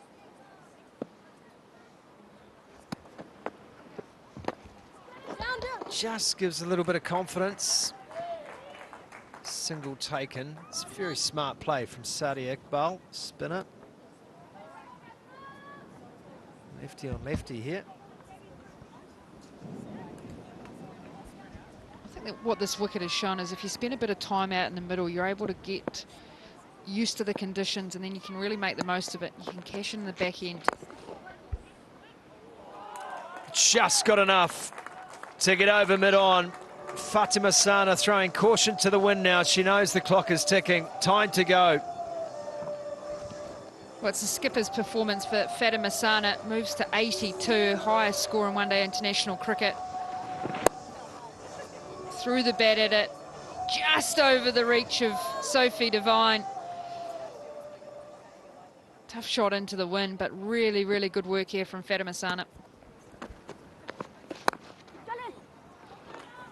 Took a big step across to the offside. Was really looking to play it into the leg side, just had to readjust late.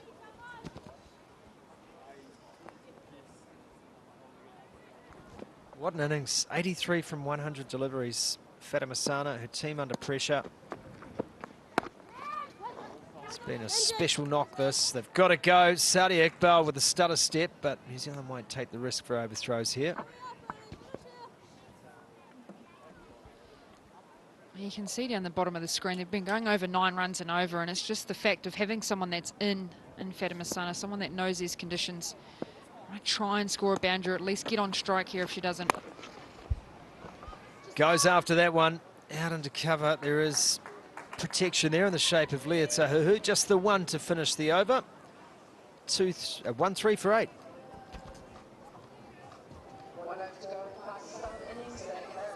Oh, to think of the position they were in, Scotty, they were 82 for 4 at the 25 over mark to put on over 130 runs, I think, if my calculations are accurate, which they probably aren't. But just shows that how much of an impetus that Fatima Sana has had in this inning. She stepped up and she spent time out in the middle, and she's a skipper that, by all accounts, is aggressive, leads by example, very intelligent player, and also just shows the opportunity that she's had around playing around the world, different franchise leagues, been able to develop her batting play, and it is so important for this Pakistan lineup to replace someone like Nida Dar through the middle with that strike power that she's had.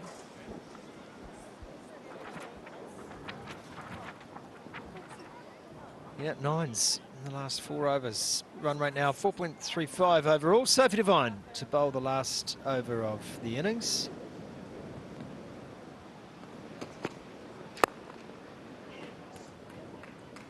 Back to weight. Fatima Sana will put Iqbal on strike.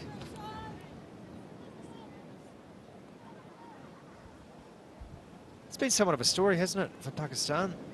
T20 series, it was their leader, Nida Dar, who was the story of the series for me in games 1 and 2. Today it's been a new leader, the 12th captain for Pakistan in one-day international cricket, women's one-day international cricket. And she has been the linchpin. Gone. Susie Bates takes the catch, Devine takes the wicket, and Sadia Iqbal takes a walk. Yeah, really well bowled here from Sophie Devine. Sadia looking to try and get a boundary option, just rolled her fingers over that delivery, got the ball out in front of her hands, and just picked out the only fielder inside the circle on the leg side there, Susie Bates. Iqbal has to go for 7, Pakistan 214 for 9.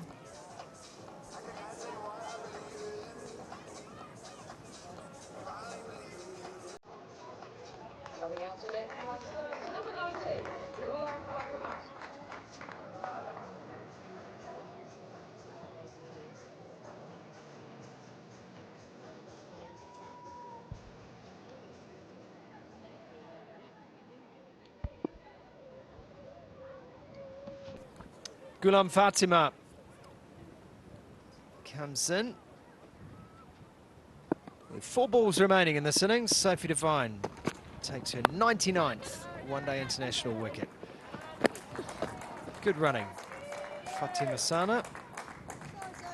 Ghulam off the mark. She's always been that player that you turn to, Sophie Devine, whether she's skipper or in the team, where she can come in and she can change the complexion of the game. Only 2 players above her have got more than 3,000 runs and 100 wickets. Just that 1 wicket away for Sophie Devine. Goes after that, gets all of it too. Beautiful shot, Fatima Sana. She now equals the highest score by a Pakistan captain, Bismar Maroof, against Sri Lanka and Dambulla in 2018, set this mark. So records on the line in the last 2 balls of this innings. We've seen this so much today. It's just pumping it down the ground, Fatima Sana. Straight through Devine's legs. And there is officially now the highest one-day international score for a Pakistan captain. Fatima Sana, the owner of that record. Set in Christchurch 2023. Well, they pushed over that 220 mark as well here, Pakistan. They'll be looking to try and get a boundary off this over. Finish with a positive note here. It's gone high. Big chance. Taken! Sophie Devine has 100 wickets in one-day international cricket. Ghulam Fatima is dismissed. Last ball of the innings. What a moment for the New Zealand skip. Congratulations, Sophie Devine. She has stood up for this team on so many different occasions, and what a special occasion for her here, picking up her 100th one-day international wicket to go with the 3,000 runs. Beautifully watched in from Bernadine Bezuidenhout. Ghulam did what she needed to do for her team. She goes for one. In Pakistan, they finish up on 220, and they have fought their way through this innings, Pakistan, after being 4 for 35 and getting a score, and their team will look to try and defend, but it's about that lady on screen, Sophie Devine. 100 one-day international wickets, just the third women's player to do it, and alongside the 3,000 runs, joining the list of Elise Perry and Stephanie Taylor. What a list that is of all-rounders. Stephanie Taylor's record is quite superb, isn't it? But Sophie Devine joins now. The greatest 3 all-rounders in the women's game. Take nothing away too from Fatima Sana. 90 not out. She has taken this Pakistan team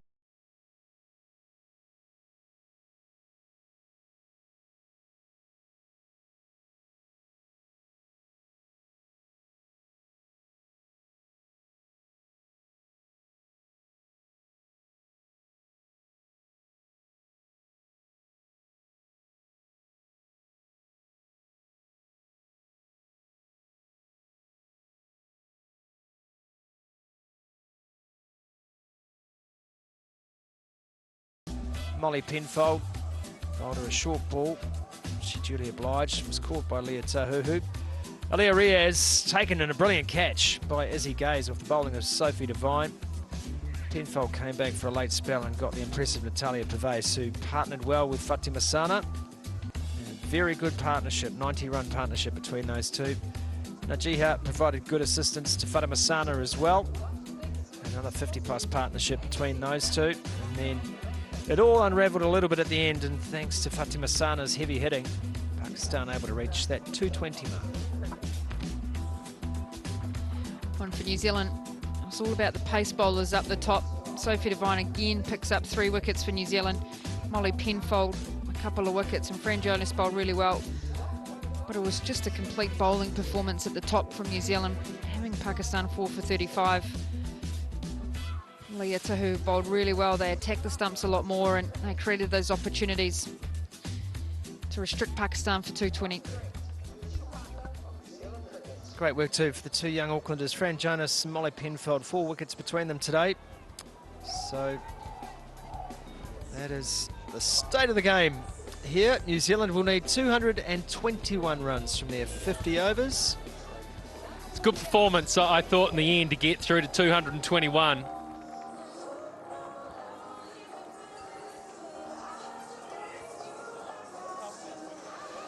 Looks like a bit of a change at the top of the order, though.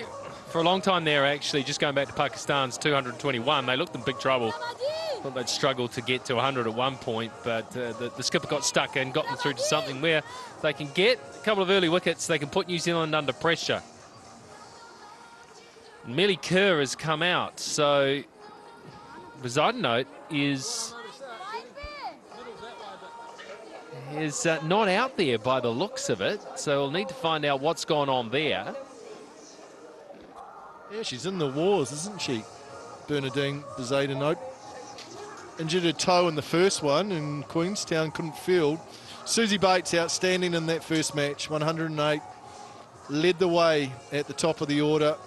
Look at that, nearly 5,500 ODI runs, but that's a concern for the other New Zealand opener if she can't come out to bat, because there wasn't really anything noticeable in the field. There goes an ice pack in the hand, so maybe a finger somehow, but 2 injuries in 2 games is a concern, Rick.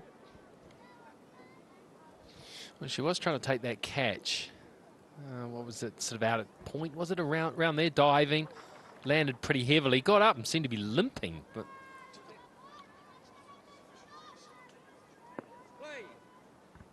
so she's injured her hand, apparently, and is going to bat down the order.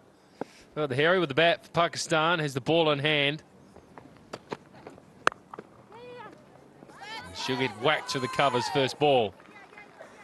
Shouldn't go for 4. New Zealand is scampering. They'll pick up 3. Good running. Oh, it's really good batting conditions here for the White Ferns. Good start by Susie Bates. Pakistan bowlers are going to have to be right on song here. Fatima Sana was outstanding with the bat. Got Pakistan out of a bit of a hole. Now she's going to have to do it with the ball as well.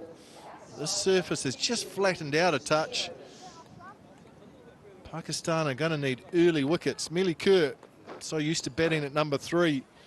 Promotion for her up to the top of the order with the injury to Zayden out.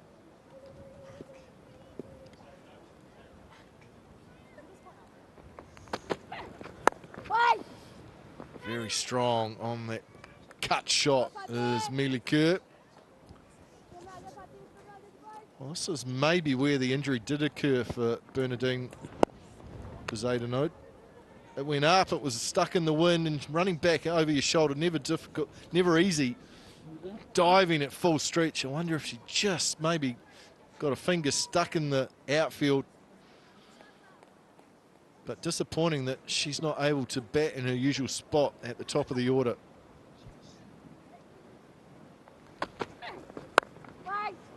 Oh, that's hit hard but can't find a gap. That line and length, you're asking for it. There's a lot of protection in that offside, but if they get beaten, if the placement's there, that is going to go possibly to the boundary. There's just too much room there to be able to hit it and try to get it through that offside. Millie Kerr's opened 4 times for the White Ferns in ODI cricket. The last time she did it, scored 100 in South Africa. So no worries for her at the top of the order. Oh, that's pulled away for 4. Dismissive. That is some shot from Kerr. Touch short from Fatima Sana. She got the treatment. Yeah, this time straightening the line up because of erring wide of the off stump. The length's just all wrong. It's not a fast wicket, it's a good wicket. And that's just sat up. Easy pickings for a player of Kerr's class. I like the fact that she's gone out there to open. Sometimes players who, I only bat 3. You bat 3, you stay 3, and if there's an injury to an opener, someone else promoted from lower on. But she just wants to get out there and bat. It's a good sign.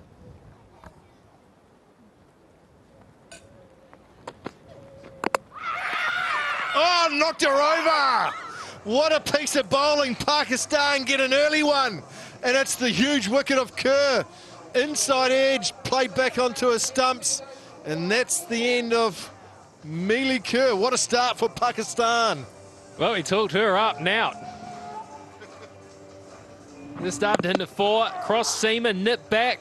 Perhaps a little full, a little low, coming back on the angle to play that little dab behind square.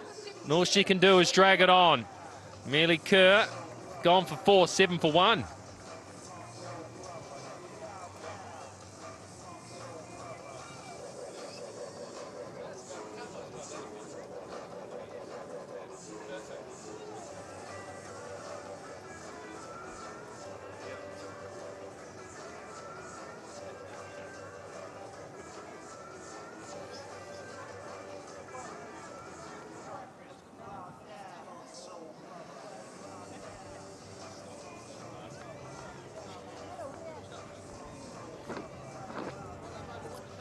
Early start for the New Zealand skipper. Sophie Devine comes in at 3. Everyone looks like they're just moving up the order 1 after Bernadine Zayden out. Has got a finger injury and will bat lower in the order if needed, but New Zealand have lost an early one. Devine's off the mark straight away. Good first over. Successful one. New Zealand 8 for 1. It's 8 for 1.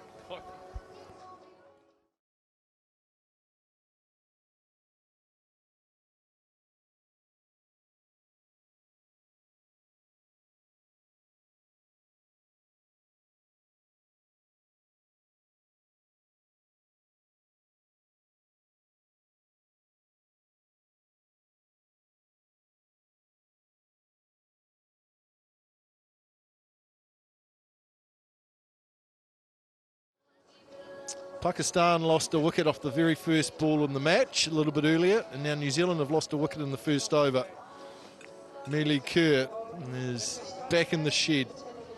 Played a lovely shot for 4, pull shot through mid-wicket, and then next delivery, chop one on, inside edge onto the stumps.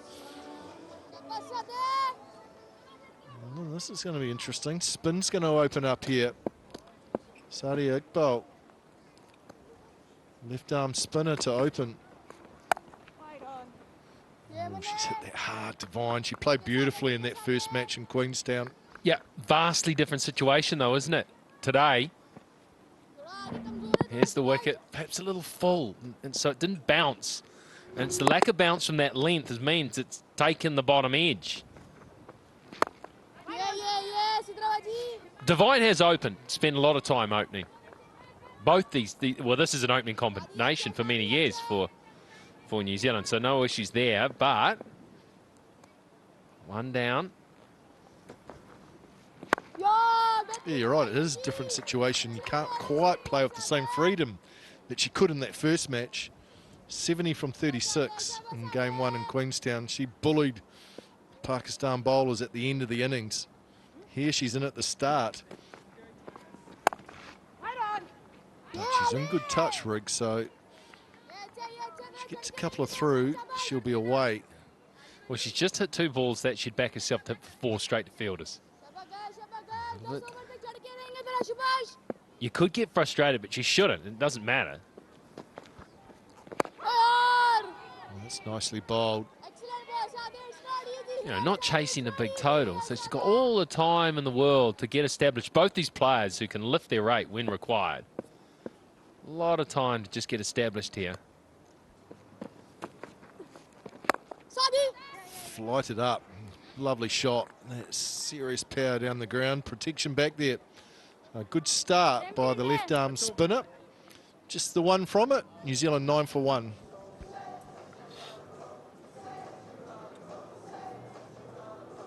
Good start. I like the change-up from Pakistan. Opening with the spinner. Just a little point of difference. Just to perhaps try and change things up. Dynamic partnership this between Bates and Devine. Imagine if Pakistan could get 2 or 3 early wickets and then all of a sudden put the White Ferns under some serious pressure.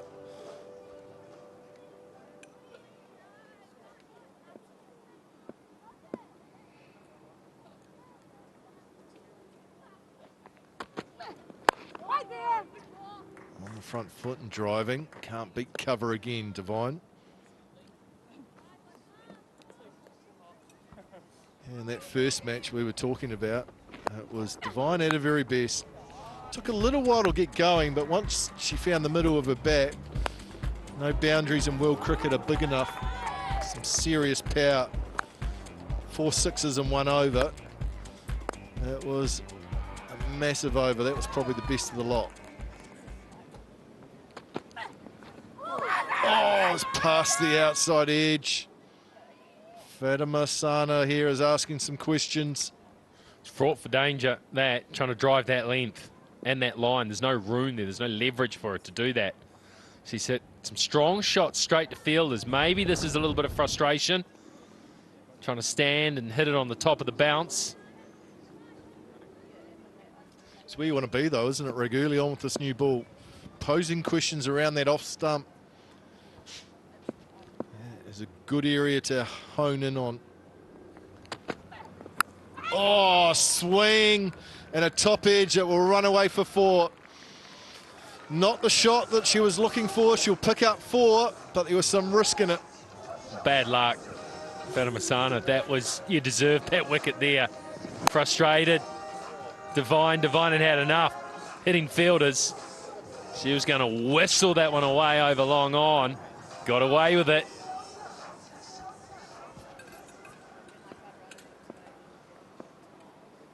Should be encouraged by that, the bowler. Just bringing third a little bit finer. Devine is not going to be happy just playing second fiddle here. Oh, it's gone straight up. Who wants it? Straight up and taken. What a catch. What a start from the skipper.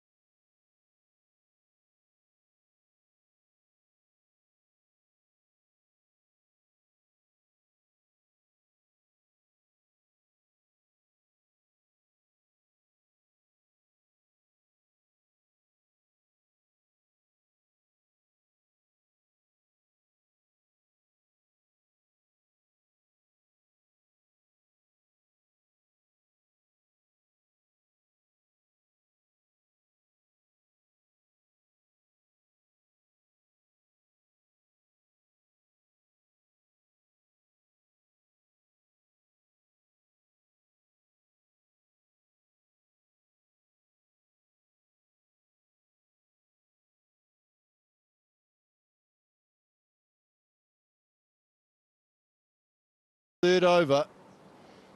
Fatima Sana. What a day out she's having.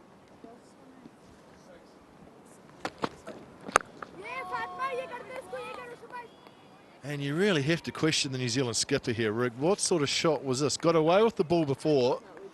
It's nothing more than a slog. And as you mentioned, there was just no need. Plenty of time to construct an innings. Poor shot. It was porangi. It really was. Just, I can't explain the thinking. I really can't. Just crazy. Absolutely crazy. Right on, right on, right on.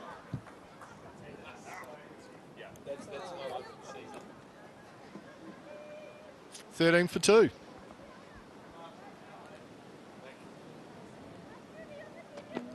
Right, let's have a look at the sequence. Past the outside edge.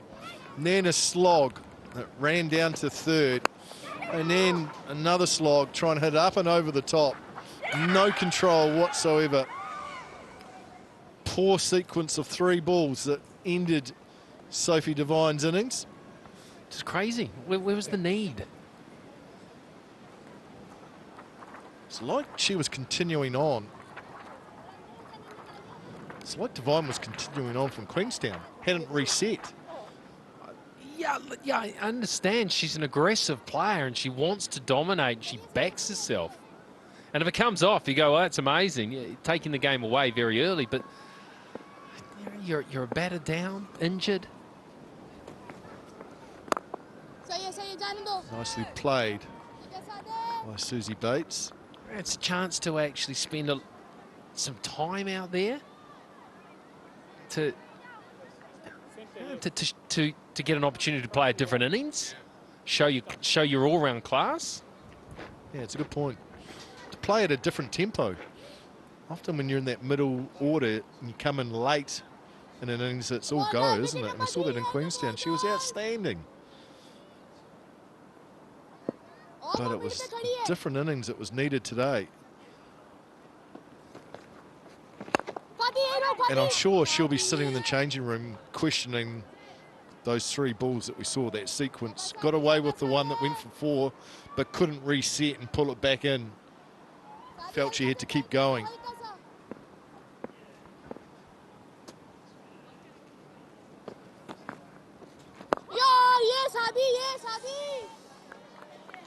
It's a good opportunity for Green. And for New Zealand, you've got Bates out there who's coming off a 50 and 100. So she's in fine form and looks to occupy the crease. Bates is in good touch. And she's hungry for runs too, Rig. So she will take her time, get herself in.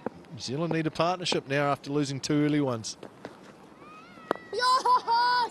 Good move. I think this is a really good move, opening with the left arm spinner. There's not going to be any easy runs on show here. New Zealand are going to have to work hard.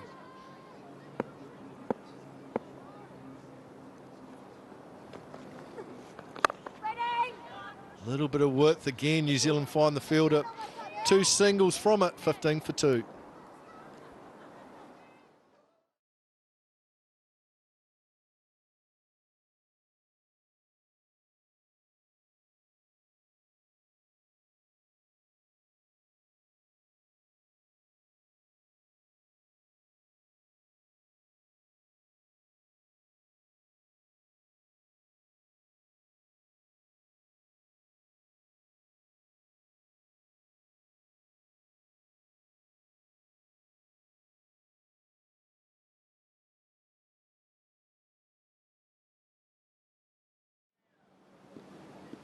Bernie Zayden out,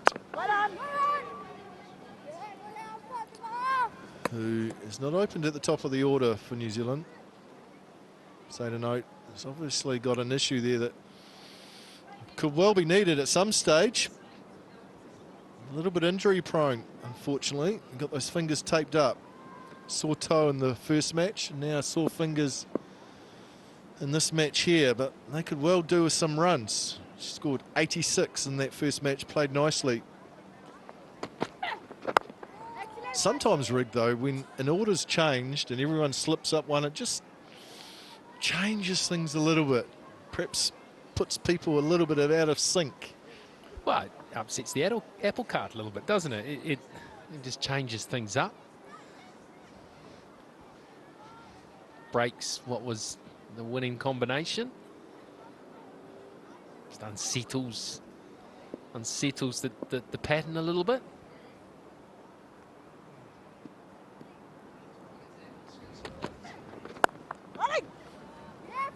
New Zealand can't find the gaps. They're hitting a lot of good shots, but straight to fielders, which has just created a little bit of frustration and pressure, but it's been enough balls to score from, and New Zealand just haven't been able to put them away. They've got to allow the situation not to frustrate them, though. There's no need. The required rate is still under 5s. It'll take a long time to move above that, chasing a score like that. And the placement will come. It's a good wicket.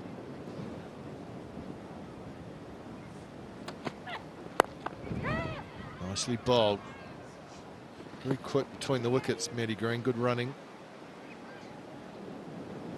Yeah, and when you are hitting fielders like that, you forget about the single too, don't you? You just want to keep hitting it harder and get it through them. And then you forget you could probably get a bit of rhythm, get a bit of feel to your innings by just getting up and down the wicket a little bit. Yeah, you do quite often. So intent on trying to find a gap. Look at that offside, very strong. Sometimes it's better trying to get across your stumps and hit it to the leg side where there's more gaps. Get down the other end, get off strike. That's good from Bates. That's going to run away. Very fine. And we'll run away for 4. Nice from Susie Bates. Got across the stumps, and Fatima just lost her line of touch. Yeah, disappointing for Fatima there because she let so much pressure off.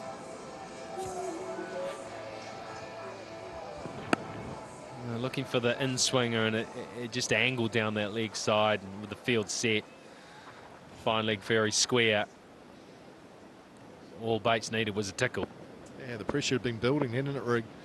That one delivery just eases everything for New Zealand.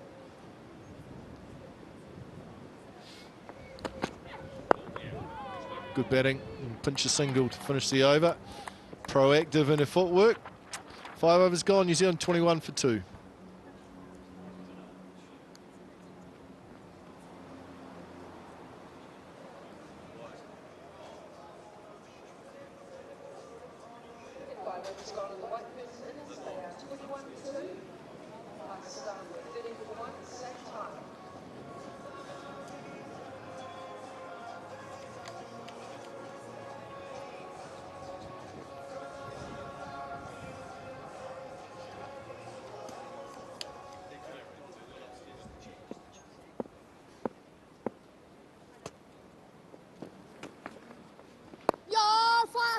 Just a little bit of drift in from the left arm spinner.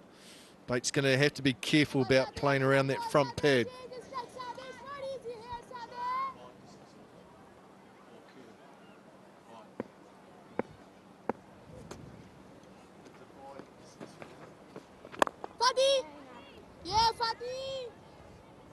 Interesting, Rig, just having a look at Sophie Devine's dismissal. Look at that front foot from Fatima Sana. That's tight, really tight. And I just question why the umpire didn't go upstairs and say, that's a bit tight, we need to look at that. Because to me, that looks like there's nothing behind the line.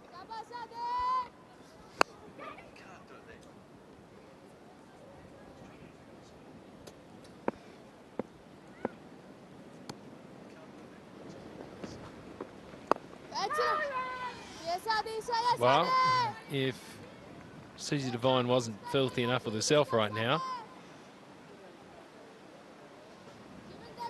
she might be able to direct a little bit of that anger elsewhere. Yeah, very tight. Some you win, some you lose. Nicely bowled, doing a good job here.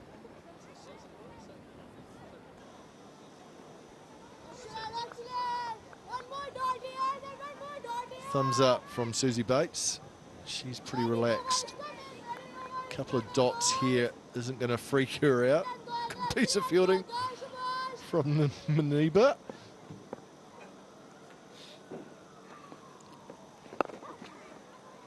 Nicely played. So just the one single off the over. Another good one for Pakistan. It's 22 for 2.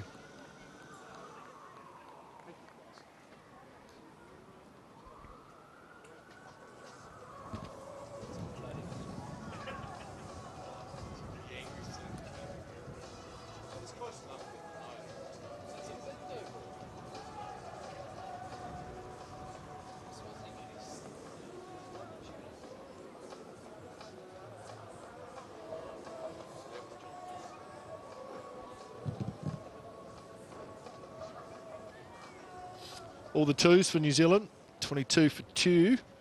6 overs bowled. Fatima Sana, Pakistan skipper's doing a good job with ball in hand.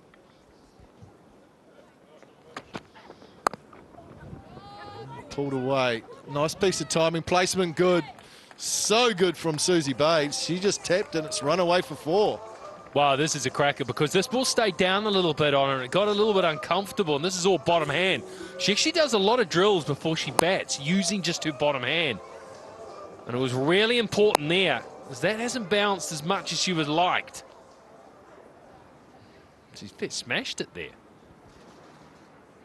It's just a little swivel pull, wasn't it? Raced away, got to the boundary so quickly. Changing the field, slips out now. And it's more defensive field for Pakistan. Mid-wicket, square leg in play. Strong offside field. Third and fine leg. The two fielders back on the boundary. Nicely bowled.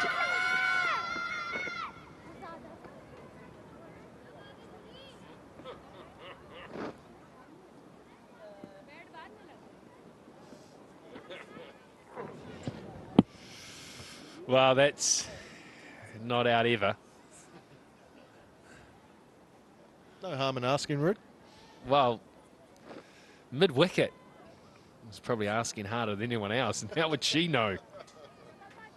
It's all about supporting your bowler, supporting your teammate from whatever position you're in, adding some voice. Good areas from the right armour here. This is just the start Pakistan needed after posting that total, Rig. Been in trouble for the first part of their batting innings, having a big partnership through the middle, and then managing to post something in that awkward range. 220 is awkward. Now they've got a couple of early wickets, exactly what they needed.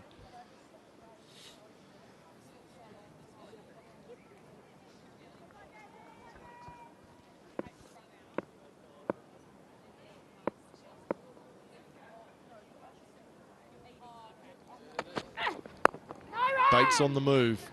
Quite happy to take a couple of steps down closer to Fatima Sana. Then trying to be proactive with where she stands and her footwork. Trying to change the length of the bowler.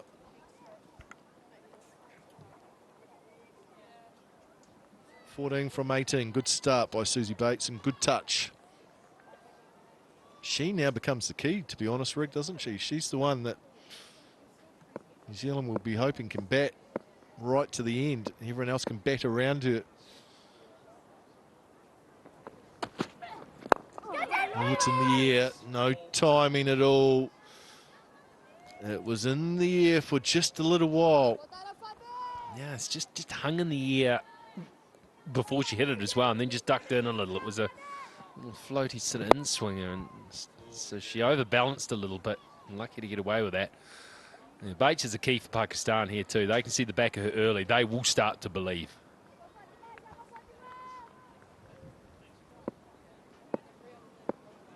It's been a good fight back by Fatima here. Went for a boundary off her first delivery. The rest have been dots. Can she finish it off? She can. She can. Excellent comeback from the skipper. 7 overs bowled. New Zealand 26 for 2.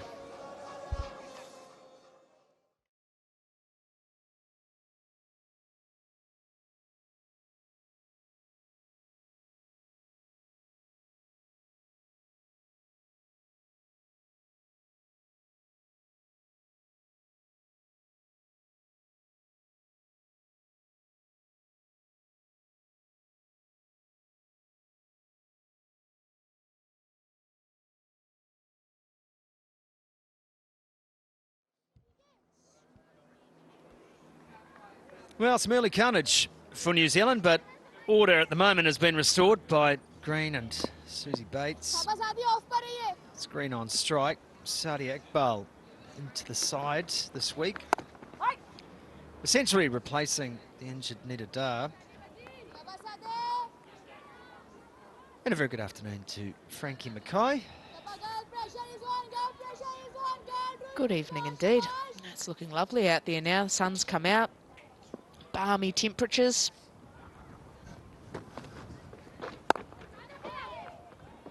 Backing away. It's good length, challenging length from Sadia Iqbal. Lost sight of the ball for a moment there. She's the key, Susie Bates. This partnership really, just to settle the nerves. Still plenty of batting to come, but considering last week the damage was done by the top four, that won't be a luxury for New Zealand this time round. They have to go deeper in the order, and a misfield's going to help. This should run away to the boundary for 4. It does. Green's first. Yeah, well, now you've got 2 of the form players, the crease for the White Ferns, so this partnership is going to be important. This is where Maddie Green is so good through the offside. An excellent timer of a cricket ball. A little misfield helping her out on this occasion, but that is not somewhere that you can miss to Maddie Green. I'll put you away every chance she gets.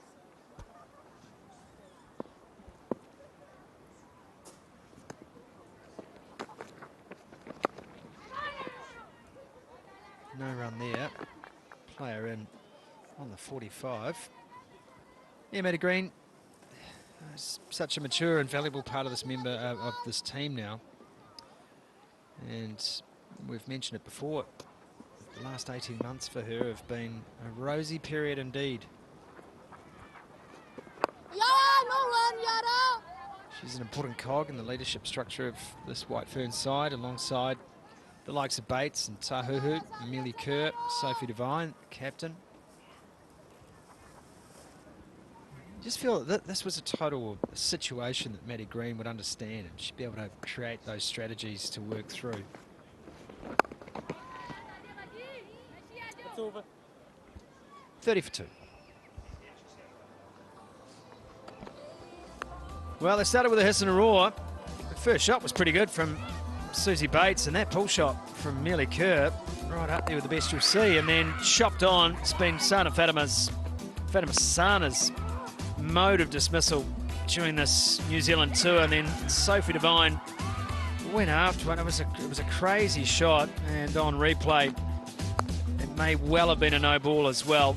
It wasn't referred, and it certainly wasn't spoken about by the official team here, on-field umpires and third umpire. So a moment of controversy perhaps, but take nothing away, that shot was never on. And Fatima Sana scored 90 not out with the bat. Has done the early damage with the ball, and here she is again. Bates plays straight. Just such an impressive cricketer, Fatima Sana. No, she's only 22 years old. She's got the captain's armband on after the influential Nita Dar missing out due to concussion protocols.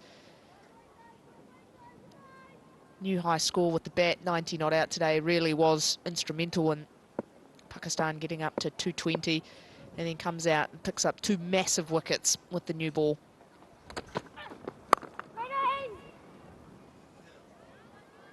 Just the kind of cricketer you're desperate to have in your team. That energy that she brings is infectious. The way she goes about her cricket is just brilliant to watch, and she just gives me the feel that she always wants to be in the action. She wants to be involved no matter what. If there's a wicket to be taken, she's the one that wants ball in hand, and I think those are brilliant attributes to have for a captain as well. Someone who's prepared to do the hard work when it's needed, and it won't always come with the glory, but is prepared to put in for her team. Just 2 fielders out, of course, in the power play. Fine leg and third in position. Bates comes down the pitch. She was a long way out. That is a hopeful appeal. There's not much right with that one. As much as I've talked her up with her cricketing abilities, I'm not quite sure she would be a fantastic one with DRS in play. Big inside edge onto the pad, long way down the wicket and outside the line. So apart from that, every chance.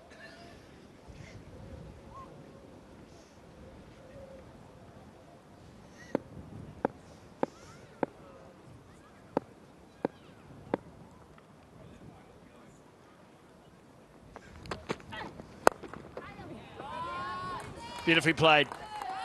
Just rock back, all timing that from Bates.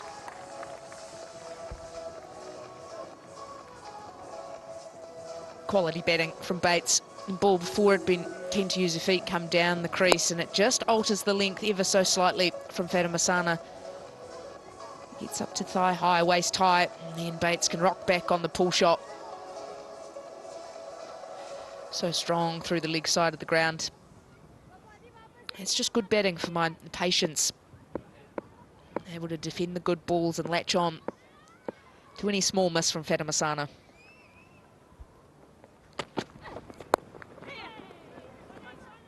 Guided down to third.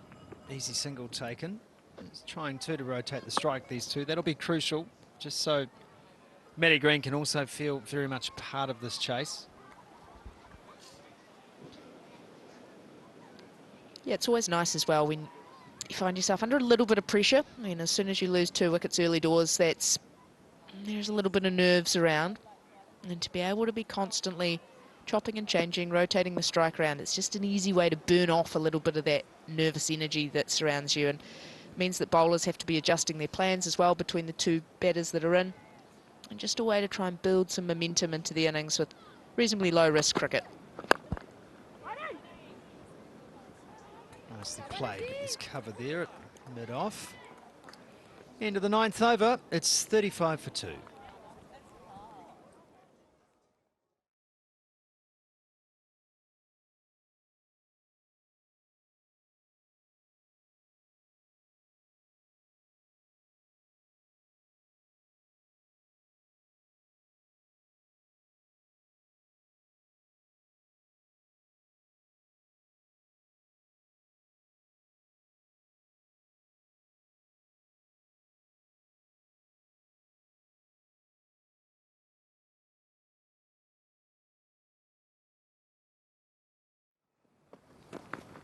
Mano, welcome back.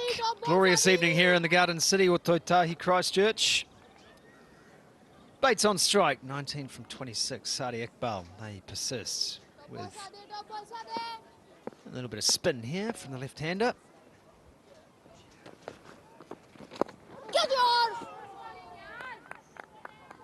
Well, she lost that, Susie Bates, and she knows it. Just got herself into a little bit of a tangle there. The lack of pace from Sadi Iqbal. Ball just continuing to angle down the leg side.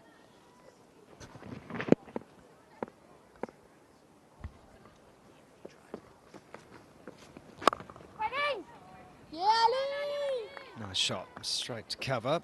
Extra cover in place. They've been very good at frustrating Bates throughout this century in Queenstown notwithstanding, but that offside field has been effective against her. And they've bowled well to it as well. And that's where the experience of Susie Bates kicks in here. You're only chasing 2-2-1 for victory. So you understand, especially in that first power play, you can only have 2 fielders out. There's going to be some dot balls. And those dot balls don't have to necessarily mean pressure comes from it. If you're content to just play out the good ones, wait for bad bowling and back yourself to be able to put those away for 4, which is a lot what we saw from Fatima Sana early on in the innings. If you've got that patience, you will catch up. You'll catch up on that scoring rate. You'll be in a good position. It's a maiden over. 10 gone, 35 for 2.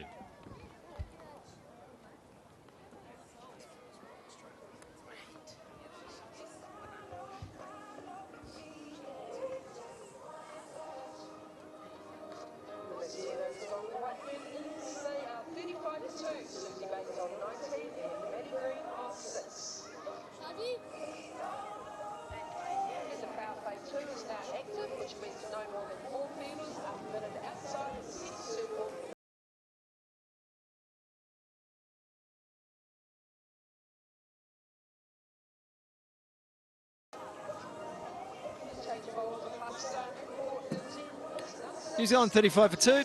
Power play is done. Signal now by umpire John Dempsey. And a reminder too, the Black Caps in action against Bangladesh on Sunday. University of Otago Oval in Dunedin.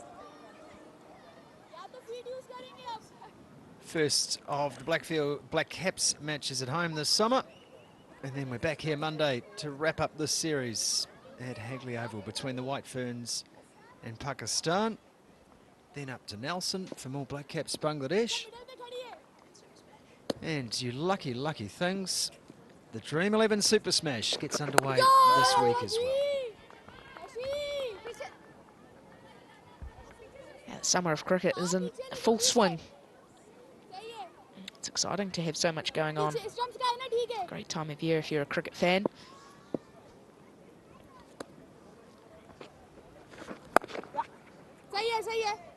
That's nicely played. Good placement from Green.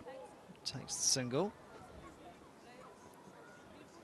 Nushra Sandhu's bowled well on this tour without being an out-and-out wicket taker, but she's done enough. She's very tidy in how she goes about things. She's got good control. She's not necessarily a huge turner of the ball.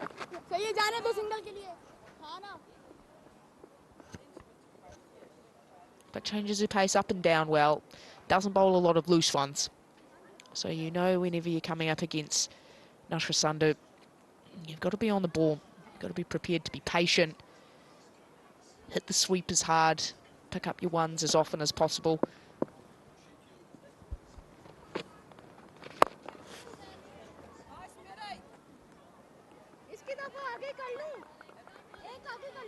Yeah, plenty of drift there, just a little too full on that occasion from Sandhu, but you could see that drifting. This is a patch of the game where Pakistan need to continue to be proactive, though. I think in the first game of the series, this is the patch where they just let the game drift a little bit. They got outside the first 10, went very defensive straight away. Thought that they might be able to try and frustrate White Ferns batters, but they just leaked runs through the middle patch. So need to keep being proactive, keep thinking around how they can break this partnership.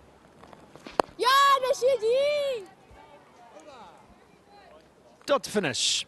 3 runs from the Sandhu over. It's 38 for 2.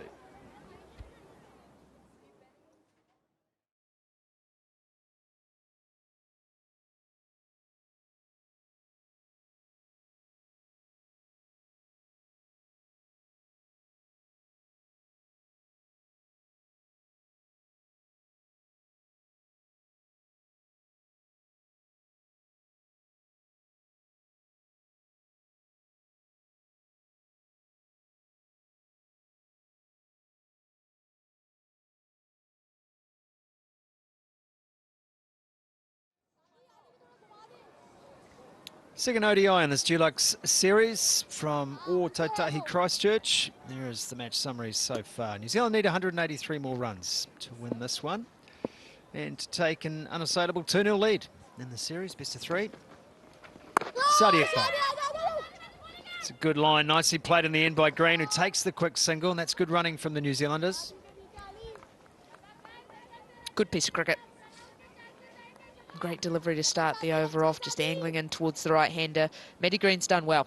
He's pinched one to the inner circle.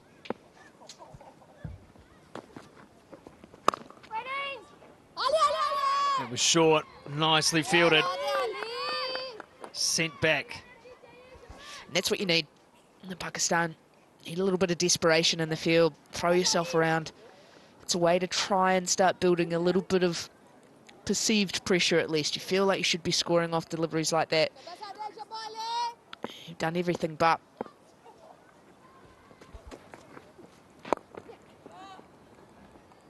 Clipped away off the toes. Got a good stride on Bates. Takes the single. Looking for 2. Green was halfway down the pitch. Calm is what is called for.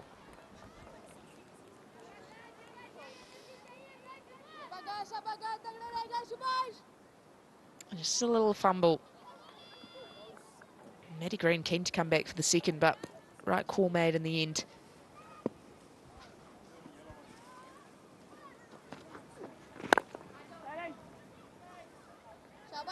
And you like the intent with the running. I think you have to be looking to push hard, especially to the outfield when you get those little mistakes. But as you said, Scotty, it is that call for calm. You'll still be making good decisions.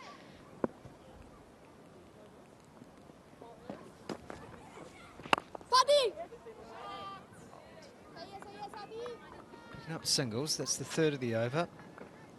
Now, the standard battle. Sadi Iqbal get over this, out of this over cheaply, or can New Zealand get some bonus runs to finish? It's Bates on strike, 21.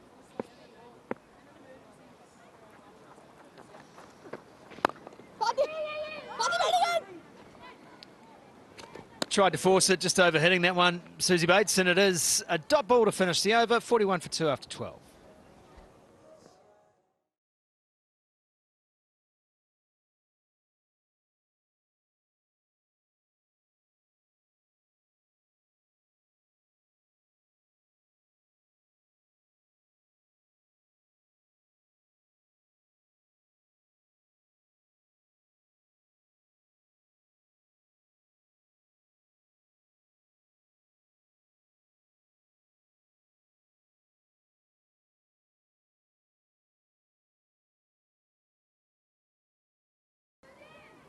There's the Worms.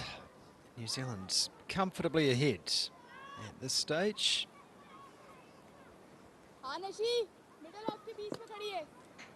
But things can always change in one-day cricket. That's the beauty of it. Nashra Sandhu again. Straight. Very good wicket-to-wicket bowler, Nashra Sandhu.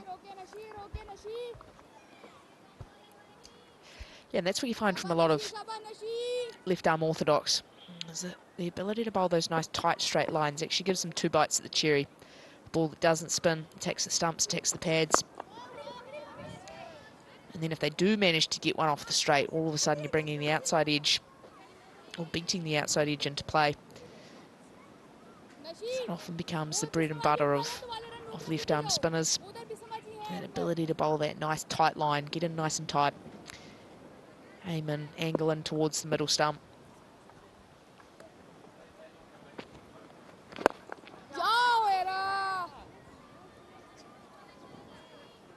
Nashra Sandhu's okay leaving that area for New Zealand to play into. She's looking for the false shot, looking for the one that turns away, maybe grabs that edge, but I think she just might want someone a little closer in, that point behind point, stalking a little quicker around that area. Swung away right through the middle of the 2 fielders, and that is another boundary for Bates. Came about just after a little field change as well. Tried to bring mid-wicket a little bit straighter to try and cut off that easy single down to mid-on. Then offers up some width on this delivery, and the eyes of Susie Bates light up. Beautifully played slog sweep. And the frustration is evident.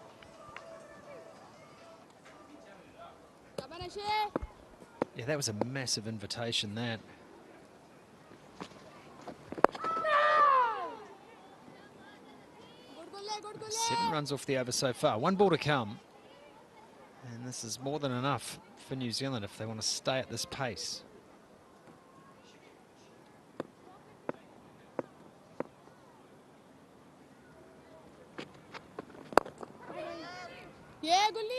Down the pitch and picks out that short mid-wicket fielder to finish the 13th. It's 48 for 2.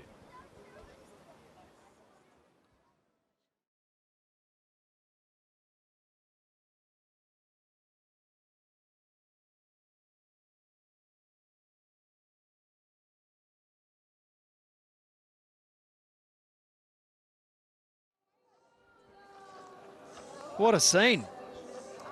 Port Hills and the old Telly Tower in the background. Beautiful walk up the Harry L track and around Summit Road, which is now closed to traffic, but it's a beautiful walk. Gorgeous walking all through the hills. Adventure Park around a bit further to the right as you look on your screen. Mountain biking trails, zip lining adventures. Kashmir there. Beautiful suburb overlooking the city and right out to the ocean. Reed Cliffs and out across Brighton and New Brighton. Gorgeous stuff. Umihani, her first over of the match.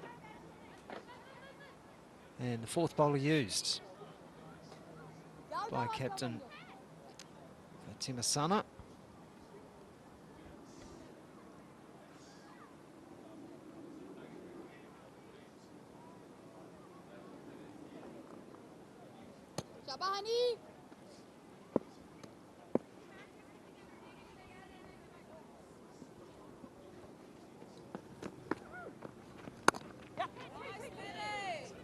no spin there for Umihani. Just good bounce and cut away nicely by Green. Come back for a couple.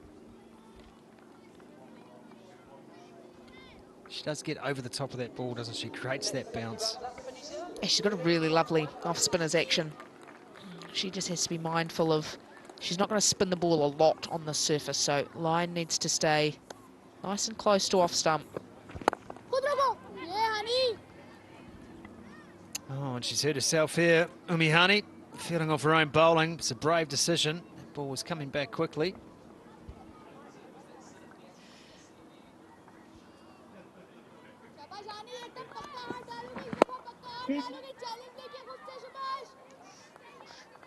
Does well.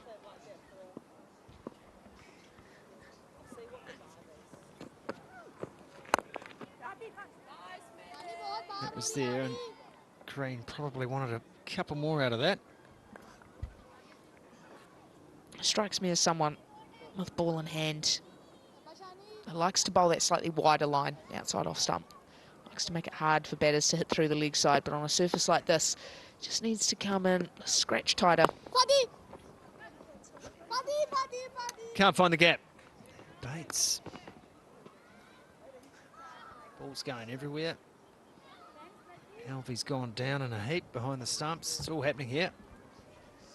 That's there or thereabouts, I think, where Umihani needs to be living.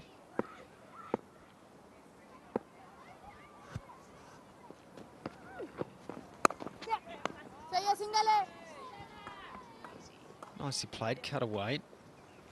Just the single though. Both of these players for the White Ferns so strong through that area. Ability to jump on the back foot. Hit the ball out to cover for one. It's such a risk-free option at this stage of the innings.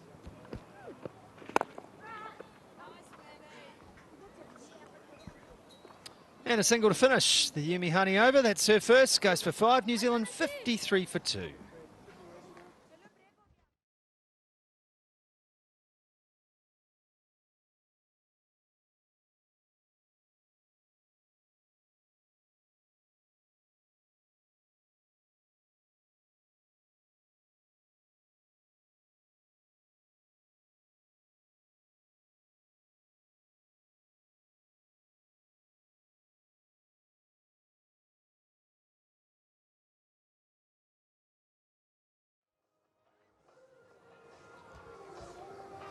Another injury break by the looks of it. Issues. Oh, that does look a bit swollen there on the ankle. Blisters, Rick. Rubbing on the back of the heel. A little bit of cold spray going on just to loosen it up. Tape's the only thing that does that. So New Zealand won the toss and they asked Pakistan to bat first and got stuck into them at the top of the order. Had them in all sorts of trouble. But go down there, really, really good partnership between Natalia and Fatima, who's the stand-in captain today, 39 and 90 apiece. And then Najiho, I thought, batted well as well, sneaky 32. New Zealand bowling, it was all the quicks for a while. Tahuro, Devine, Penfold, banging it in, getting good reward as well. And Sophie Devine got the most. She got the last 2 wickets to fall, actually, and the last one was her 100th one-day international wicket. So a milestone for her, but all the New Zealanders, a pretty good day out.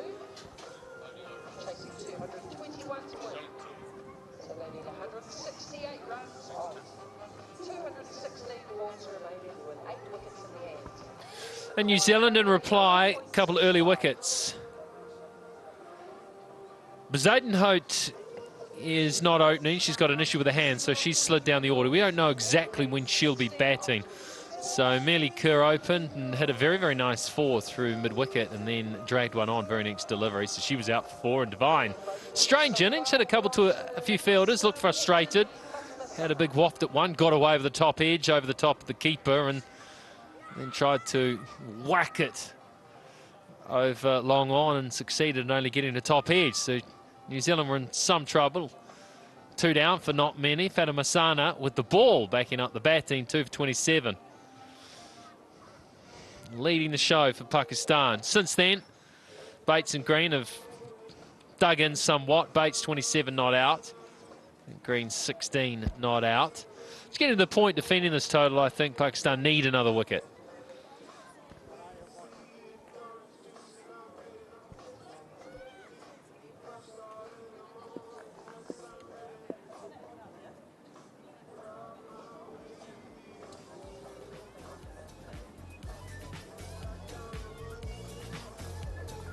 Slowly being rebuilt. City of Christchurch. Tatahi.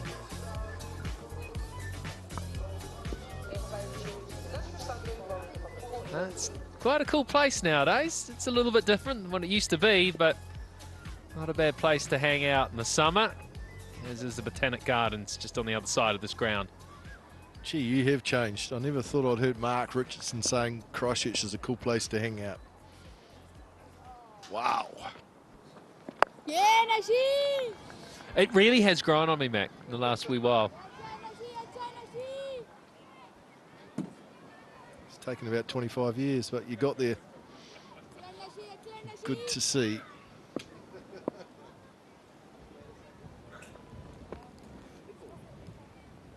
Some amazing pictures, aren't they, from the drone?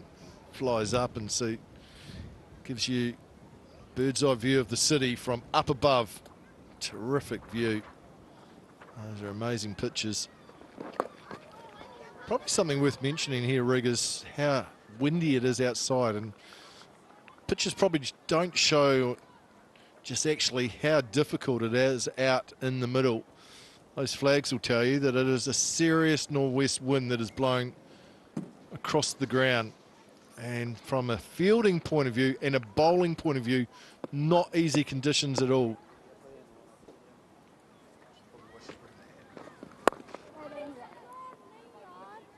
That wind really picked up in the break between the innings. It was a mild breeze, but I have to say that the last month or so here in Christchurch, we've had some very, very windy days. Today is one of those.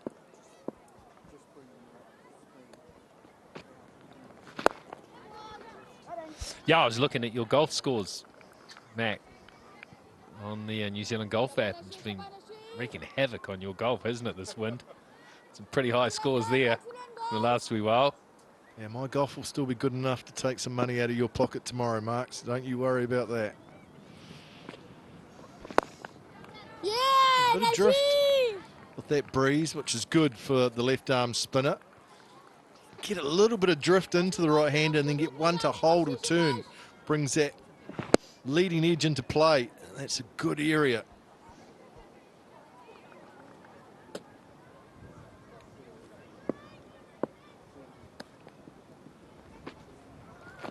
Good job. अरे यार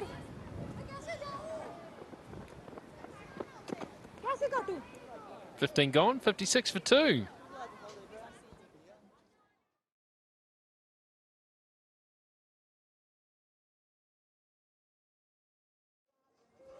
I'd like to be up the hill with a view. Not that many hills, is there? Well, after living in Christchurch for the last 15 years, I don't want to be up a hill anywhere, Rig, to be fair. I want to be on the flat. But there are some spectacular houses and views up there.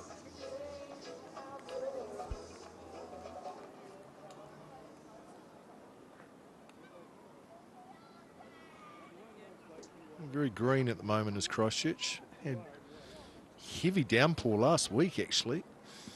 It was the same day that Wellington had a tornado and some inclement weather. Weather was pretty average down here as well. Well, I just said the place is growing on me, Mac. You're not selling it well. Wind and rain. Houses slipping off the hill. Really is a great city. Let me finish with that. Couldn't think of a better place to live. Oh, missed out. It was pretty short. A lot of room on the onside to get that away into gap. Missed times at the mid-wicket. One area where these two could be a little bit better is being more efficient getting the ball into gaps. Take some pressure off. There's another example. Bates had to get back. Committed a fair way down, too far. Yeah, and those little mix-ups, another indication, a bit of frustration.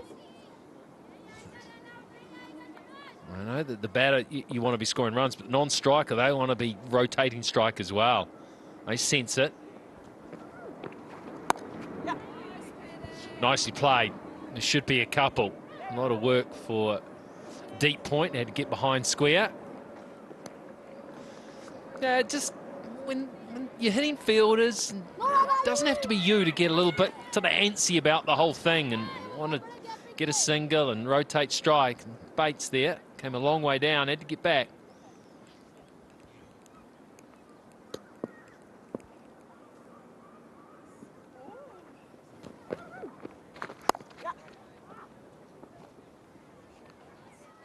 If New Zealand can be efficient like that, trying to hit the sweepers, it takes that pressure off. The required rate is only 4.7, so no issues there at all.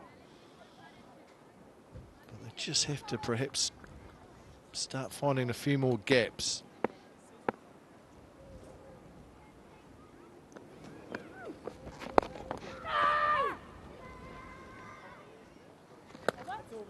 .59 for 2.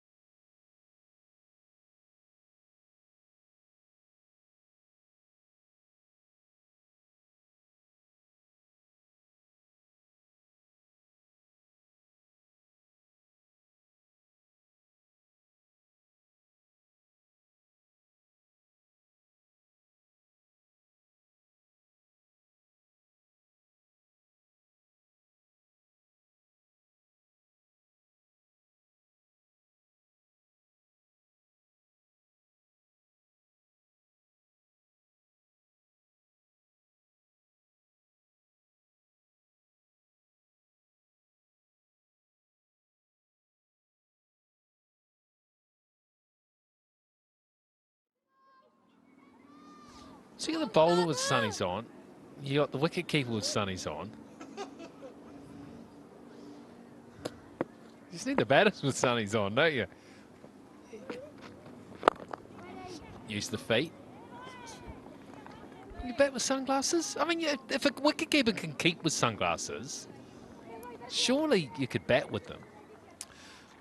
Before we come back to the sunglass talk, Rig, Susie Bates now with those 29 runs has gone to 3rd on the all-time list of women one-day international run scorers.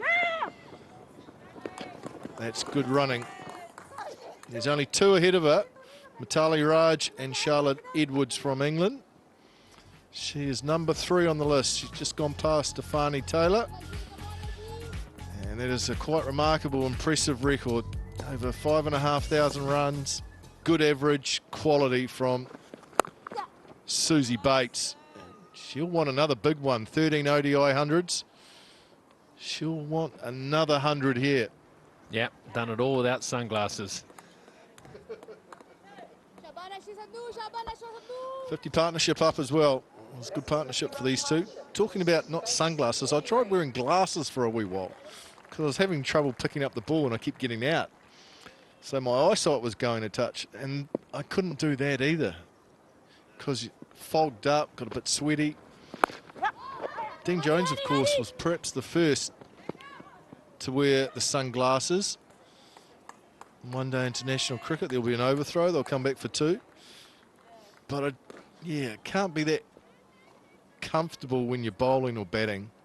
Keepers quite often will have them under the grill with the helmet. Come on, guys. Come on, guys. Maybe when you get a lot of glare off the pitch, some of those ones with no grass on them. It could stop a bit of glare, might be useful, but I'm with you, I'd find it a bit awkward. 66 for 2.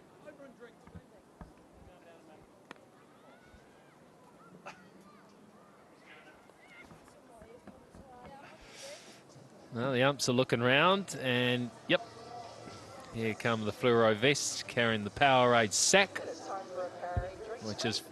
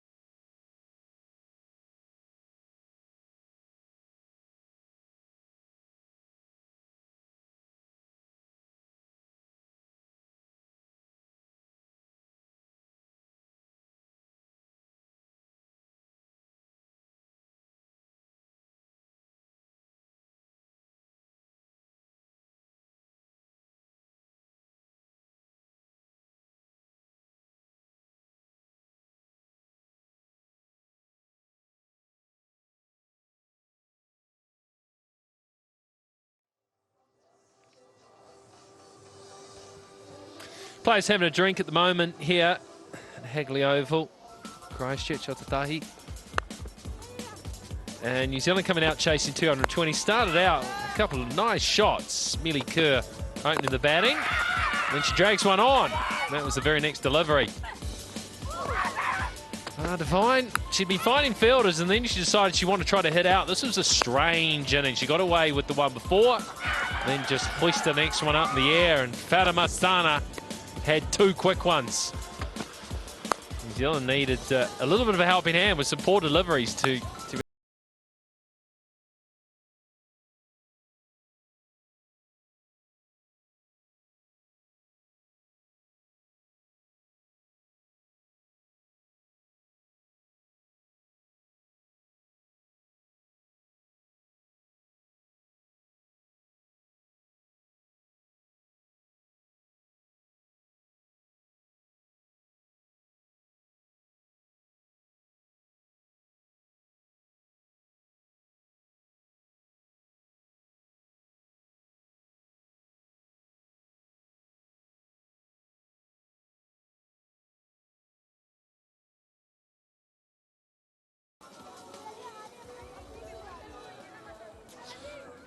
.220.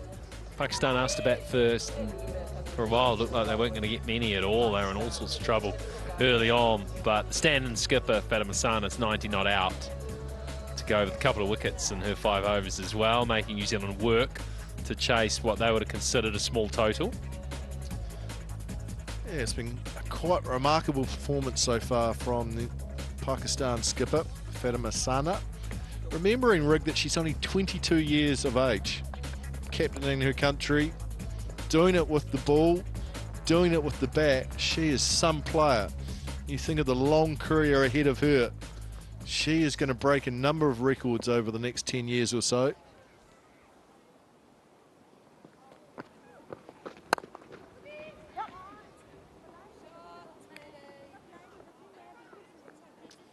And you're right, though, Pakistan do need to try and break this partnership into the 50s now.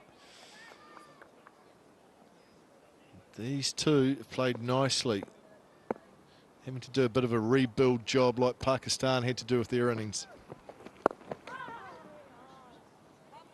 There's nothing wrong with the run rate that they're scoring at either. They probably feel they're struggling a little bit, but the run rate, or the required run rate, has never really got up over 5. Still very, very doable, and even if it does start to get up to 5.5, whatever, if you've got wickets in hand, you'd have to back yourself.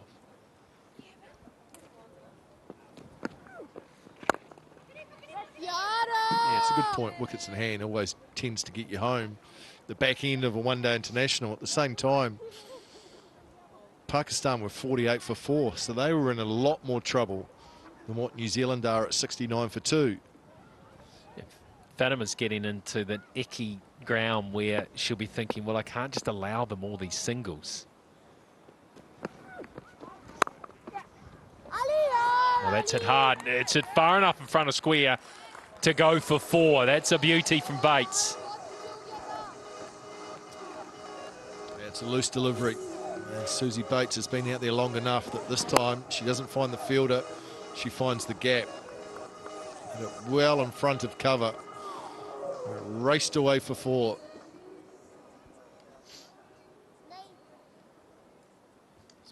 Putting some pressure back on the bowler.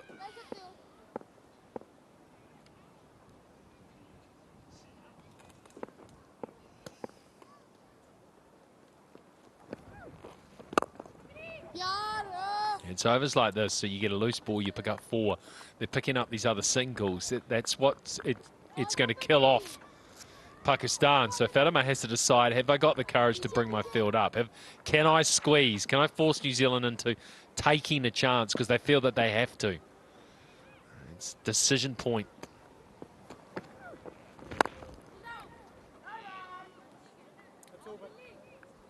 74 for 2.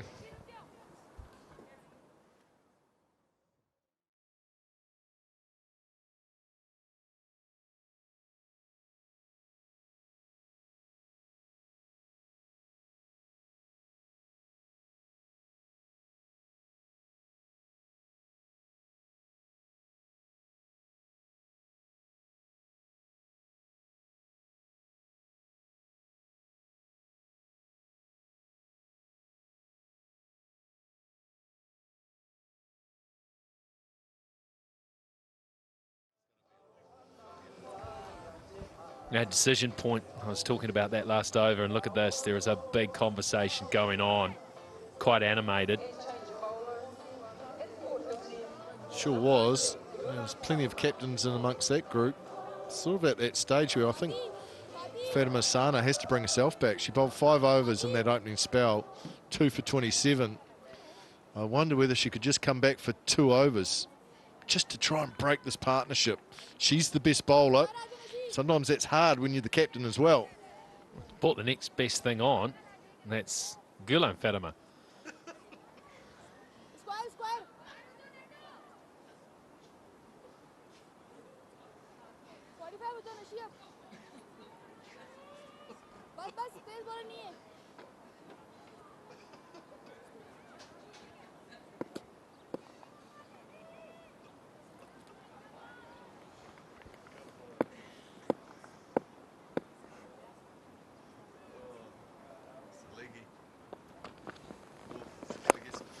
Big spin, and that's dropped down, but there's cover out there. It's an interesting field, Rick. 2 boundary riders at deep square leg and deep mid-wicket. So there's plenty of space. Get bat on the ball on the leg side, you're getting a run. So technically you should get 5 or 6 off the over with no risk whatsoever.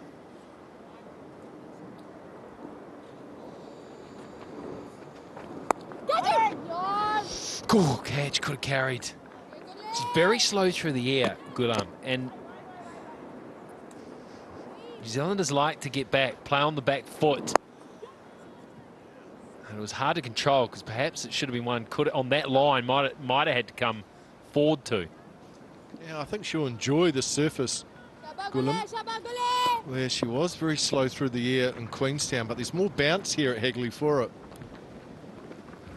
Oh, too short. There's so much room on that leg side. There is a lot of protection out there, but New Zealand is happy with one. So they're taking over. They get 4 singles and over, and they'll always pick up a boundary here and there. They'll be well in control of the rate and the run chase. Yeah, and this partnership will keep developing, won't it? Yeah, that's good batting. Really good batting from Bates. Just got bat on it, dabbed it down, and there's a run there every time. So now the captain has to think, how am I going to dry it up a little bit? Can I change the field? What am I going to do? Because it's too easy.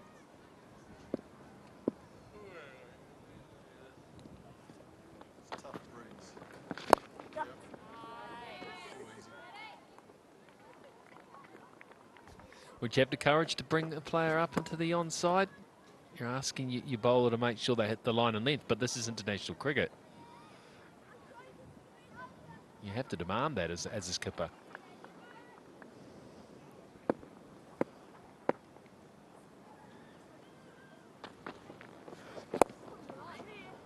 It's just too easy. A full ball or even a short and full ball to get it into the onside like that. And there's a run every time. 79 for 2.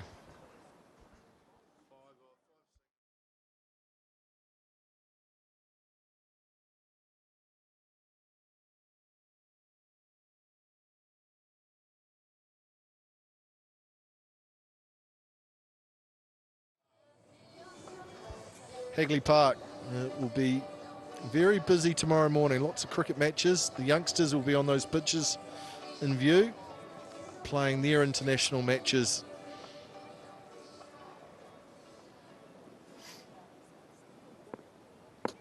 It's a busy hub is Hagley Park during the weekend. Variety of sports played throughout this park. Oh, that was in the air just long enough to give the bowler a little bit of a sniff. Umi Honey just thought she was a chance, diving away to her right.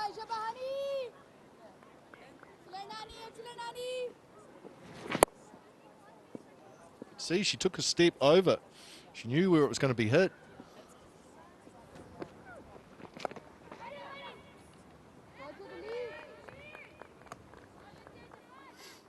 I like the flight that the off-spin is giving here. Changing her flight and her line. Green will be frustrated. She missed out there in that sweep shot. Off spinners bowling not bad here into her 4th over.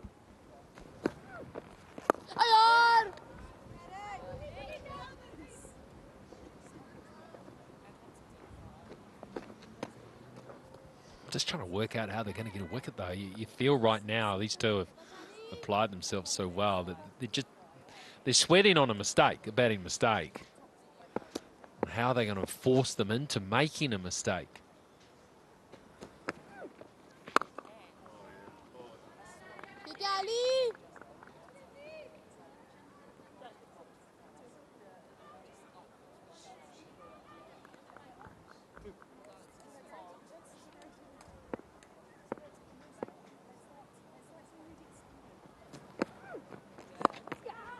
And then tennis parlance, you'd say that they're wanting an unforced error from New Zealand.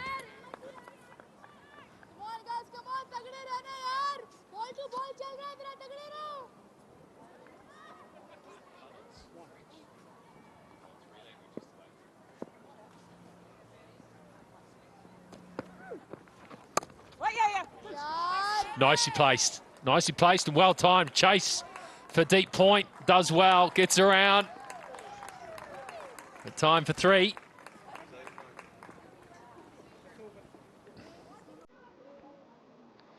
$85 for 2.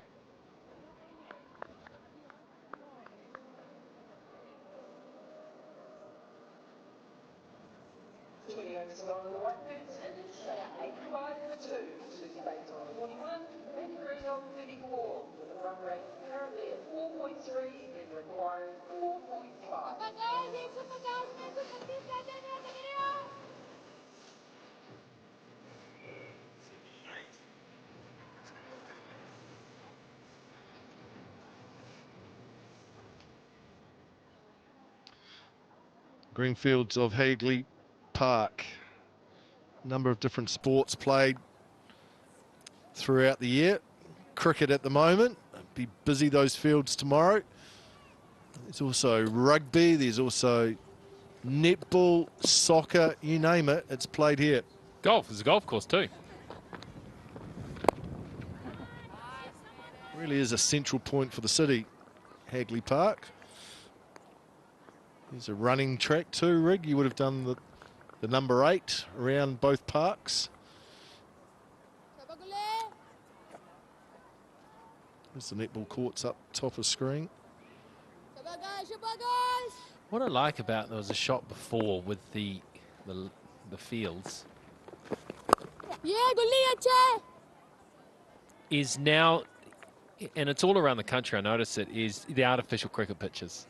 So the kids can turn up and play on a fair surface nowadays, as opposed to turning up and playing on a bit of mown outfield if you were lucky. It doesn't bounce, it rolls along the ground. At least you've got some consistency. Yeah, totally agree. I think there'd be some value actually in youngsters playing on artificials full time up to a certain age, in terms of refining and developing their skill set. I think that would be more beneficial, as you mentioned, than trying to do it on mowing bits of outfield, which doesn't help anyone. This could be 4 as well. No, it gives it away out there because it was so well. She's powerful, Susie Bates. She really is. And she's starting to find her range here. Just a touch short. That's all it needs to be for Bates, who's in great touch. Sitting back deep in the crease. It's a straight pull, almost a strepple. But the timing was excellent. Placement very good too. Yeah, well, the things with the artificial pitches now too, they're not just the classic AstroTurf on concrete. They actually made them a little bit, brought the bounce down, made them a little slower, made them more like grass. So I'm with you. If you can do it, just play on them for as long as you possibly can. One of the difficult things with them, Rig, was for spinners because the bounce was too big, too artificial. But now, as you mentioned, with technology and turf development, artificial grass, actually very similar to what you would play on a good natural grass surface.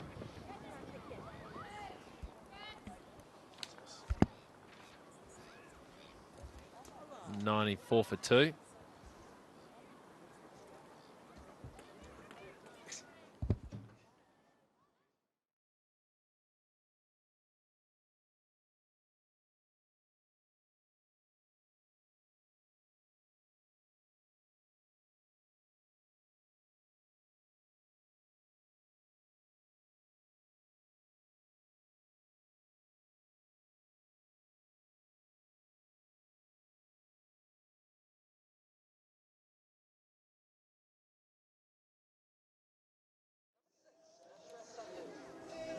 Oh, the White Ferns are ahead of the game so far.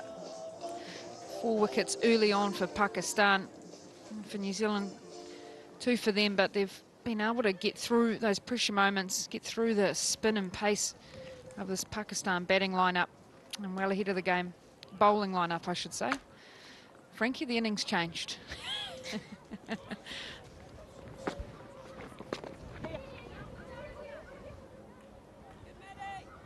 Oh, these two just, it feels like scoring is just simple for them at the moment. Yeah, they've just moved into cruise mode now. It's the ability to pick up singles pretty much at will.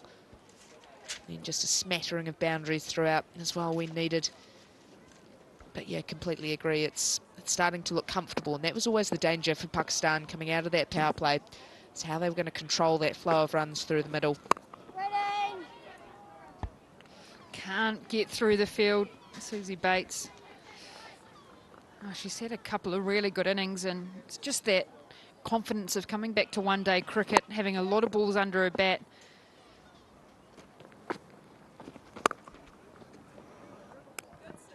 Just getting a little bit more trust in her game. She doesn't have that pressure of those dot balls in T20 cricket and the pressure of scoring.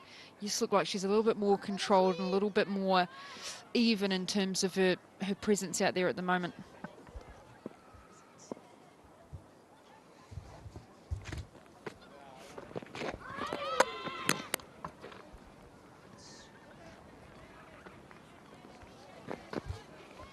I think this is a sign as well, you know, that Maddie Green's in and feeling comfortable is when the conventional sweep starts coming out. Very happy to present the full face of the bat early. Play the percentages at the start of her innings, and as she starts to expand her game, that sweep shot will come out more and more. Through to the fielder this time. We haven't actually seen really any type of invention. They've just really assessed the situation. This is what happens when you have 2 batters in control. You just put a little bit of pressure on, it goes through the field, and Pakistan just keeps searching a wee bit here. Bates on 48. Frustration, she can't get that through. 97 for 2.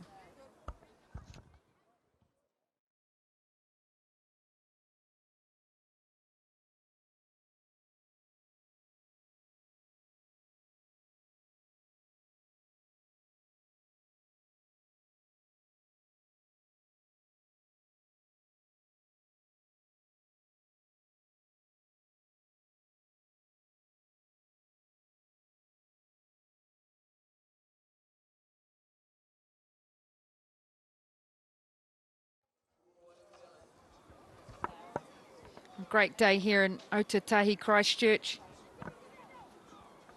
The weather's cleared up nicely, and the city looks like it's on its Christmas holiday break already, Frank. Just a Friday evening at the cricket. No better place to be.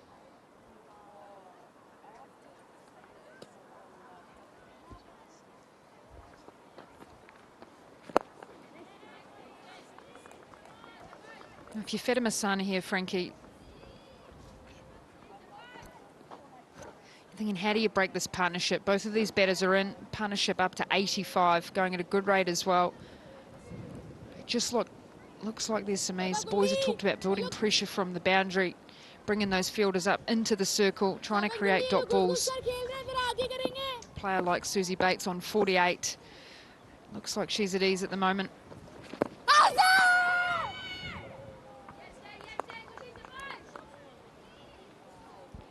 It's just got the feeling now that Pakistan are just waiting for a genuine mistake. It just feels as though they're quite happy to just keep bowling along as they are and just hoping that one of these White Ferns batter gets bored, concentration lapses a little bit.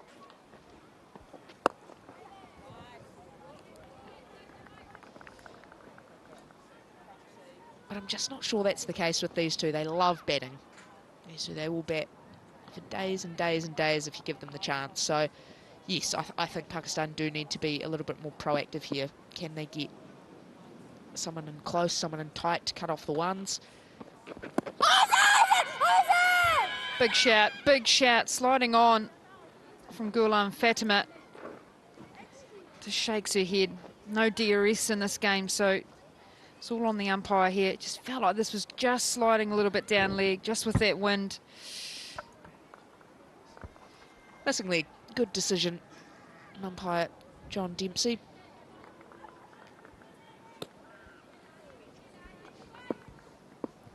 He's got a wee smirk, really proud of himself there. Bit of timing there from Maddie Green. It brings up the 100 for New Zealand as well. Yeah, it's whether potentially that fielder that's at short third, maybe they can plug one of the leg side gaps, and you can ask your bowlers to bowl nice and straight still. Try and take away an easy single option. Make New Zealand try and do something different. Well, that's 50 for Susie Bates. She picks up her 33rd 50 in women's one-day international cricket. She's found her form here in New Zealand and against Pakistan, Susie Bates. 101 for 2.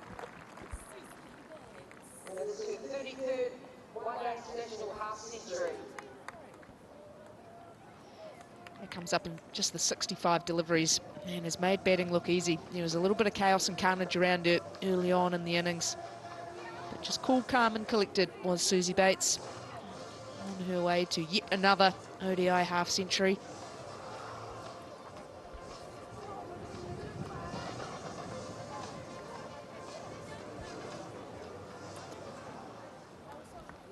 Another milestone for Susie Bates. Batted with some great control. You just feel like when she's in second gear, she's not providing any opportunities for the bowlers. That's what it feels like as a bowler, for sure. Having had the pleasure of bowling to Susie Bates a little bit throughout her career, when she gets into cruise mode, you feel like there is no opening whatsoever. And she will just do this all day. Will be happy and content to just keep picking up ones, the odd boundary here and there. Required rate still sitting at less than 4.5. And that's a career and a half, that one. Into a 156 match, 33 hundreds, 33 half centuries, 13 hundreds. Over 5,500 runs. And there's still plenty more in the tank for Susie Bates.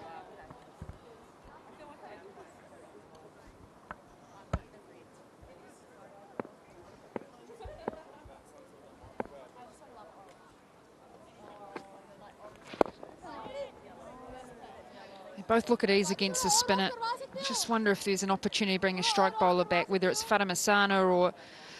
We saw the difference that she made. I know Mark Richardson and Craig McMillan both talk about it, but...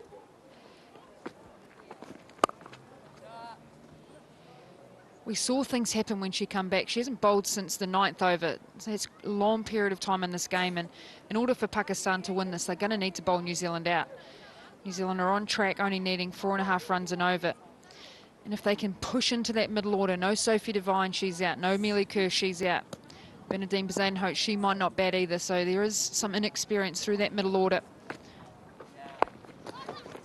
Good bit of running to close out the over. 105 for 2.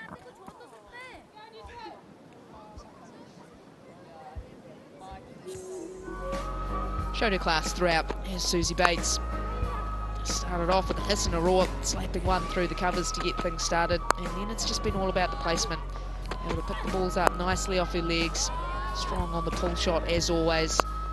Just class against the spinners. Has been proactive, has been disciplined, and the placement and execution has been top draw as well. Made it look easy, Susie Bates.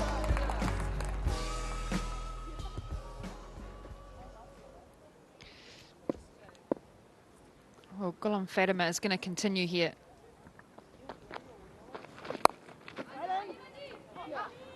How hard is it, Frankie, as a captain who's a bowler as well, to be able to decide that you need to bowl yourself or not? This is always a question that I find really interesting, because it's something that comes up all the time with having bowling captains or all-rounders as captains, and you find they tend to either under or over bowl themselves.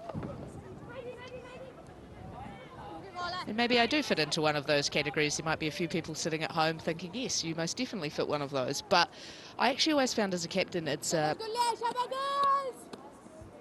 good thing almost to be a bowler. You get a feel for the game, and you get a feel for what is needed at what position, be that pace on, pace off, your spinners, back to your fast bowlers, your strike bowlers. And if you fit into those categories, then very easy to turn to yourself. Because as a captain, you're trying to make decisions based on the percentages, you're trying to make decisions based on matchups. I think maybe there's at times a reluctance for captains to go to themselves straight away, but I think as long as you're making decisions based on those factors of what's right for the game right now, then you can't really get it wrong bowling yourself. Swept hard. A lot of work to do for the fielders on the boundary. Oh, and just parried that one over.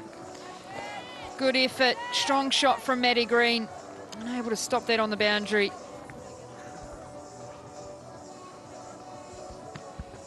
And that sweep shot comes out more and more for Maddie Green as the innings progresses, looking to dominate the spin bowling of Pakistan. Is settled and looking comfortable, moving her way through to 48.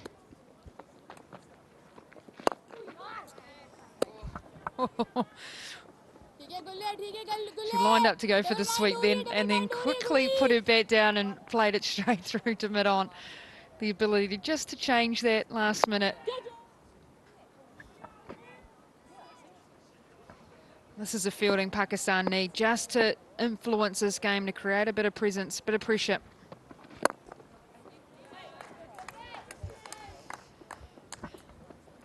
A 100-run partnership comes up between Susie Bates and Maddie Green.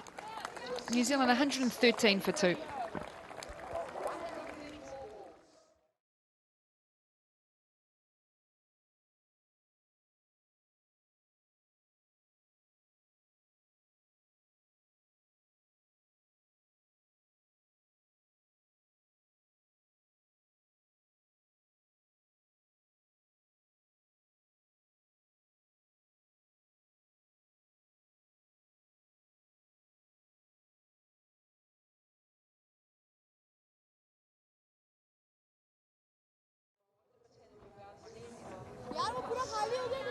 Oh, Susie Bates, she picked up her and Maddie Green's 100-run partnership with that. That's her 31st 100-run partnership that she's been involved with, which is a women's one-day international record. So it shows she loves batting. Maybe a lot of reliance on Susie Bates in this New Zealand batting lineup over the last 16 years that she's played, but just shows that she has scored a truckload of runs for New Zealand, involved in a lot of partnerships. I wonder how many of those are with Sophie Devine.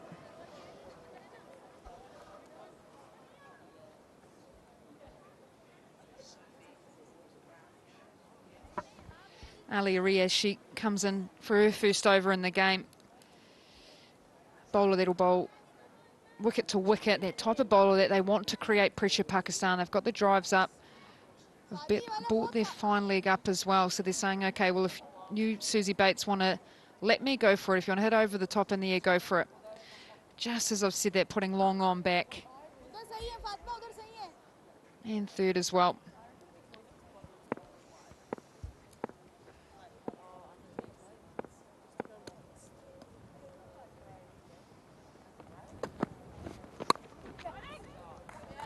Cut away from Susie Bates.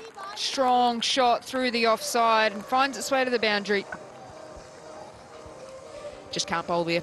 Can't miss there to Susie Bates in the form that she is in.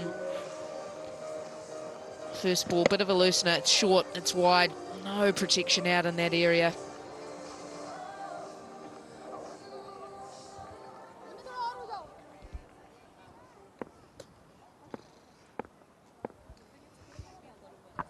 Scored a bulk of her runs, I think, Frankie, through that area. And those 5,500 just angled that back in a little bit more. Genuinely, especially early on in her career, I think a good third of her runs probably did come through that shot. This is where she stands. Only her, Stefani Taylor and Tammy Beaumont are the players that are remaining. 31st time 100-run partnership that she's been involved with. Maddie Green, she gets her 6th one-day international women's 50 as well. Amply supported in this partnership and batted beautifully. And a great time to do it for her side. Came in at 13 for 2, partway through the 3rd over. Needed to put a big partnership on the board with Susie Bates and has done exactly that. Goes to her 50 and just the 65 deliveries. Just the 2 boundaries in there as well. That shows how well she's been able to turn the strike over.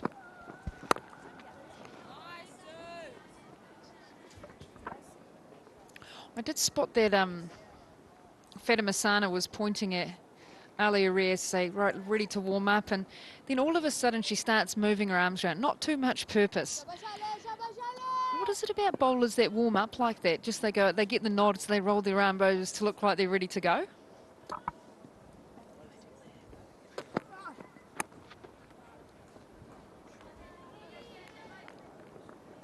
Well, it's all routine, isn't it? You find something that works. It doesn't give you a great amount of confidence as a skipper when you give someone the, warm up. You've got the next over and they roll their arm over precisely twice and then stand there for the next 5 balls. But whatever works for bowlers, whatever gets them ready to go, then they've got free rein to do that.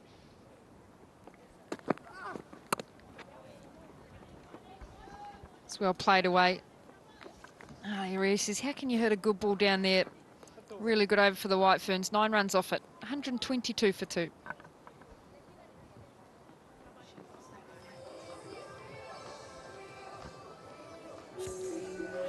Well, Maddie Green has batted really well today. She's played nicely down the ground. Very good square of the wicket. She's come out with a lot of confidence. Played freely in her game. Used the angles really well. Manoeuvred around the crease and was just able to put their spinners under pressure.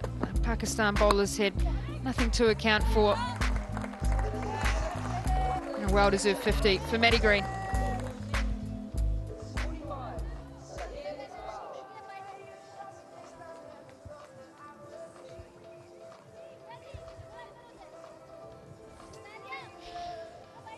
Maybe not a bowler we were hoping to see come back into the attack, but it is a nod. They're trying to break this partnership. Sadia Iqbal coming back into the attack for her 7th over.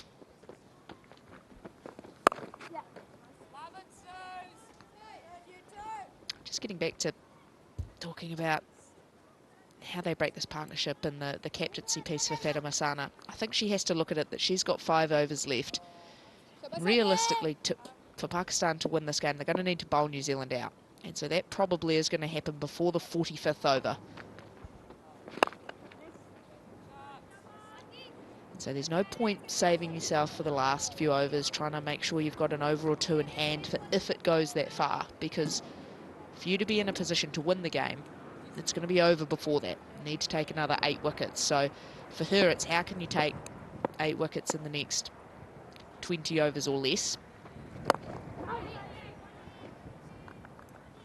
So she's got 5 of those. So it's how she uses those best. And I'd love to see a little spell of 2 or 3 overs here, just to try and break this partnership. And then still gives her another bite at the cherry a little bit later on in the innings. Opportunity.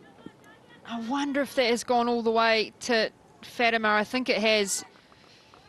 Ghulam Fatima, that is. It was hit hard from Susie Bates, but that is the opportunity. That's what they're looking for, Pakistan, to break this big partnership.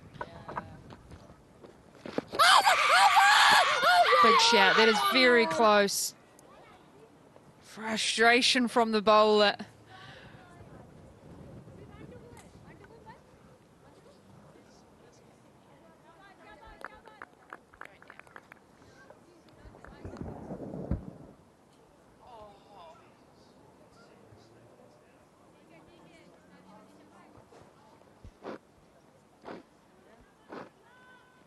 Shaping back in.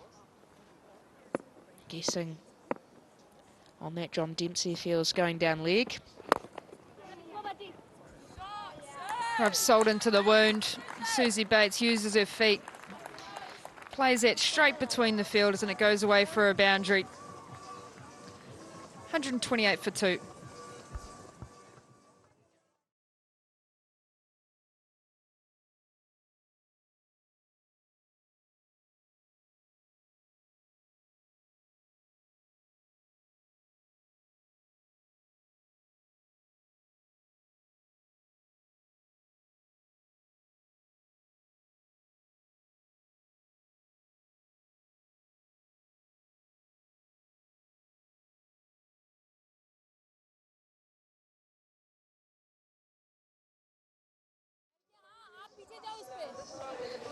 Well, he's saying, get me out there, I want to have a bat. It's great to see the Pakistan supporters out here in Christchurch.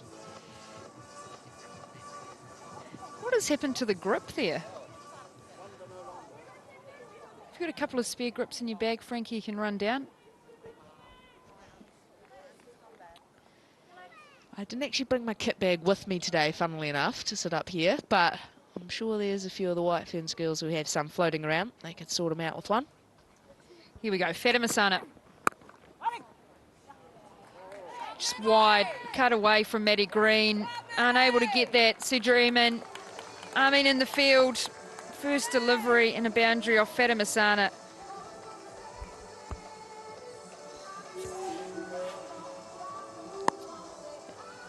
That's just excellent batting from Maddie Green. The strike bowler back into the attack. Knows she's back to get a wicket, but still has that intent to score. Gets short, gets wide early on. Little loosen it from Fatima Sana. Maddie Green up to the task, puts it away. Well and truly into his stride now.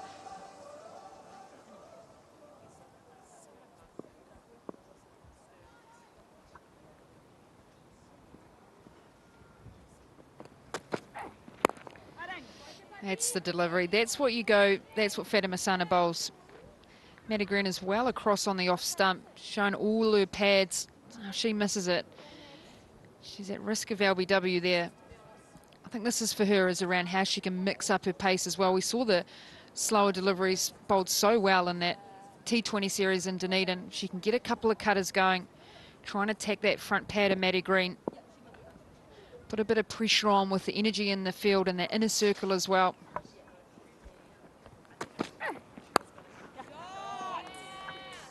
Beautiful use of the hands from Maddie Green. Just wider and just caress that through the field.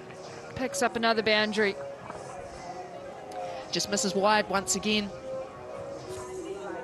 Attempted scrambled seam delivery from Fatima Sana, but it's the width on offer.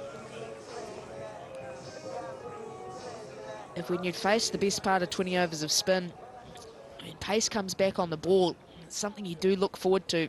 So yes, Fatima Sana is back into the attack to try and pick up wickets, to try and break this big partnership. But it may also offer a few more scoring opportunities for New Zealand.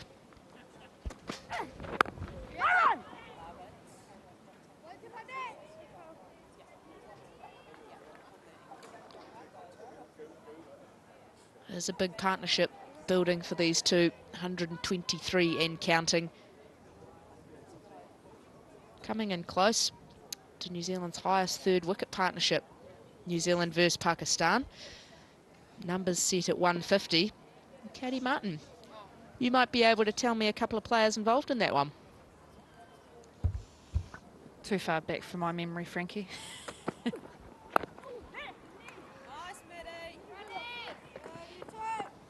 It's only 2016, not that far ago.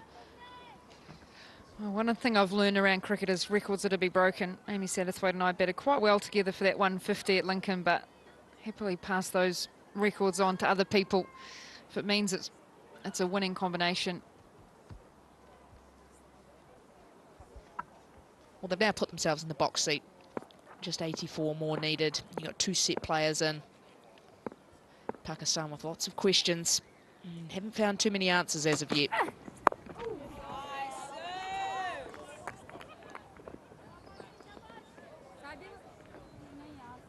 That's over. 138 for 2.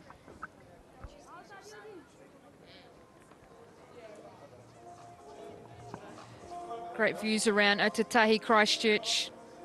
How green does that outfield look? The sprinklers have definitely been doing their job. First international game of the summer here at Hagley Oval. Plenty of cricket to come. Super Smash. Black caps as well. I think first test against Australia, second test here against Australia. Australia men here in February, South Africa as well. Plenty of white ball cricket before that as well. Bangladesh play New Zealand in the first one-day international game on Sunday in Dunedin. bizarre to think a week ago New Zealand were playing Bangladesh in Test series in Bangladesh.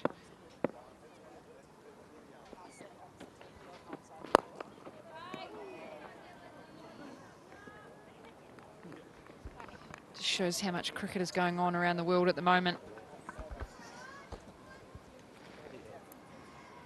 Yeah, there is a steady stream of it, that's for sure. Pardon saying that, there's a few more countries around the world who'd be crying out for some more cricket. Your associate teams be loving to play a few more ODI series than they've got in the calendar currently.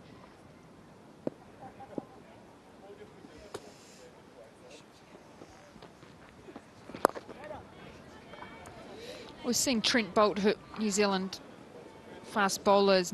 Hasn't taken his New Zealand cricket contract. He's unavailable for the Bangladesh series. Did play at the Men's Cricket World Cup in India.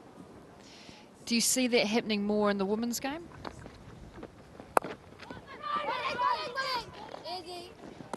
That is a good question. It's a really good question. Because I think the women's game itself doesn't probably quite know exactly where that's going to go to in that space. I think there's such an appetite for franchise cricket, and we've seen what's happened in the men's game and just how much influence that's had and how much it's driven the standard of cricket up. It's come about at a time that it has just put scores especially through the roof. And so I think every player around the world, if I'm being honest, they're desperate to be involved in these leagues. They're desperate to be playing franchise cricket. But then there comes that time. How much cricket is too much? What do you prioritise? When do you prioritise? And I know it's something that a lot of our players as well, they're looking at as to how to best manage themselves physically and mentally. So no quick answer for you, but I think it'll definitely have an influence on the women's game in the years to come, and it'll be very interesting to see just how much. 29 gone, it's 140 for 2.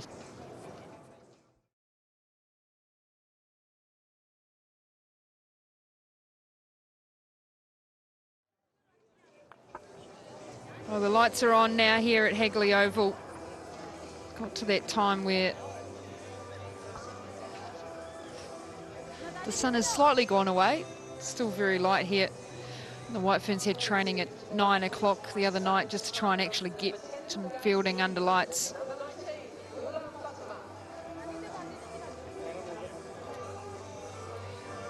Well, New Zealand just continue to creep ahead of the Pakistan worm. Just shows the value of partnerships. Quite often, as you know, Frankie, one of your goals in a team is, can you get a 100-run partnership?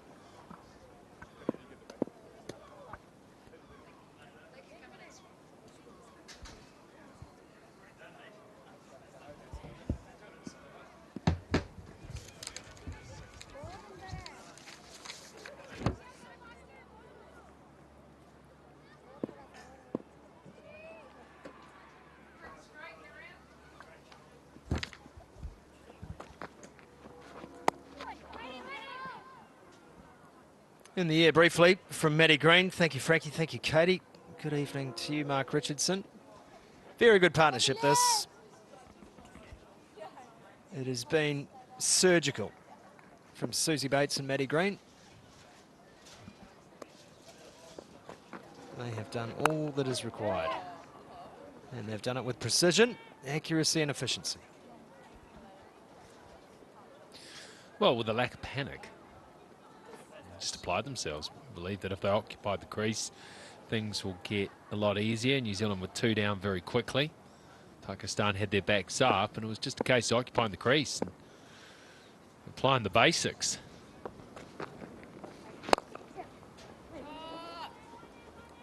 Yeah, 2 captains out there too. Maddie Green spent a long time captaining Wellington. Susie Bates did the same for Otago Sparks. Just showing leadership. Leadership when it's required. Bates was at the other end for the dismissal of Amelia Kerr and Sophie Devine. She was joined by Maddie Green, and these two have just set about playing to their strengths. And that's one of Maddie Green's, hitting through 4 to point.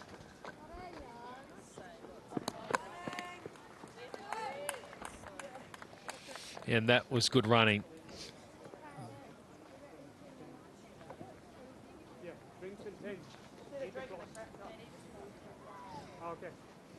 Just see how much ease. For a while, early on in this partnership, that finding fielders, struggling to get going, having to apply themselves. But they resisted the urge to try to hit out.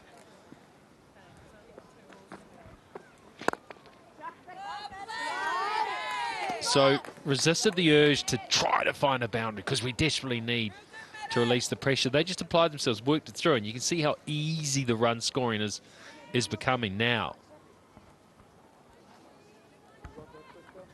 Come on, Gully, come on, Gully. Forced Fatima Sana into two minds as a captain, whether to keep the squeeze on or push the field back. And as soon as you're caught betwixt and between those options, the runs start flowing. It's a tough spot to find yourself when you're defending a total like 220. On the flip side of that, 1 wicket, and you expose 2 very young players in Georgia Plimmer and Izzy Gaze, followed by your 4 bowlers. So you're still, through these overs, have been on a bit of a knife edge. And not without hope, Pakistan.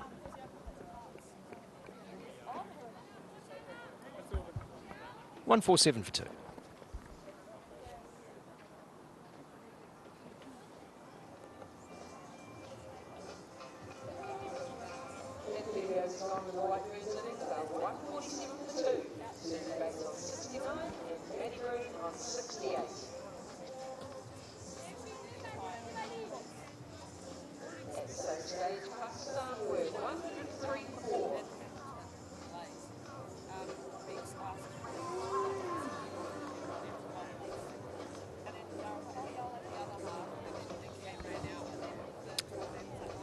Beautiful eventide here in Christchurch. Short Tautahi looking up the Port Hills.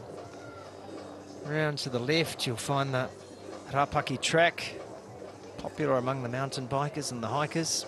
Up over the bridle path, and on the other side down into Littleton. Gorgeous spot.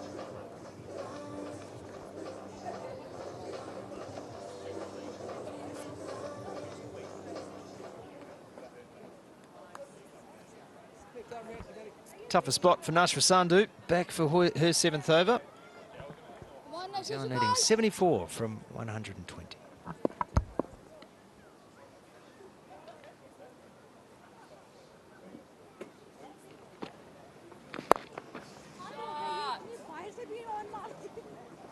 Just a hooded shot really from Maddie Green, reached out for it.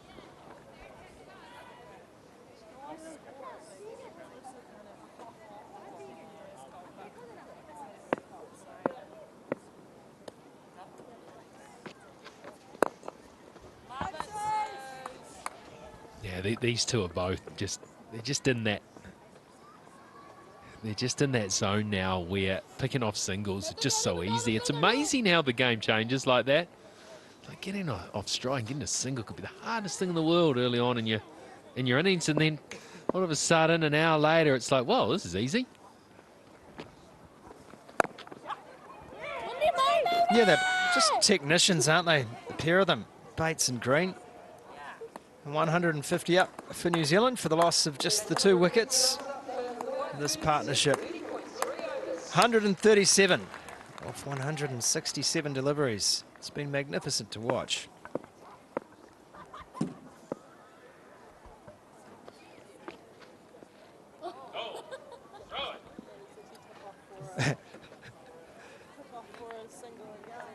Now, gee, Alvy can see the humour in that. Can you throw that and try to run around? No. Surely not.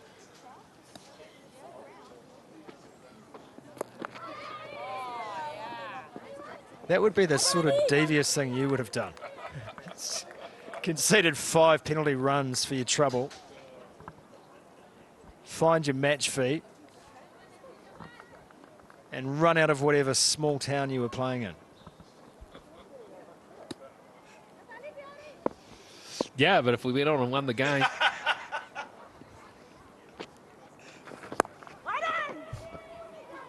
Yeah, you make a good point.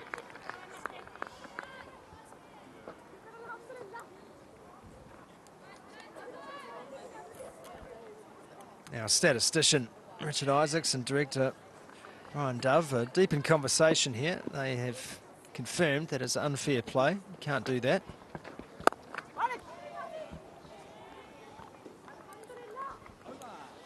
$151 for 2.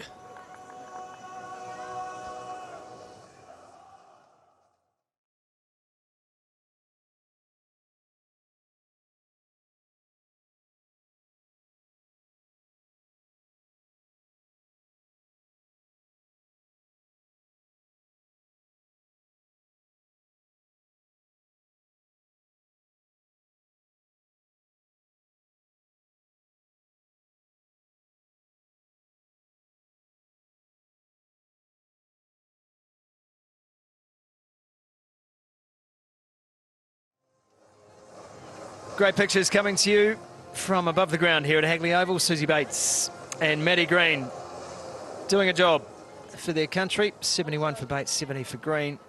It's been a wonderful partnership. Proficient. Nothing flash, but there's been some good strokes throughout this innings. A very good understanding of each other. And you know what there is? There's enough runs for both of them to be 100 not out.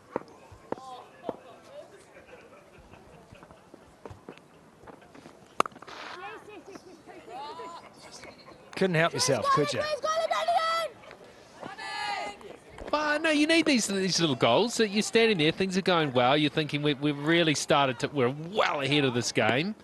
I might just have a bit of fun now. No, it just both of you play a little goal. If we are both here at the end, there's every chance we both are 100 not out. It's a good way to keep motivated. Well, and if you're there not out at the end, you've won the game too.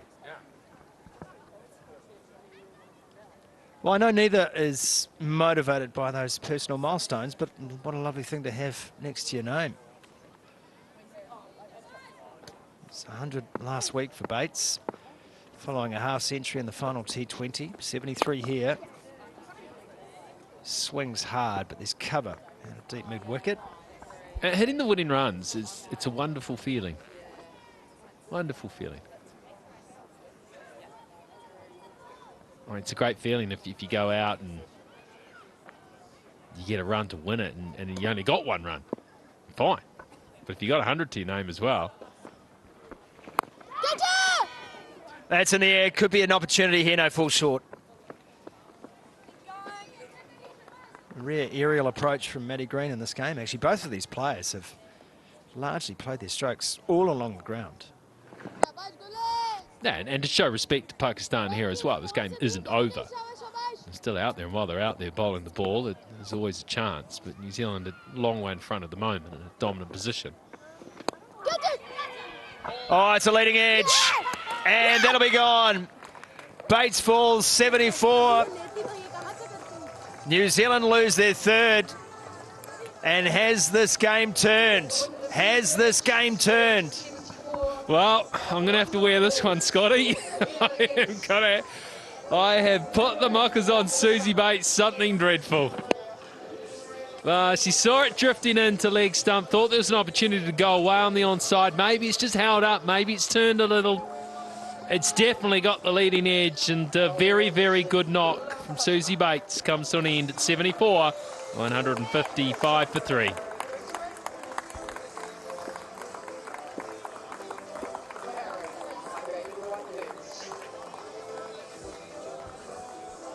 Time for Mark Richardson to take a good long look at himself, and time for a Powerade drinks break.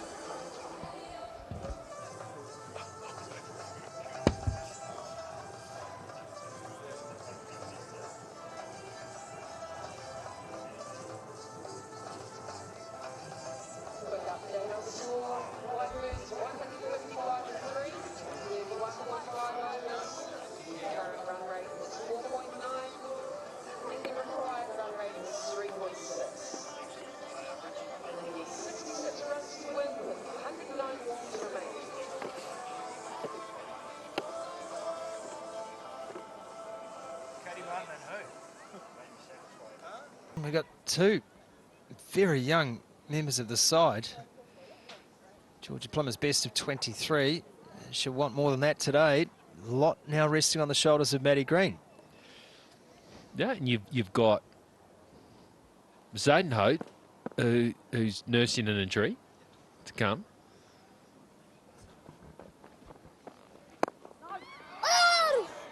Dropped. Unbelievable. Unbelievable.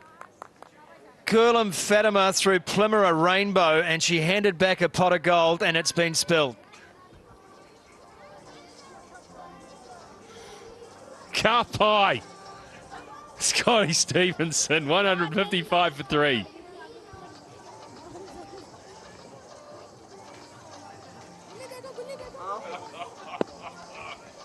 Oh, no. Oh, well, to be fair, it was dropping a little, wasn't it? It wasn't that simple.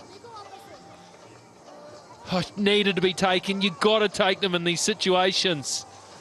Man, had that been taken, imagine what it would have done for Pakistan.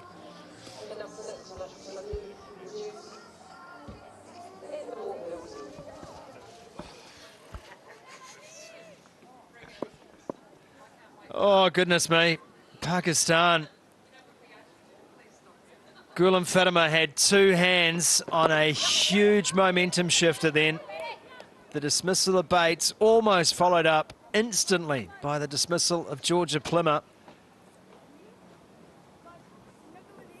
Nashra Sandhu plays with a smile, doesn't she? It's great. Look at this.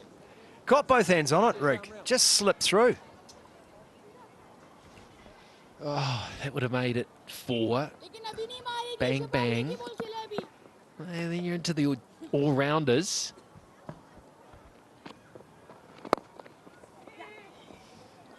Plymouth living dangerously. Just looking to turn that one into the leg side, but she'll feel better about being off the mark. Early scare. Yeah, you've got to let it go. You can see it's still playing on her mind there. It's done. You're still out there. Let it go. Let us chew on it up here. Like an episode of Frozen up here. And just, you notice too, Rick, runs just coming effortlessly, I think was the term you used, between Green and Bates. Now all of a sudden, things have just dried up. There's nerves, genuine nerves. Again, a game that was in cruise control.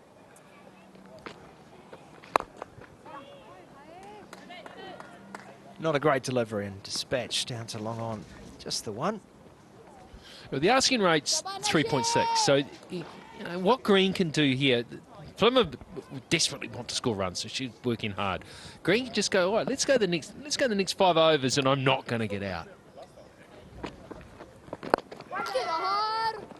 Oh, she's chipped it up again.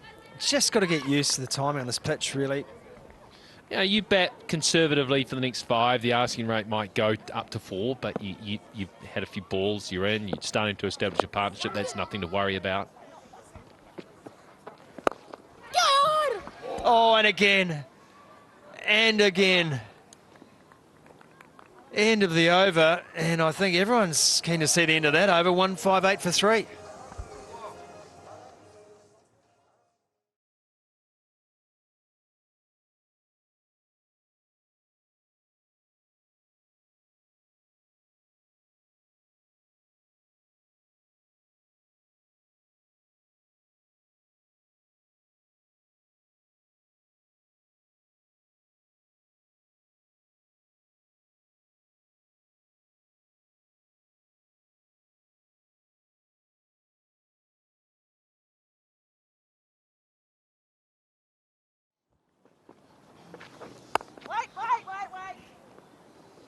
Maddie Green backing away, doesn't want to run there. There was none there. Oh, here we look again. Yeah, this wasn't far away either. Just pushing out. It was about a yard short. This might be a good angle to look. Gee, get a half drive in there, right in the middle of the pitch.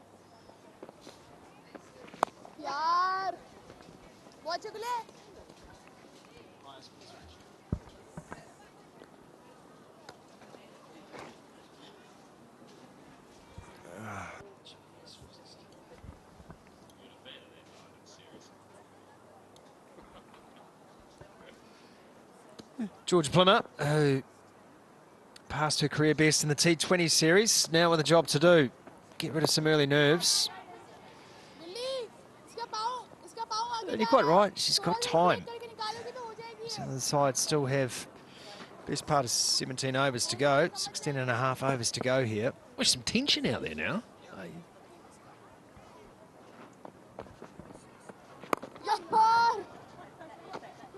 It's nicely clipped away.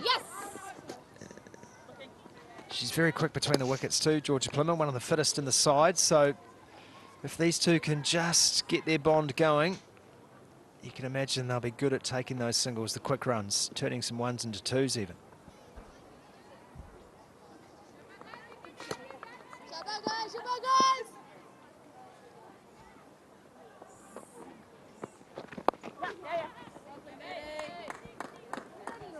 And there's an easy run right there. Yeah, and it should say to Green, right, I mean, those runs are available for me. We go another 5 runs like that. Every time I play, I just bump one into one, and all of a sudden the completion of the game will change very, very quickly.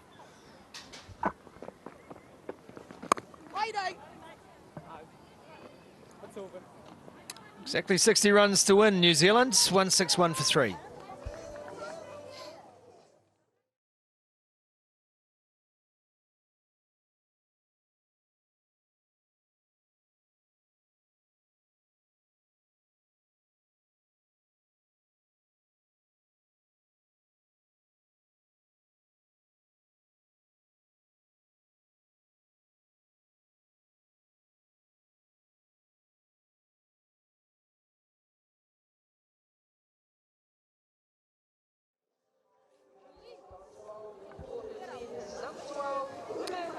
Maddie Green's second highest score. Her highest, that 122 against Ireland, where, well, there were plenty of runs, put it that way. Gonna take nothing away from her, though. A one-day international century for Maddie Green, just the one. 75 not out today.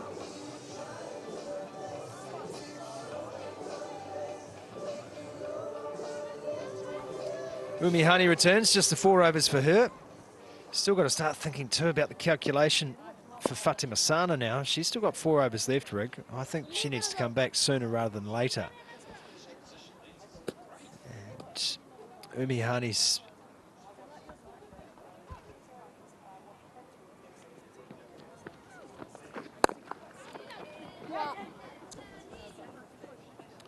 Umi Hani's glasses have got a lot of chat during the series so far.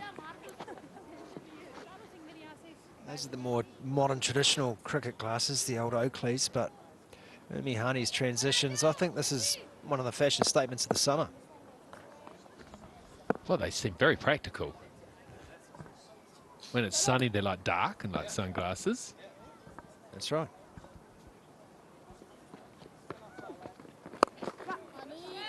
Do you know what? I reckon I would have batted had I chosen cricket as a career rig if I ever had the talent for it. The blue blockers. I would have loved to have batted in a pair of blue blockers.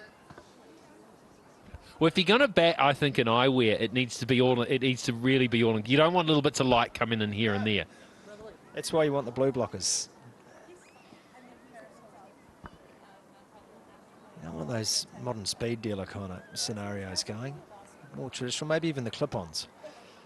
Ones that sort of flip up on top of your specs.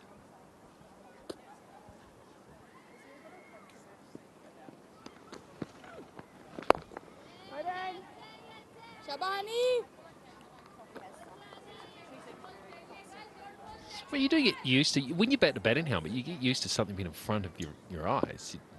You just look through it.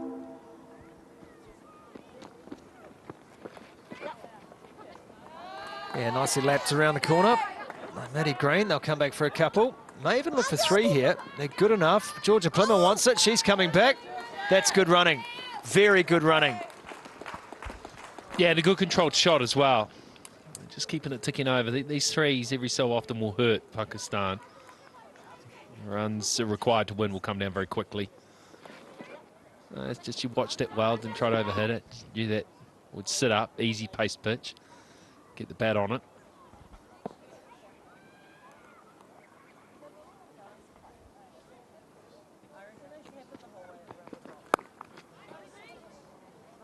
cutaway, straight to point, no run there.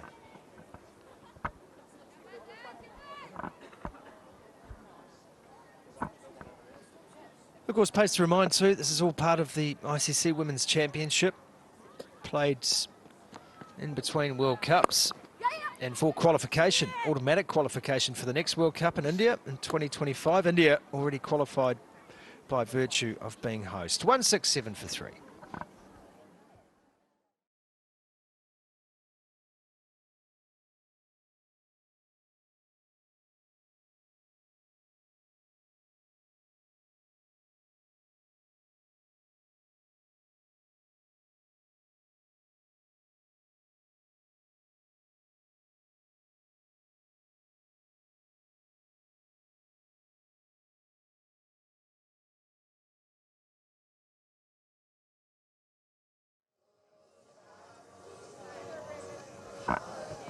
Gee, you'd stand out in this town if you were a hill, that's for sure. Australia leading the ICC Championship. 18 points, their 12 matches so far. Each team plays 8 series. And she's completely missed that, Georgia Plymmer, but she's stayed in her ground. Just looks a little jumpy, doesn't she, early on here? She's got time. Take your time. Just trying to force the issue. There's a lot of cricket to play in that championship as well. Oh, dropped again. She's hit 3 back to the bowler in the air. She's been dropped twice. One fell short. Georgia Plymmer's using up a few lives so far in this innings. Goodness gracious.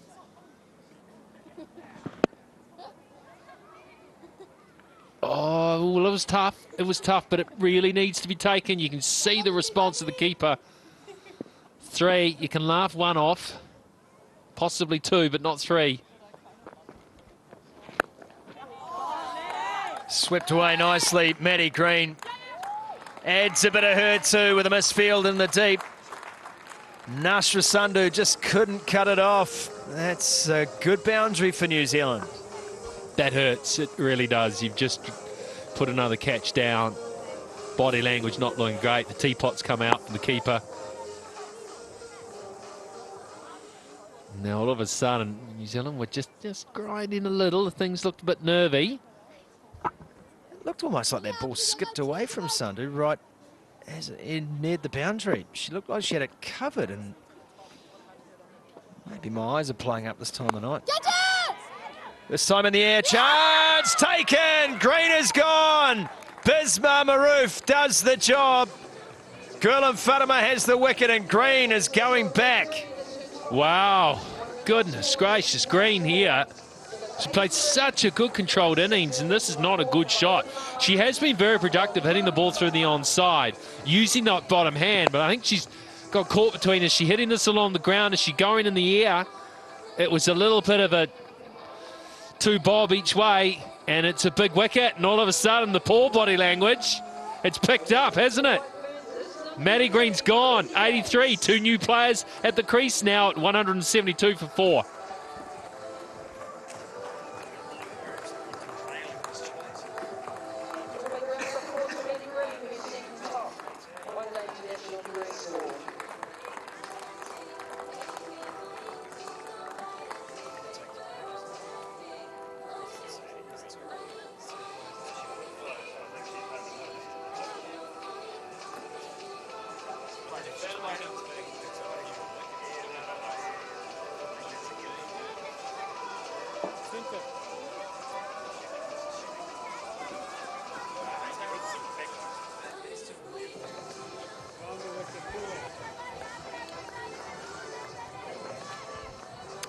Just 8 matches. Izzy Gaze and Georgia Plymmer, with 19 matches between them, now have the opportunity to see New Zealand home. That is some pressure on a couple of young players. Oh, this will be fascinating. It really will.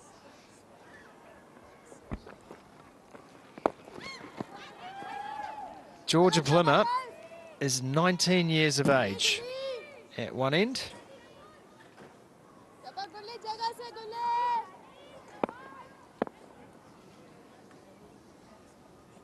And Isabella Gaze is 19 years, although she's got 190 days on her colleague at the other end. That's a nice run to get underway. 173 for 4.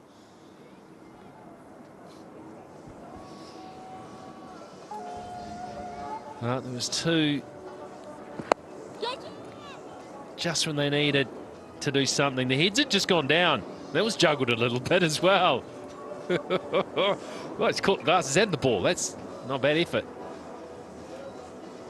The heads had gone down, and now a little bit of hope. Well, there have been a couple of chances for the bowlers to take catches.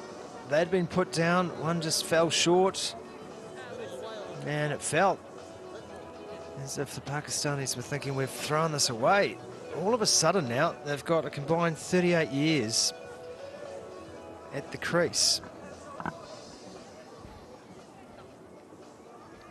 You don't want this scenario, but if you're part of the New Zealand, the White Ferns management, captain, senior players, you'll take a lot of interest in what happens here over the next half an hour. These are valuable places for the youngsters to find themselves in. Ben Sawyer there on the right, head coach of the White Ferns. I love it. It's pressure. This is what they're playing for. They're playing for their country. They've been told they're good enough to represent New Zealand. Well, here is an opportunity to show it, and Izzy Gaze finds the gap through extra cover, comes back for a couple. What an opportunity and what a privilege to be in this position.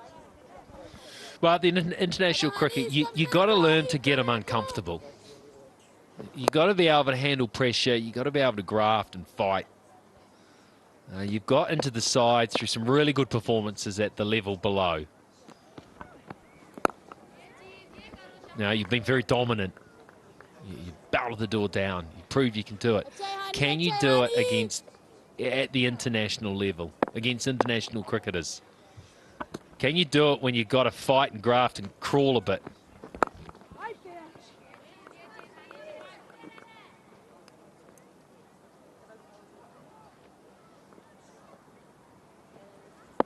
Yep, and while the best of another country desperately want you to fail and are going to do everything they can to help you.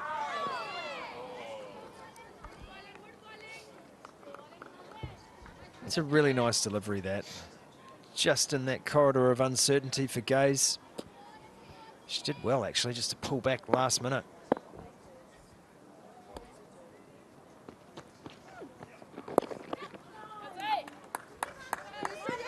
Nicely played. One thing about Isabella Gaze, and they come back for a couple, and that again, illustration of Georgia Plymouth's speed between the wickets. It's good running. But Isabella Gaze has worked so hard on her footwork behind the stumps, and you can see it's also had benefits for her footwork as a batter. Light on her feet.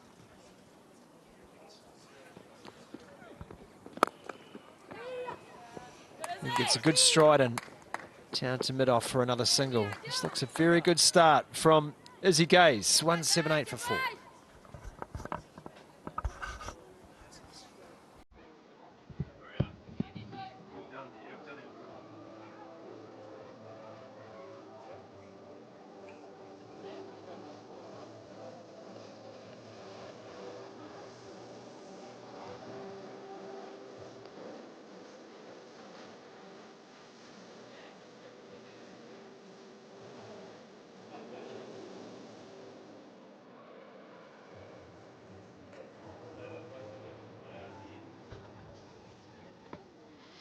Beautiful scenes here at Hagley Oval. White Ferns are under pressure. Bowled around her legs. What an unbelievable delivery. Ghulam Fatima has absolutely changed this game with her leg spin around the wicket. What a delivery. Oh, Pakistan believe. They believe. This is excellent stuff from the leg spinner. Around the pads, Izzy Gaze just trying a little leg glance, and it's hit middle stump. A little bit of turn, look at that. If you thought Pakistan were out of this match, think again. They are right amongst it. Gaze goes for 6. The White Ferns in trouble, 178 for 5.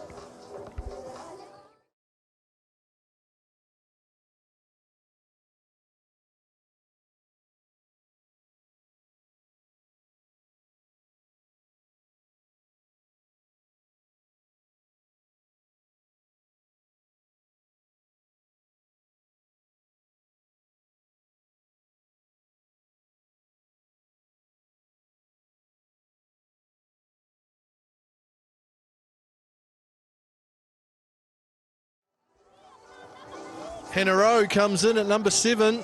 New Zealand all-rounder. It's got a job to do. Best of 52.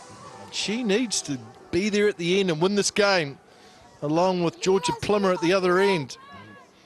New Zealand middle to lower order, tasked with doing the job. Pakistan back in this match.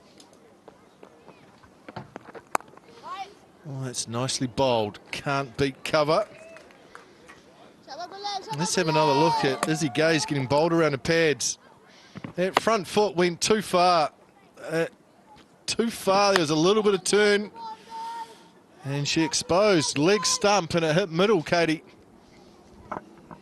Sort of often you think you're going to get bowled around your legs like that. But how good has Ghulam Fatima been? Changed direction around the wicket.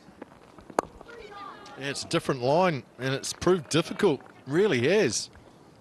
Well, it just shows, Mac, you don't necessarily need to do anything extravagant to change the way that batters need to bat against you. She's come around the wicket, and she's forced the errors from these White Ferns batters. That's nicely bowled. Solid in defence. New Zealand have plenty of time here. 43 from 74. They've done the hard work through Maddie Green and Susie Bates. You want this middle to lower order to finish the job off. Make the most of some time in the middle.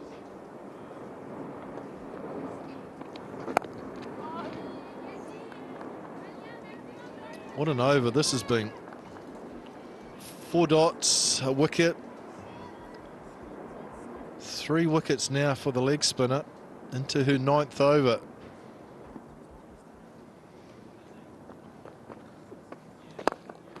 Well, it's a wicket maiden, and it's a special over from the leg spinner. 38 gone, 178 for 5.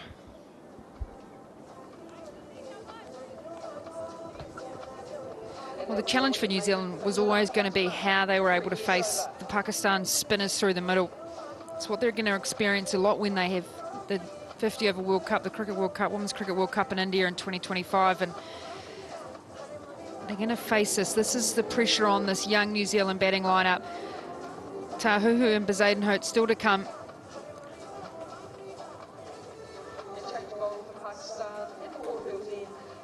Oh, Mac, and White Ferns played a series against South Africa, T20 series. They lost 2-1 in the end, but there was a game there where New Zealand were absolutely rocketing away and they lost, and then 32 runs to win the game, and they lost 7 for 21 and then ended up losing it by 11 runs. So they've been in this position before. This is a good challenge for them to try and get their team across the line. Yeah, it is. It certainly is.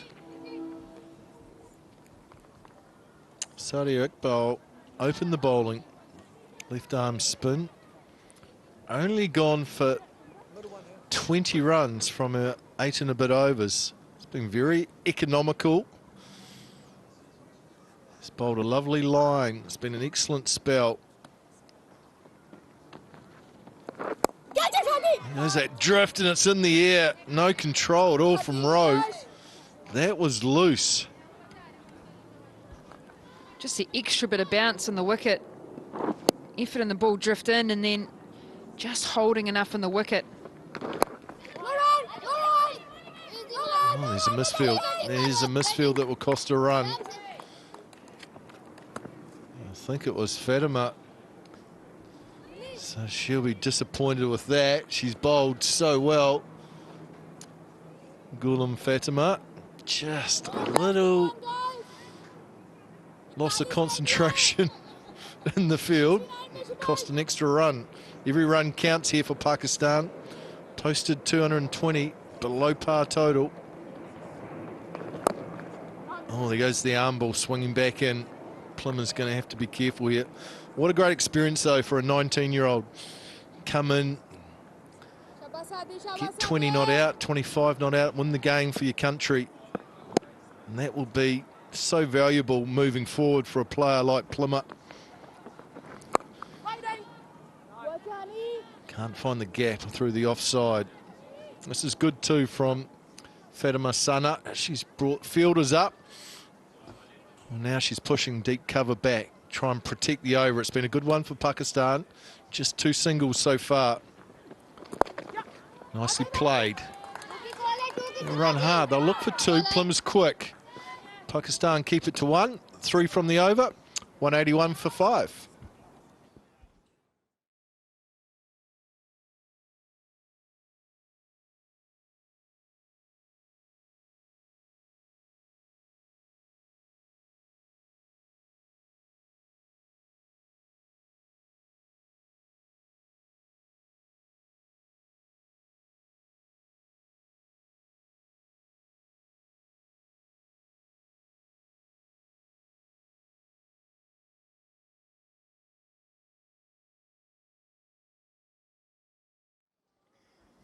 .40 required for New Zealand. I've got 11 overs to finish that off and win this series. On the sweep, nicely played by Plymouth. Protection back at deep backward square. Fatima's been the best bowler so far for Pakistan, and she's into her last over. So for Hannah Rowe and Georgia Plymouth, it's saying, okay, well, this is the threat for us at the moment.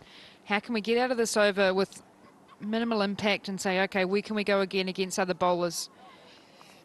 When you're coming in at this stage, Mac, 50 runs required, 40 runs required as a batter, you say, well, one thing I used to think about was, can you half the score and that's your not out? So 20 not out here for Hannah Rowe. Say you're there at the end and you do the job. Yeah, it's a good way to look at it, Katie. I think whenever you're chasing a total, you want to break it down to how you can so it's much more manageable. It's only 39. I'll take 20, you take 20, we get the job done.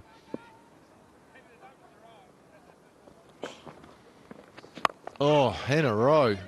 Hannah Rowe's just lofted one. Now there's a chance. What a catch.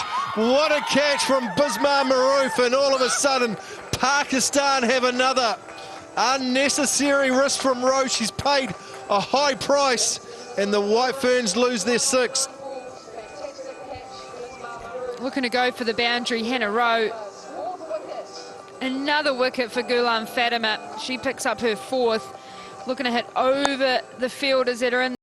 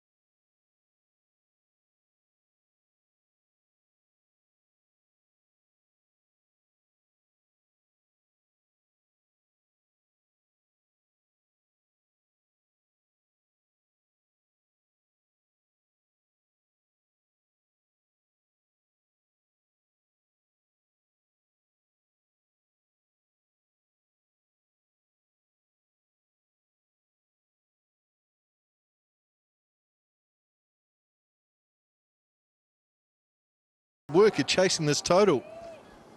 Oh, Katie Martin, Hannah Rowe wasn't listening to you, talking about getting 20 not out and doing it in a low-risk manner. That was a poor dismissal.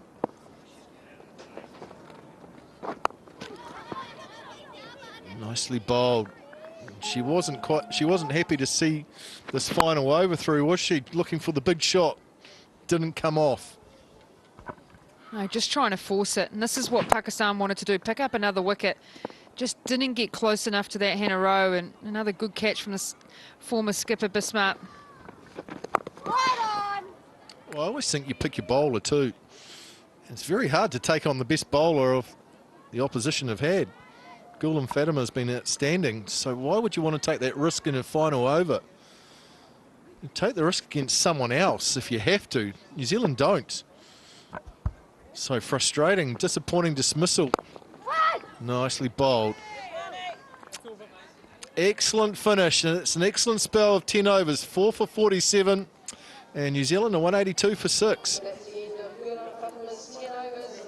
Well, it's a terrific spell from the leg spinner. Fatima has done a terrific job. Here's her final wicket, her 4th. It was Hannah Rowe looking for a big shot that just wasn't needed at that time. Good catch running back, never easy. over the moon. Pakistan still have a chance in this match. Won't go away.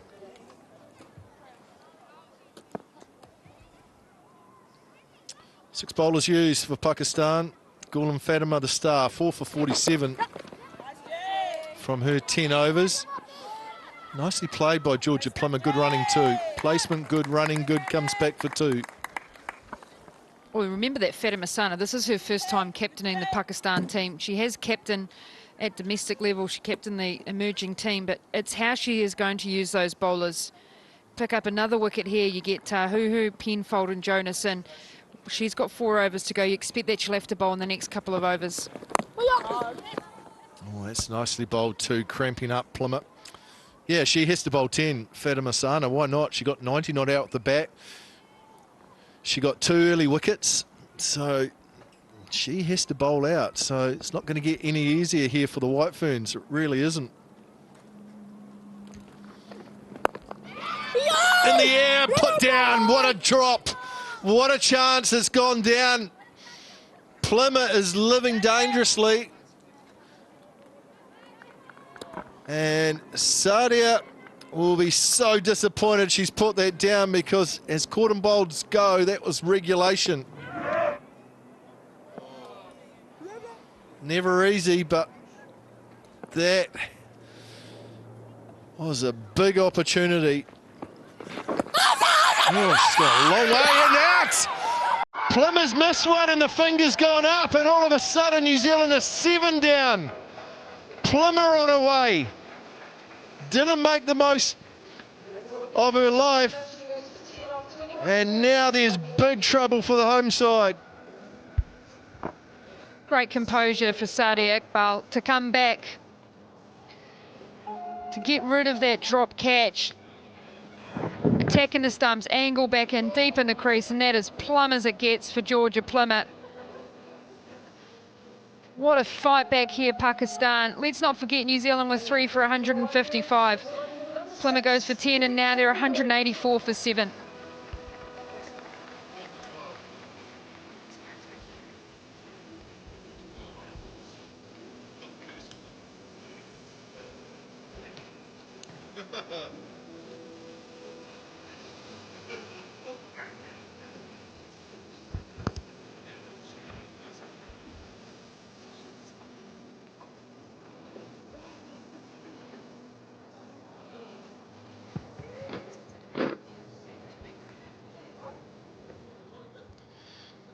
New Zealand have lost 4 for 12, find themselves 184 for 7, and Leah Tahuhu, who was sitting in the change room feet up enjoying the partnership between Maddie Green and Susie Bates, is now out in the middle with a job to do.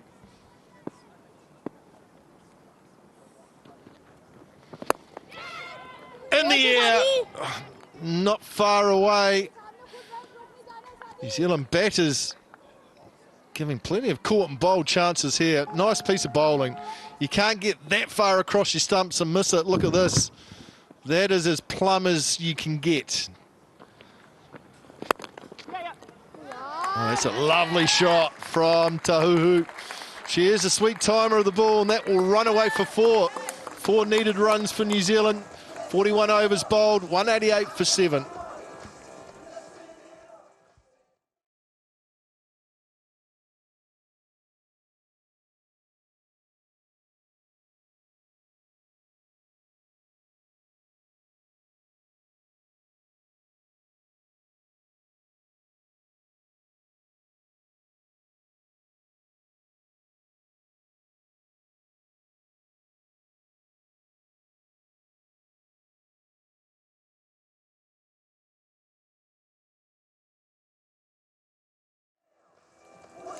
Sun setting here in Christchurch, and we're in for a thriller.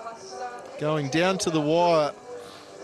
The last 25 minutes have not been good for New Zealand. They've lost 4 for 12. And have gone from a position of strength to having to fight to try and win this game. 33 still needed. Plenty of balls, plenty of time, but 7 wickets down. Umi Honey back into the attack. None for 33 from her 6 overs. Oh, that's gone past the outside edge. We're going to go upstairs. Bails were off quick from Elvie, and we are going upstairs. TV umpire 2 director, we have an umpire referral for a stumping. Can we start with the front foot check, please?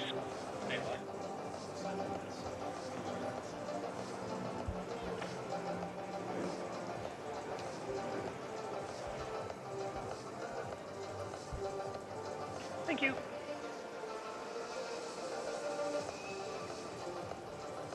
Yep, that's a fair delivery. Can we move side on for the stumping, please?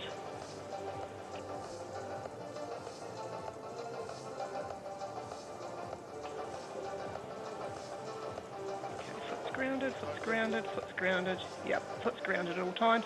Thank you. I have a decision for the big screen. Not out, not out. Nice easy one for Kim Cotton upstairs. Bezadenote kept the foot down, which was important, behind the line.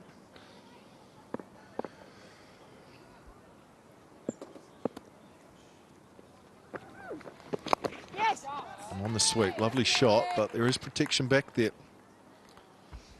Well, Bezadenote was probably thinking, got a sore finger, Katie.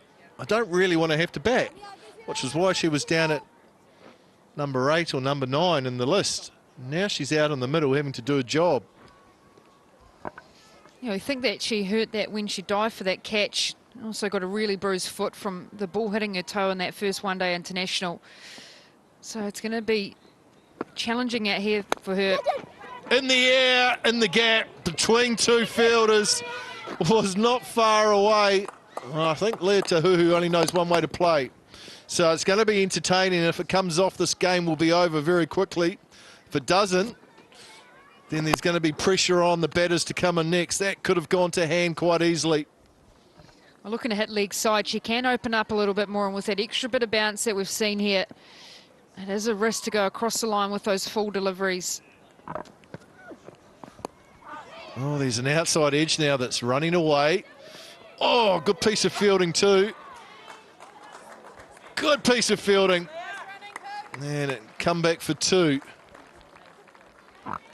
Well, the one thing for Pakistan, Macca, is that they haven't won too many games in this format. I think they're 8 off 20 odd. So, brilliant stop. That's a desperation. She's going to head back now. I wonder if she's running off here. Yeah, she's going to run off. Ghulam Fatima just got the ball in the face. She's bowled her full quota, so she can go and put her feet up. She's changed the game for Pakistan. It's a little bit uncomfortable. Yeah, I was just going to say, it's how they learn to win, and sometimes in situations like this, it's around how Pakistan can keep their composure. That'll be wide. They're going to scamper through for an extra run. You know, it's like at this point in the game, it speeds up and you lose a little bit of control. And it's around how they can keep their composure and stay in the game and force the errors from the White Ferns. That is their first extra in their bowling innings. Quite remarkable, really. So disciplined. Oh, down the leg side was a little tickle on that. And New Zealand bowlers had 23 extras, 21 wides, but Pakistan have been very good.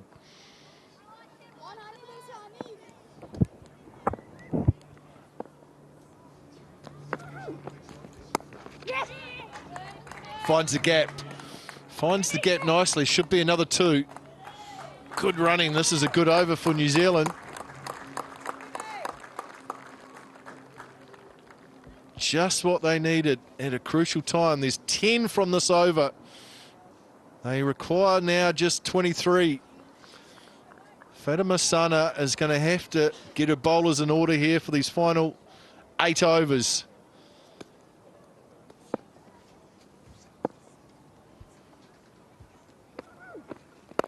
In the air and out. Oh, they've got another one. Caught and bowled. You wouldn't believe it. Umihani has done it. Pakistan have got their 8th. They still believe, in New Zealand are in big, big trouble here at Hagley. Huge wicket as well. The batter in Bezadenote How many times have we seen this, the ball going back to the bowler? This is about the 8th opportunity. She just takes that Umi honey. What a time to get a wicket. Bernadine Bezuidenhout, she goes for 3 New Zealand, 198 for 8.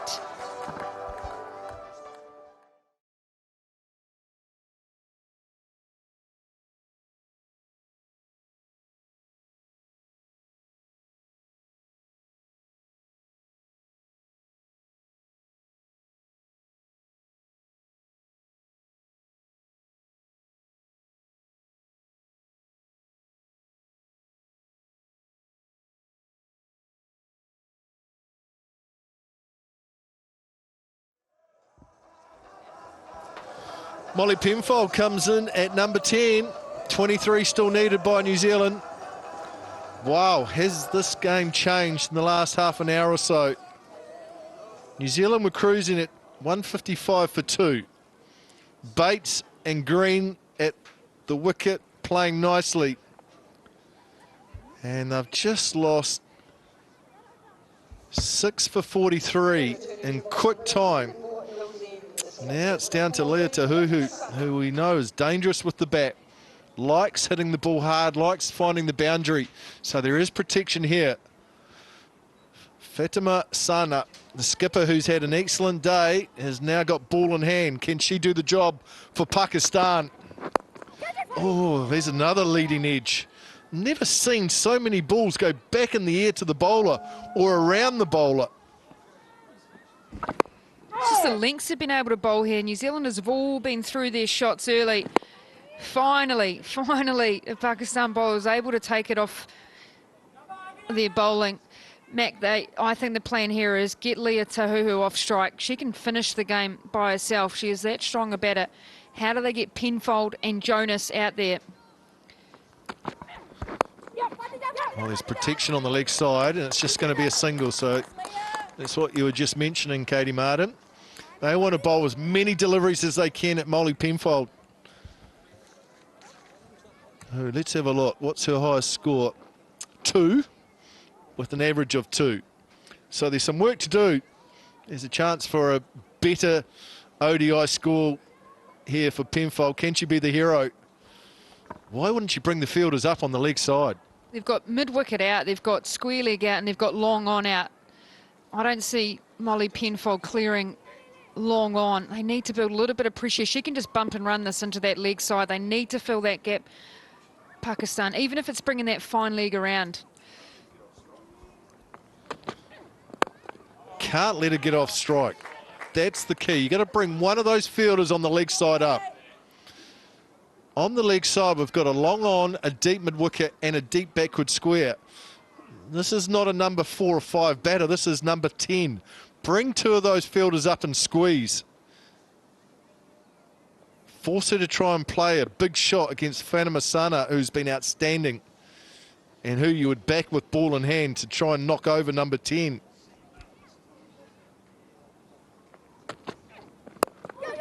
It's in the air again. Solid in defence is Penfold. What a game Fatima Sana's had, not just with the bat scoring 90 not out, but picking up the 2 early wickets and the big wickets at that. There's a lot on her as a first-time skipper. She's got Maroof out there as a former skipper for Pakistan. But this is so crucial. New Zealand have a number of overs to go. It's wickets that Pakistan need to get. Can they keep their heads, Pakistan, here? Can they make good decisions in the field? What they need to do. Nicely bowled, no run again. Well, she hasn't left it easy for herself, has she, the Pakistan skipper? She's got 4 overs at the end. She's got to bowl 4 of the final 8 overs. 4 is a lot to bowl in terms of a spell at the death. She's getting some help there from Bismar Maroof, who's captain Pakistan, has a lot of experience.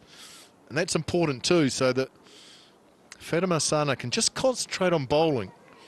Concentrate on putting the ball in the right area. Okay, I understand this now, leaving the field out for a single for Penfold. Keep Tahuhu off strike. Give Penfold a single here and then bowl another 6 deliveries at her at the other end. This makes a bit more sense. Oh, it's a full toss. Oh, it's been put down. Oh, wow. Full toss, no timing, put down, could have been another caught and bowled. End of the over, 43 gone, 199 for 8.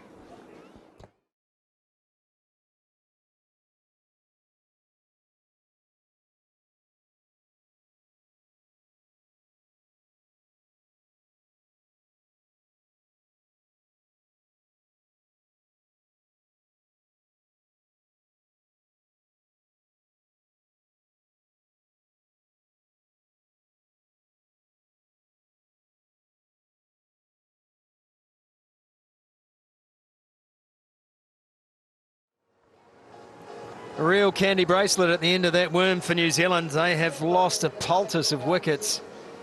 And Pakistan here are a real shout. 22 runs required, plenty of balls, but not too many batters left. And this is the last delivery of the over. Very close to a no ball and put down by Fatima Sana. There have been 4 caught and bowled dropped opportunities in this innings. 1 taken and 1 that fell short. Frankie Mackay, I was quite happy to let Macca and Katie stay in the booth. Been a bundle of nerves watching this. It's been hard. I mean, this is why you play. These are the great games to be involved in as a player. Whether you're the fielding side or the batting side, these are the times that all those early mornings and late nights, all the trainings, it's to test yourself under pressure. That's popped up, but it's a single. Thinking about 2, it was never on. New Zealand were 155 for 3. Or 155 for 2, they were. 200 is up. 21 runs short of victory here. 155 for 2, now 198 for 8, or 200 for 8.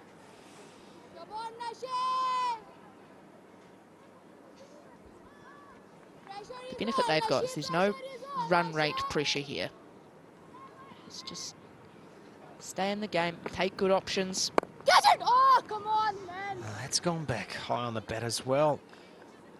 So slow, they've taken all the pace out of it, the Pakistan spinners. And they have the benefit of that little bit of extra bounce here at Hagley.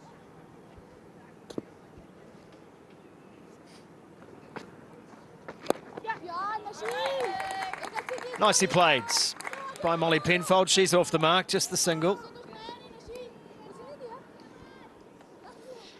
The advantage these two do have batting together, the 2 fast bowlers for New Zealand, is they are lightning quick between the wickets. So it's not necessarily that they're going to need boundaries to be able to chase down the remaining 20 runs to win. They can just knock the ball around, run hard, put the fielders under pressure. Oh, just getting tangled up, Leah Tahuhu. She's not the first today. Just getting leg locked inside the crease.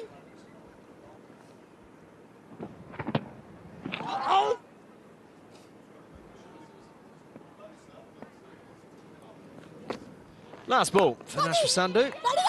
Clubbed away by Leah Tahuhu, has to go. There's a slight fumble in the field, and Tahuhu will retain the strike. It's 202 for 8.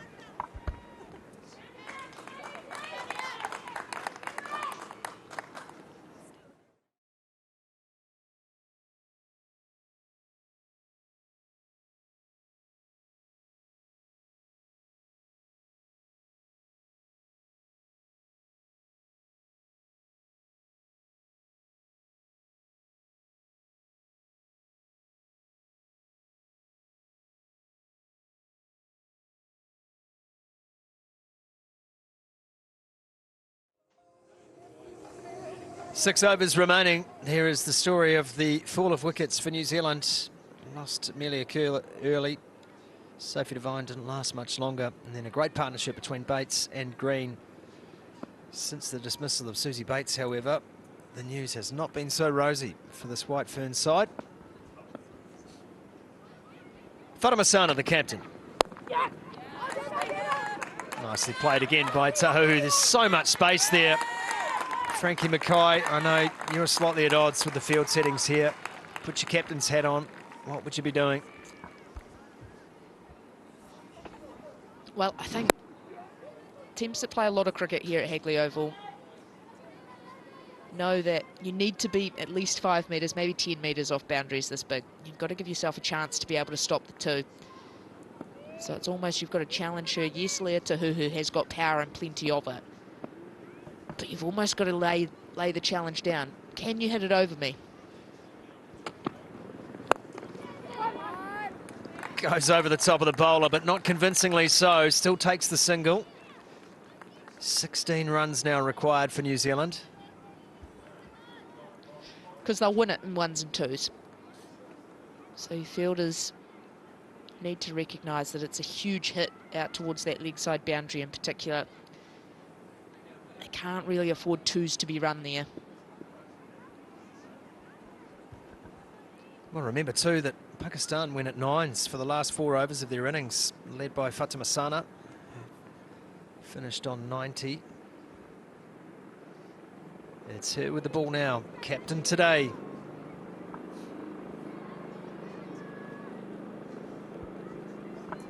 This one here is a mistake for mine, chopping and changing with the field, and it's long off going back, third coming up inside the circle. Not a smart move, don't feel, to number 10 better. Hit on the pad, well down leg side. An appeal for the sake of it, you'd think. Doesn't mind an appeal, Fatima Sana, that's for sure. Desperate to find a way to get herself into the game. Knows that they need 2 more wickets here to pick up a huge win against this New Zealand side. 14-1 the record in the 15 matches so far between these two nations. New Zealand 14 wins, just the 1 loss.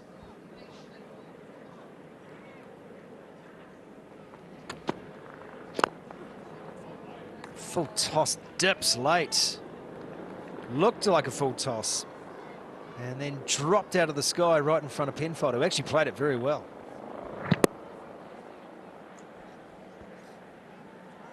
I watched it well, and that's all you can ask for Molly Penfold. Just around being really disciplined off the straighter delivery. There's plenty of space to work with, so as soon as you get something off the stumps, there's a little bit of scope to be working the ball around. You know that Fatima Sana is going to be attacking the stumps, trying to knock the poles over. It's a nice shot. You called it, Frankie Mackay. Easy single down to long off.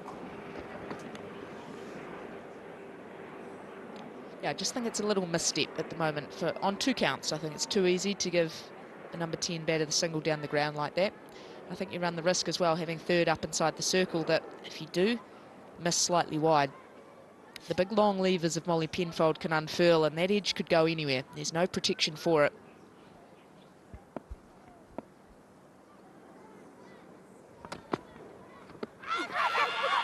That hits her right on the foot. The big appeal again. John Dempsey walks it off. He's got a lovely manner, John Dempsey, always umpiring with a smile. 207 for 8.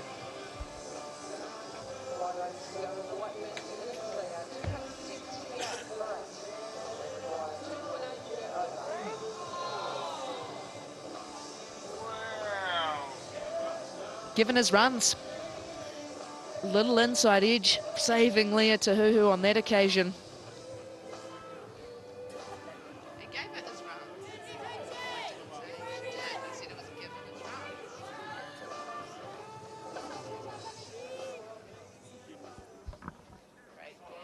Umpire Dempsey, last ball of the over, said Lea Tahuhu's got a bit of bat on that. If she didn't, that was trouble at mill, I can assure you.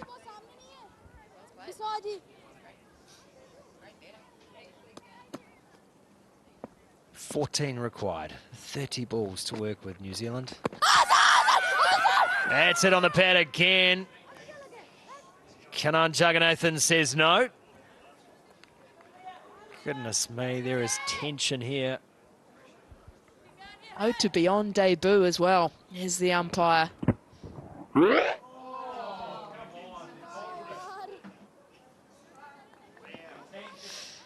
The extra bounce in the Hagley Oval. It's the most animated commentary box I can remember. Everyone's on the edge of their seat up here. I'm sure you are at home as well. Couldn't get all of that, Leah Tahuhu, but wanted it. Like what she's trying to do here is get across the crease, get across onto off stump or even just outside to try and make it a little easier to access that straighter delivery. Lots of space on the leg side and offside all up inside the ring. Takes the single. Again, too much space there. Too much space for these two.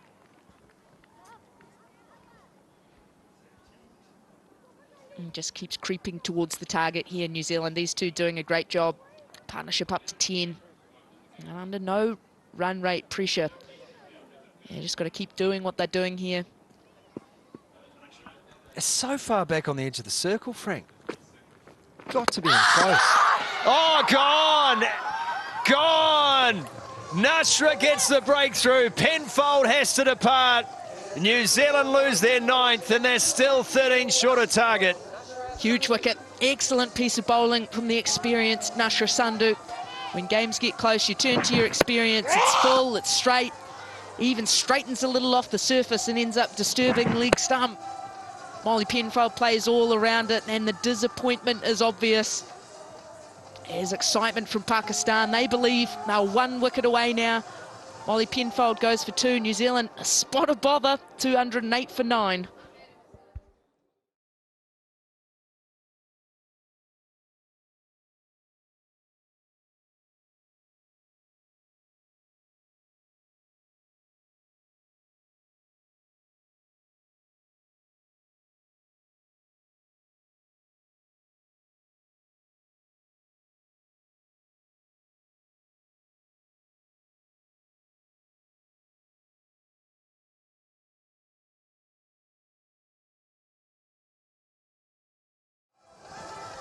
Fran Jonas last in for New Zealand.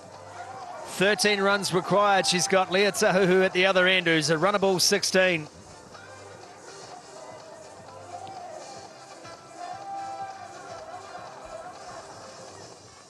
It's time for career best. She's also got a really resolute defence, though, does Fran Jonas. She doesn't miss a lot of deliveries. So if you're ever going to have a number 11 striding out with just 13 more needed, Fran Jonas is actually the person you want in the hot seat. She's got very good hand-eye. Jokingly tell her she should always be batting a little bit higher up the order because she middles a lot of deliveries. She's not going to hit a lot of boundaries, but to be in a position where you just need to get through, get bat on ball, then there's a lot of faith in Fran Jonas in this lineup. And of course, she's got the explosive, dynamic Leah Tahuhu alongside her. Nashra Sandhu mentioned it earlier, just plays with a smile. Looks like she just loves her cricket. Deserved wicket.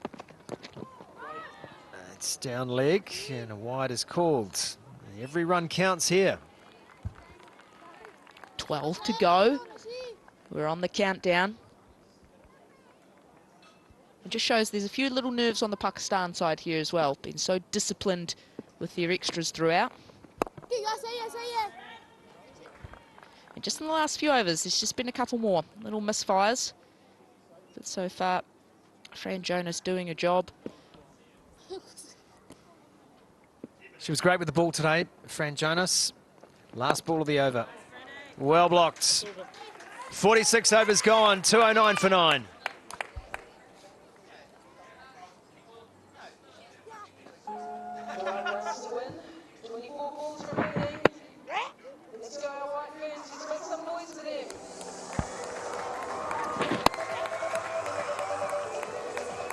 Nashra Sandhu finishes 1 for 39, but that big wicket of Molly Penfold bringing Fran Jonas to the crease.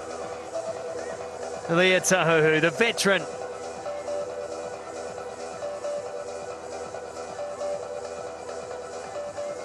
Fatima Sana has 2 overs to bowl, and she's going to use her penultimate over here.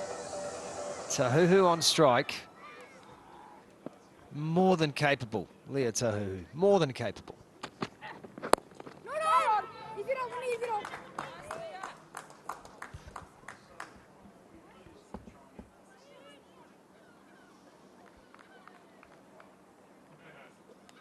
Played a lot of cricket with Leah Tahuhu. And she is someone you want out there in the pressure moments. She's won a lot of games in Canterbury colours on this very ground as well. Very experienced cricketer. And she hits the ball as far as anyone in the country.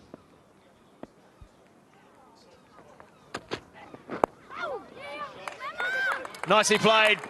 Evades the field. It's got to be a couple, it will be, and they'll be satisfied with that.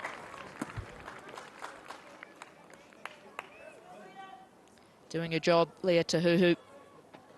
Just a little straight on this occasion from Fatima Sana, and the timing's there. Just clips it off the pads. It's a hard ground to defend here, Hagley Oval. It's a big ground, lots of pockets to hit the ball into. Don't necessarily need to be thinking boundaries here. And that player on the 45 has just gone a little wider now as well. That's a good move. Just for that.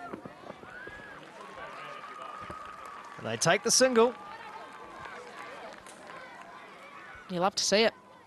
Faith and the confidence in your number 11. It's just about getting through. Two come together. Just discussing around where the single options are for Fran Jonas. Players sitting right back on the reticence to sneak up, just to creep up and creep in, be in the eye line. Make Fran Jonas feel like the world is against her. 3 out, leg side.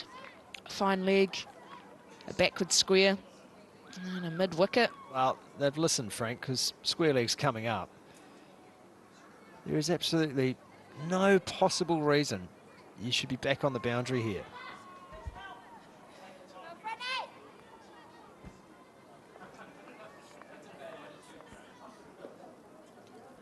Getting the field set exactly how she wants it, Fatima Sana.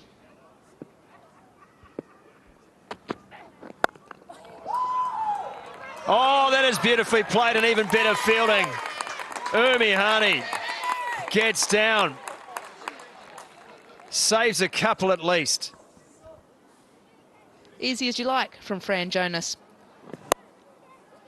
Hits a lot of balls out of the middle of the bat, does Jonas. It's a good piece of fielding. And it's just kept it to 1. And just 8 needed now. Does Leah Tahuhu start to think it's just 2 balls away? There's 2 shots to get her side home. Field is down.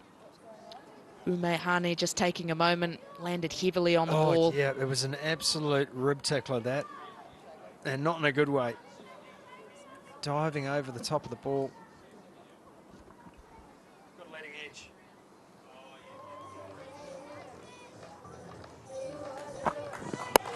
Here's the shot again. It was a lovely shot. Lean back. Cut to cover, and you can just see as Hani dived to save that run, dived over the top and got one right in the rib. And that hurts. Nothing a little bit of the cold spray, the magic spray won't fix.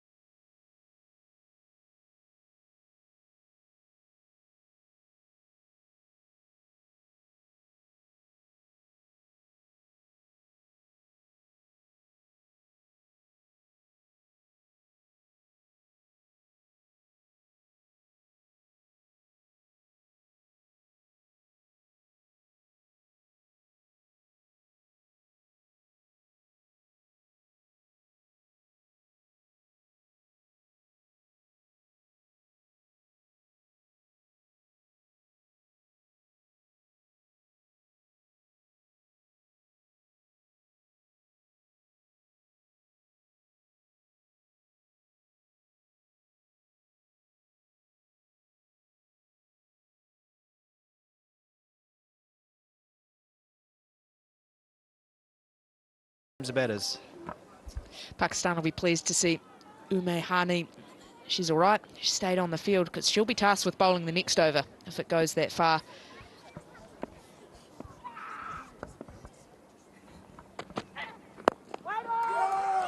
Gets a full toss, straight back to Fatima. Wow, that's some hustle and bustle out there. That's the last person you want to do that to. Tell you what, there is nothing quite like a close game of cricket. Teams would have been here for the best part of 9 hours. It comes down to the last couple of overs, and all of a sudden, everything gets a little tense, everything gets a little pressured, emotions are high. It's all about who can hold their nerve here. And that's just the commentators. Nicely played, Leah Tahuhu. Declines a second run, probably wisely so as well. Good trust in Fran Jonas, 2:14 for 9.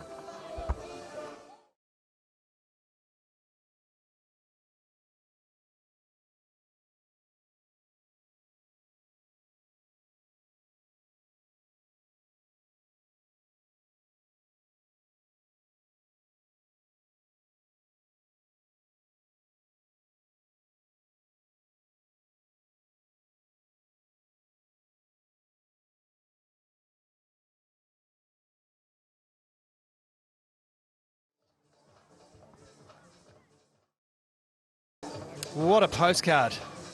Unbelievable. Great to have your company on TVNZ Plus and TVNZ Duke.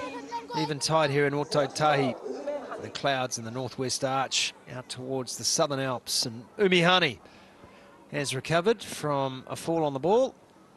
7 runs required. Oh, and that's hooked away aerially. 6 now for New Zealand. Jonas on strike.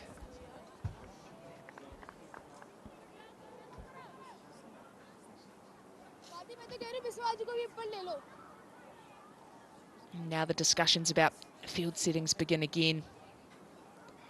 Mid-off comes up inside the circle.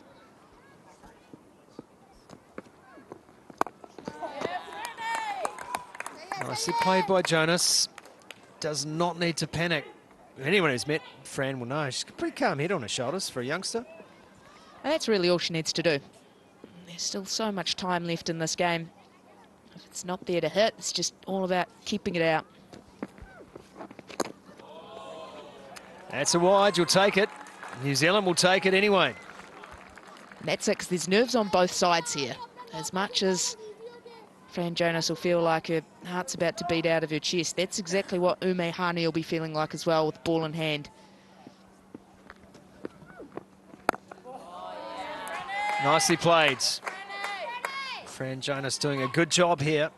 If it's not a job you've done a lot before, if you're not someone who often bowls at the death, bowls the final overs, it can feel like a big ask. It can feel like a lot of pressure sitting on your shoulders.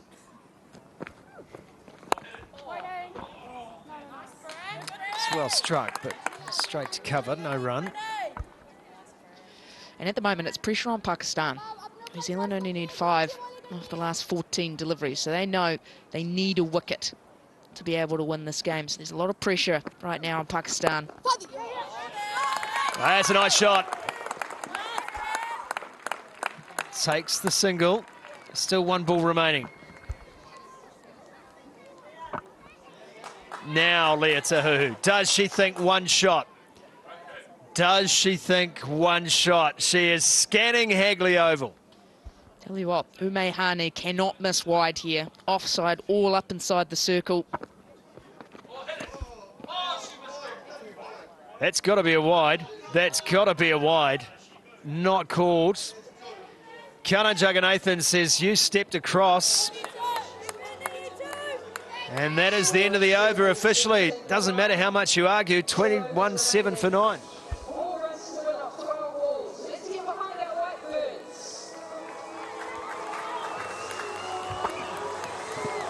That was a wide before she moved. That's the problem I have there. She didn't move before the ball was released. The ball was always wide.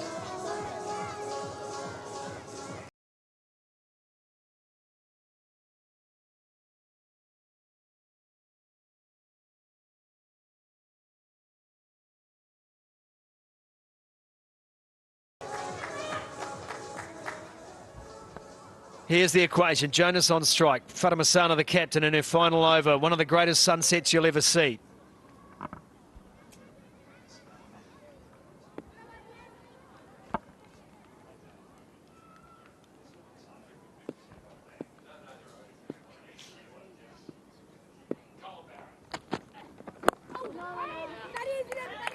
Chipped away into the leg side. No run there. Natalia Pervez hunting at mid-wicket.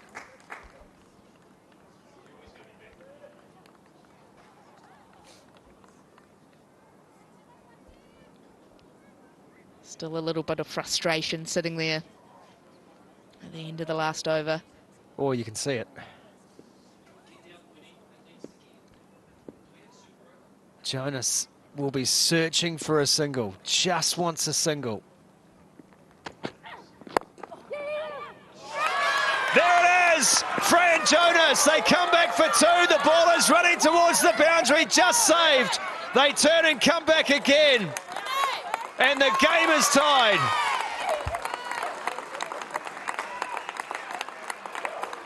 How good is that from Fran Jonas? Clipped off the legs, through the leg side. Great piece of running, comes back for the third. Our scores are tied. 1 run needed. Have to bring the field up, Pakistan. Have to bring them up. And it's just around. Do you leave one player out? So you can't just swing away. 1 to win. Green, Bates, Devine, look on. Fatima Sana, the captain. Tahuhu. Can't get it away. That's good signs. That's thinking clearly, that one. Being able to jam out the Yorker, and no need to panic. No need to try and push the running. The 3 wise heads of the White Ferns watching on. A lot of experience. Sitting there watching Leah Tahuhu about to get her side home.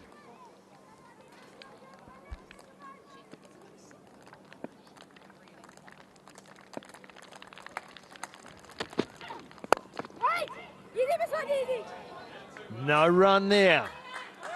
Fatima Sana is steaming in. What a contest this has been.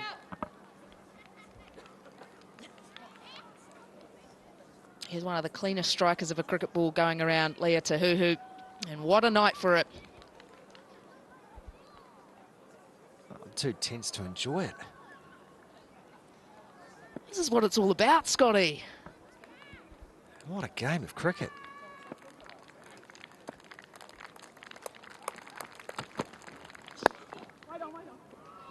Still no run. Leah Tahuhu thought about snaking down. There was nothing doing. 1 ball remaining in this Fatima Sana spell. Computer says no. That's great courage from the young seamer. Goes to the slower ball. Just 1 run needed. Needs to try and find something special here, Fatima Sana. 1 run needed for New Zealand. Can the Pakistan skipper pull something out of the fire here?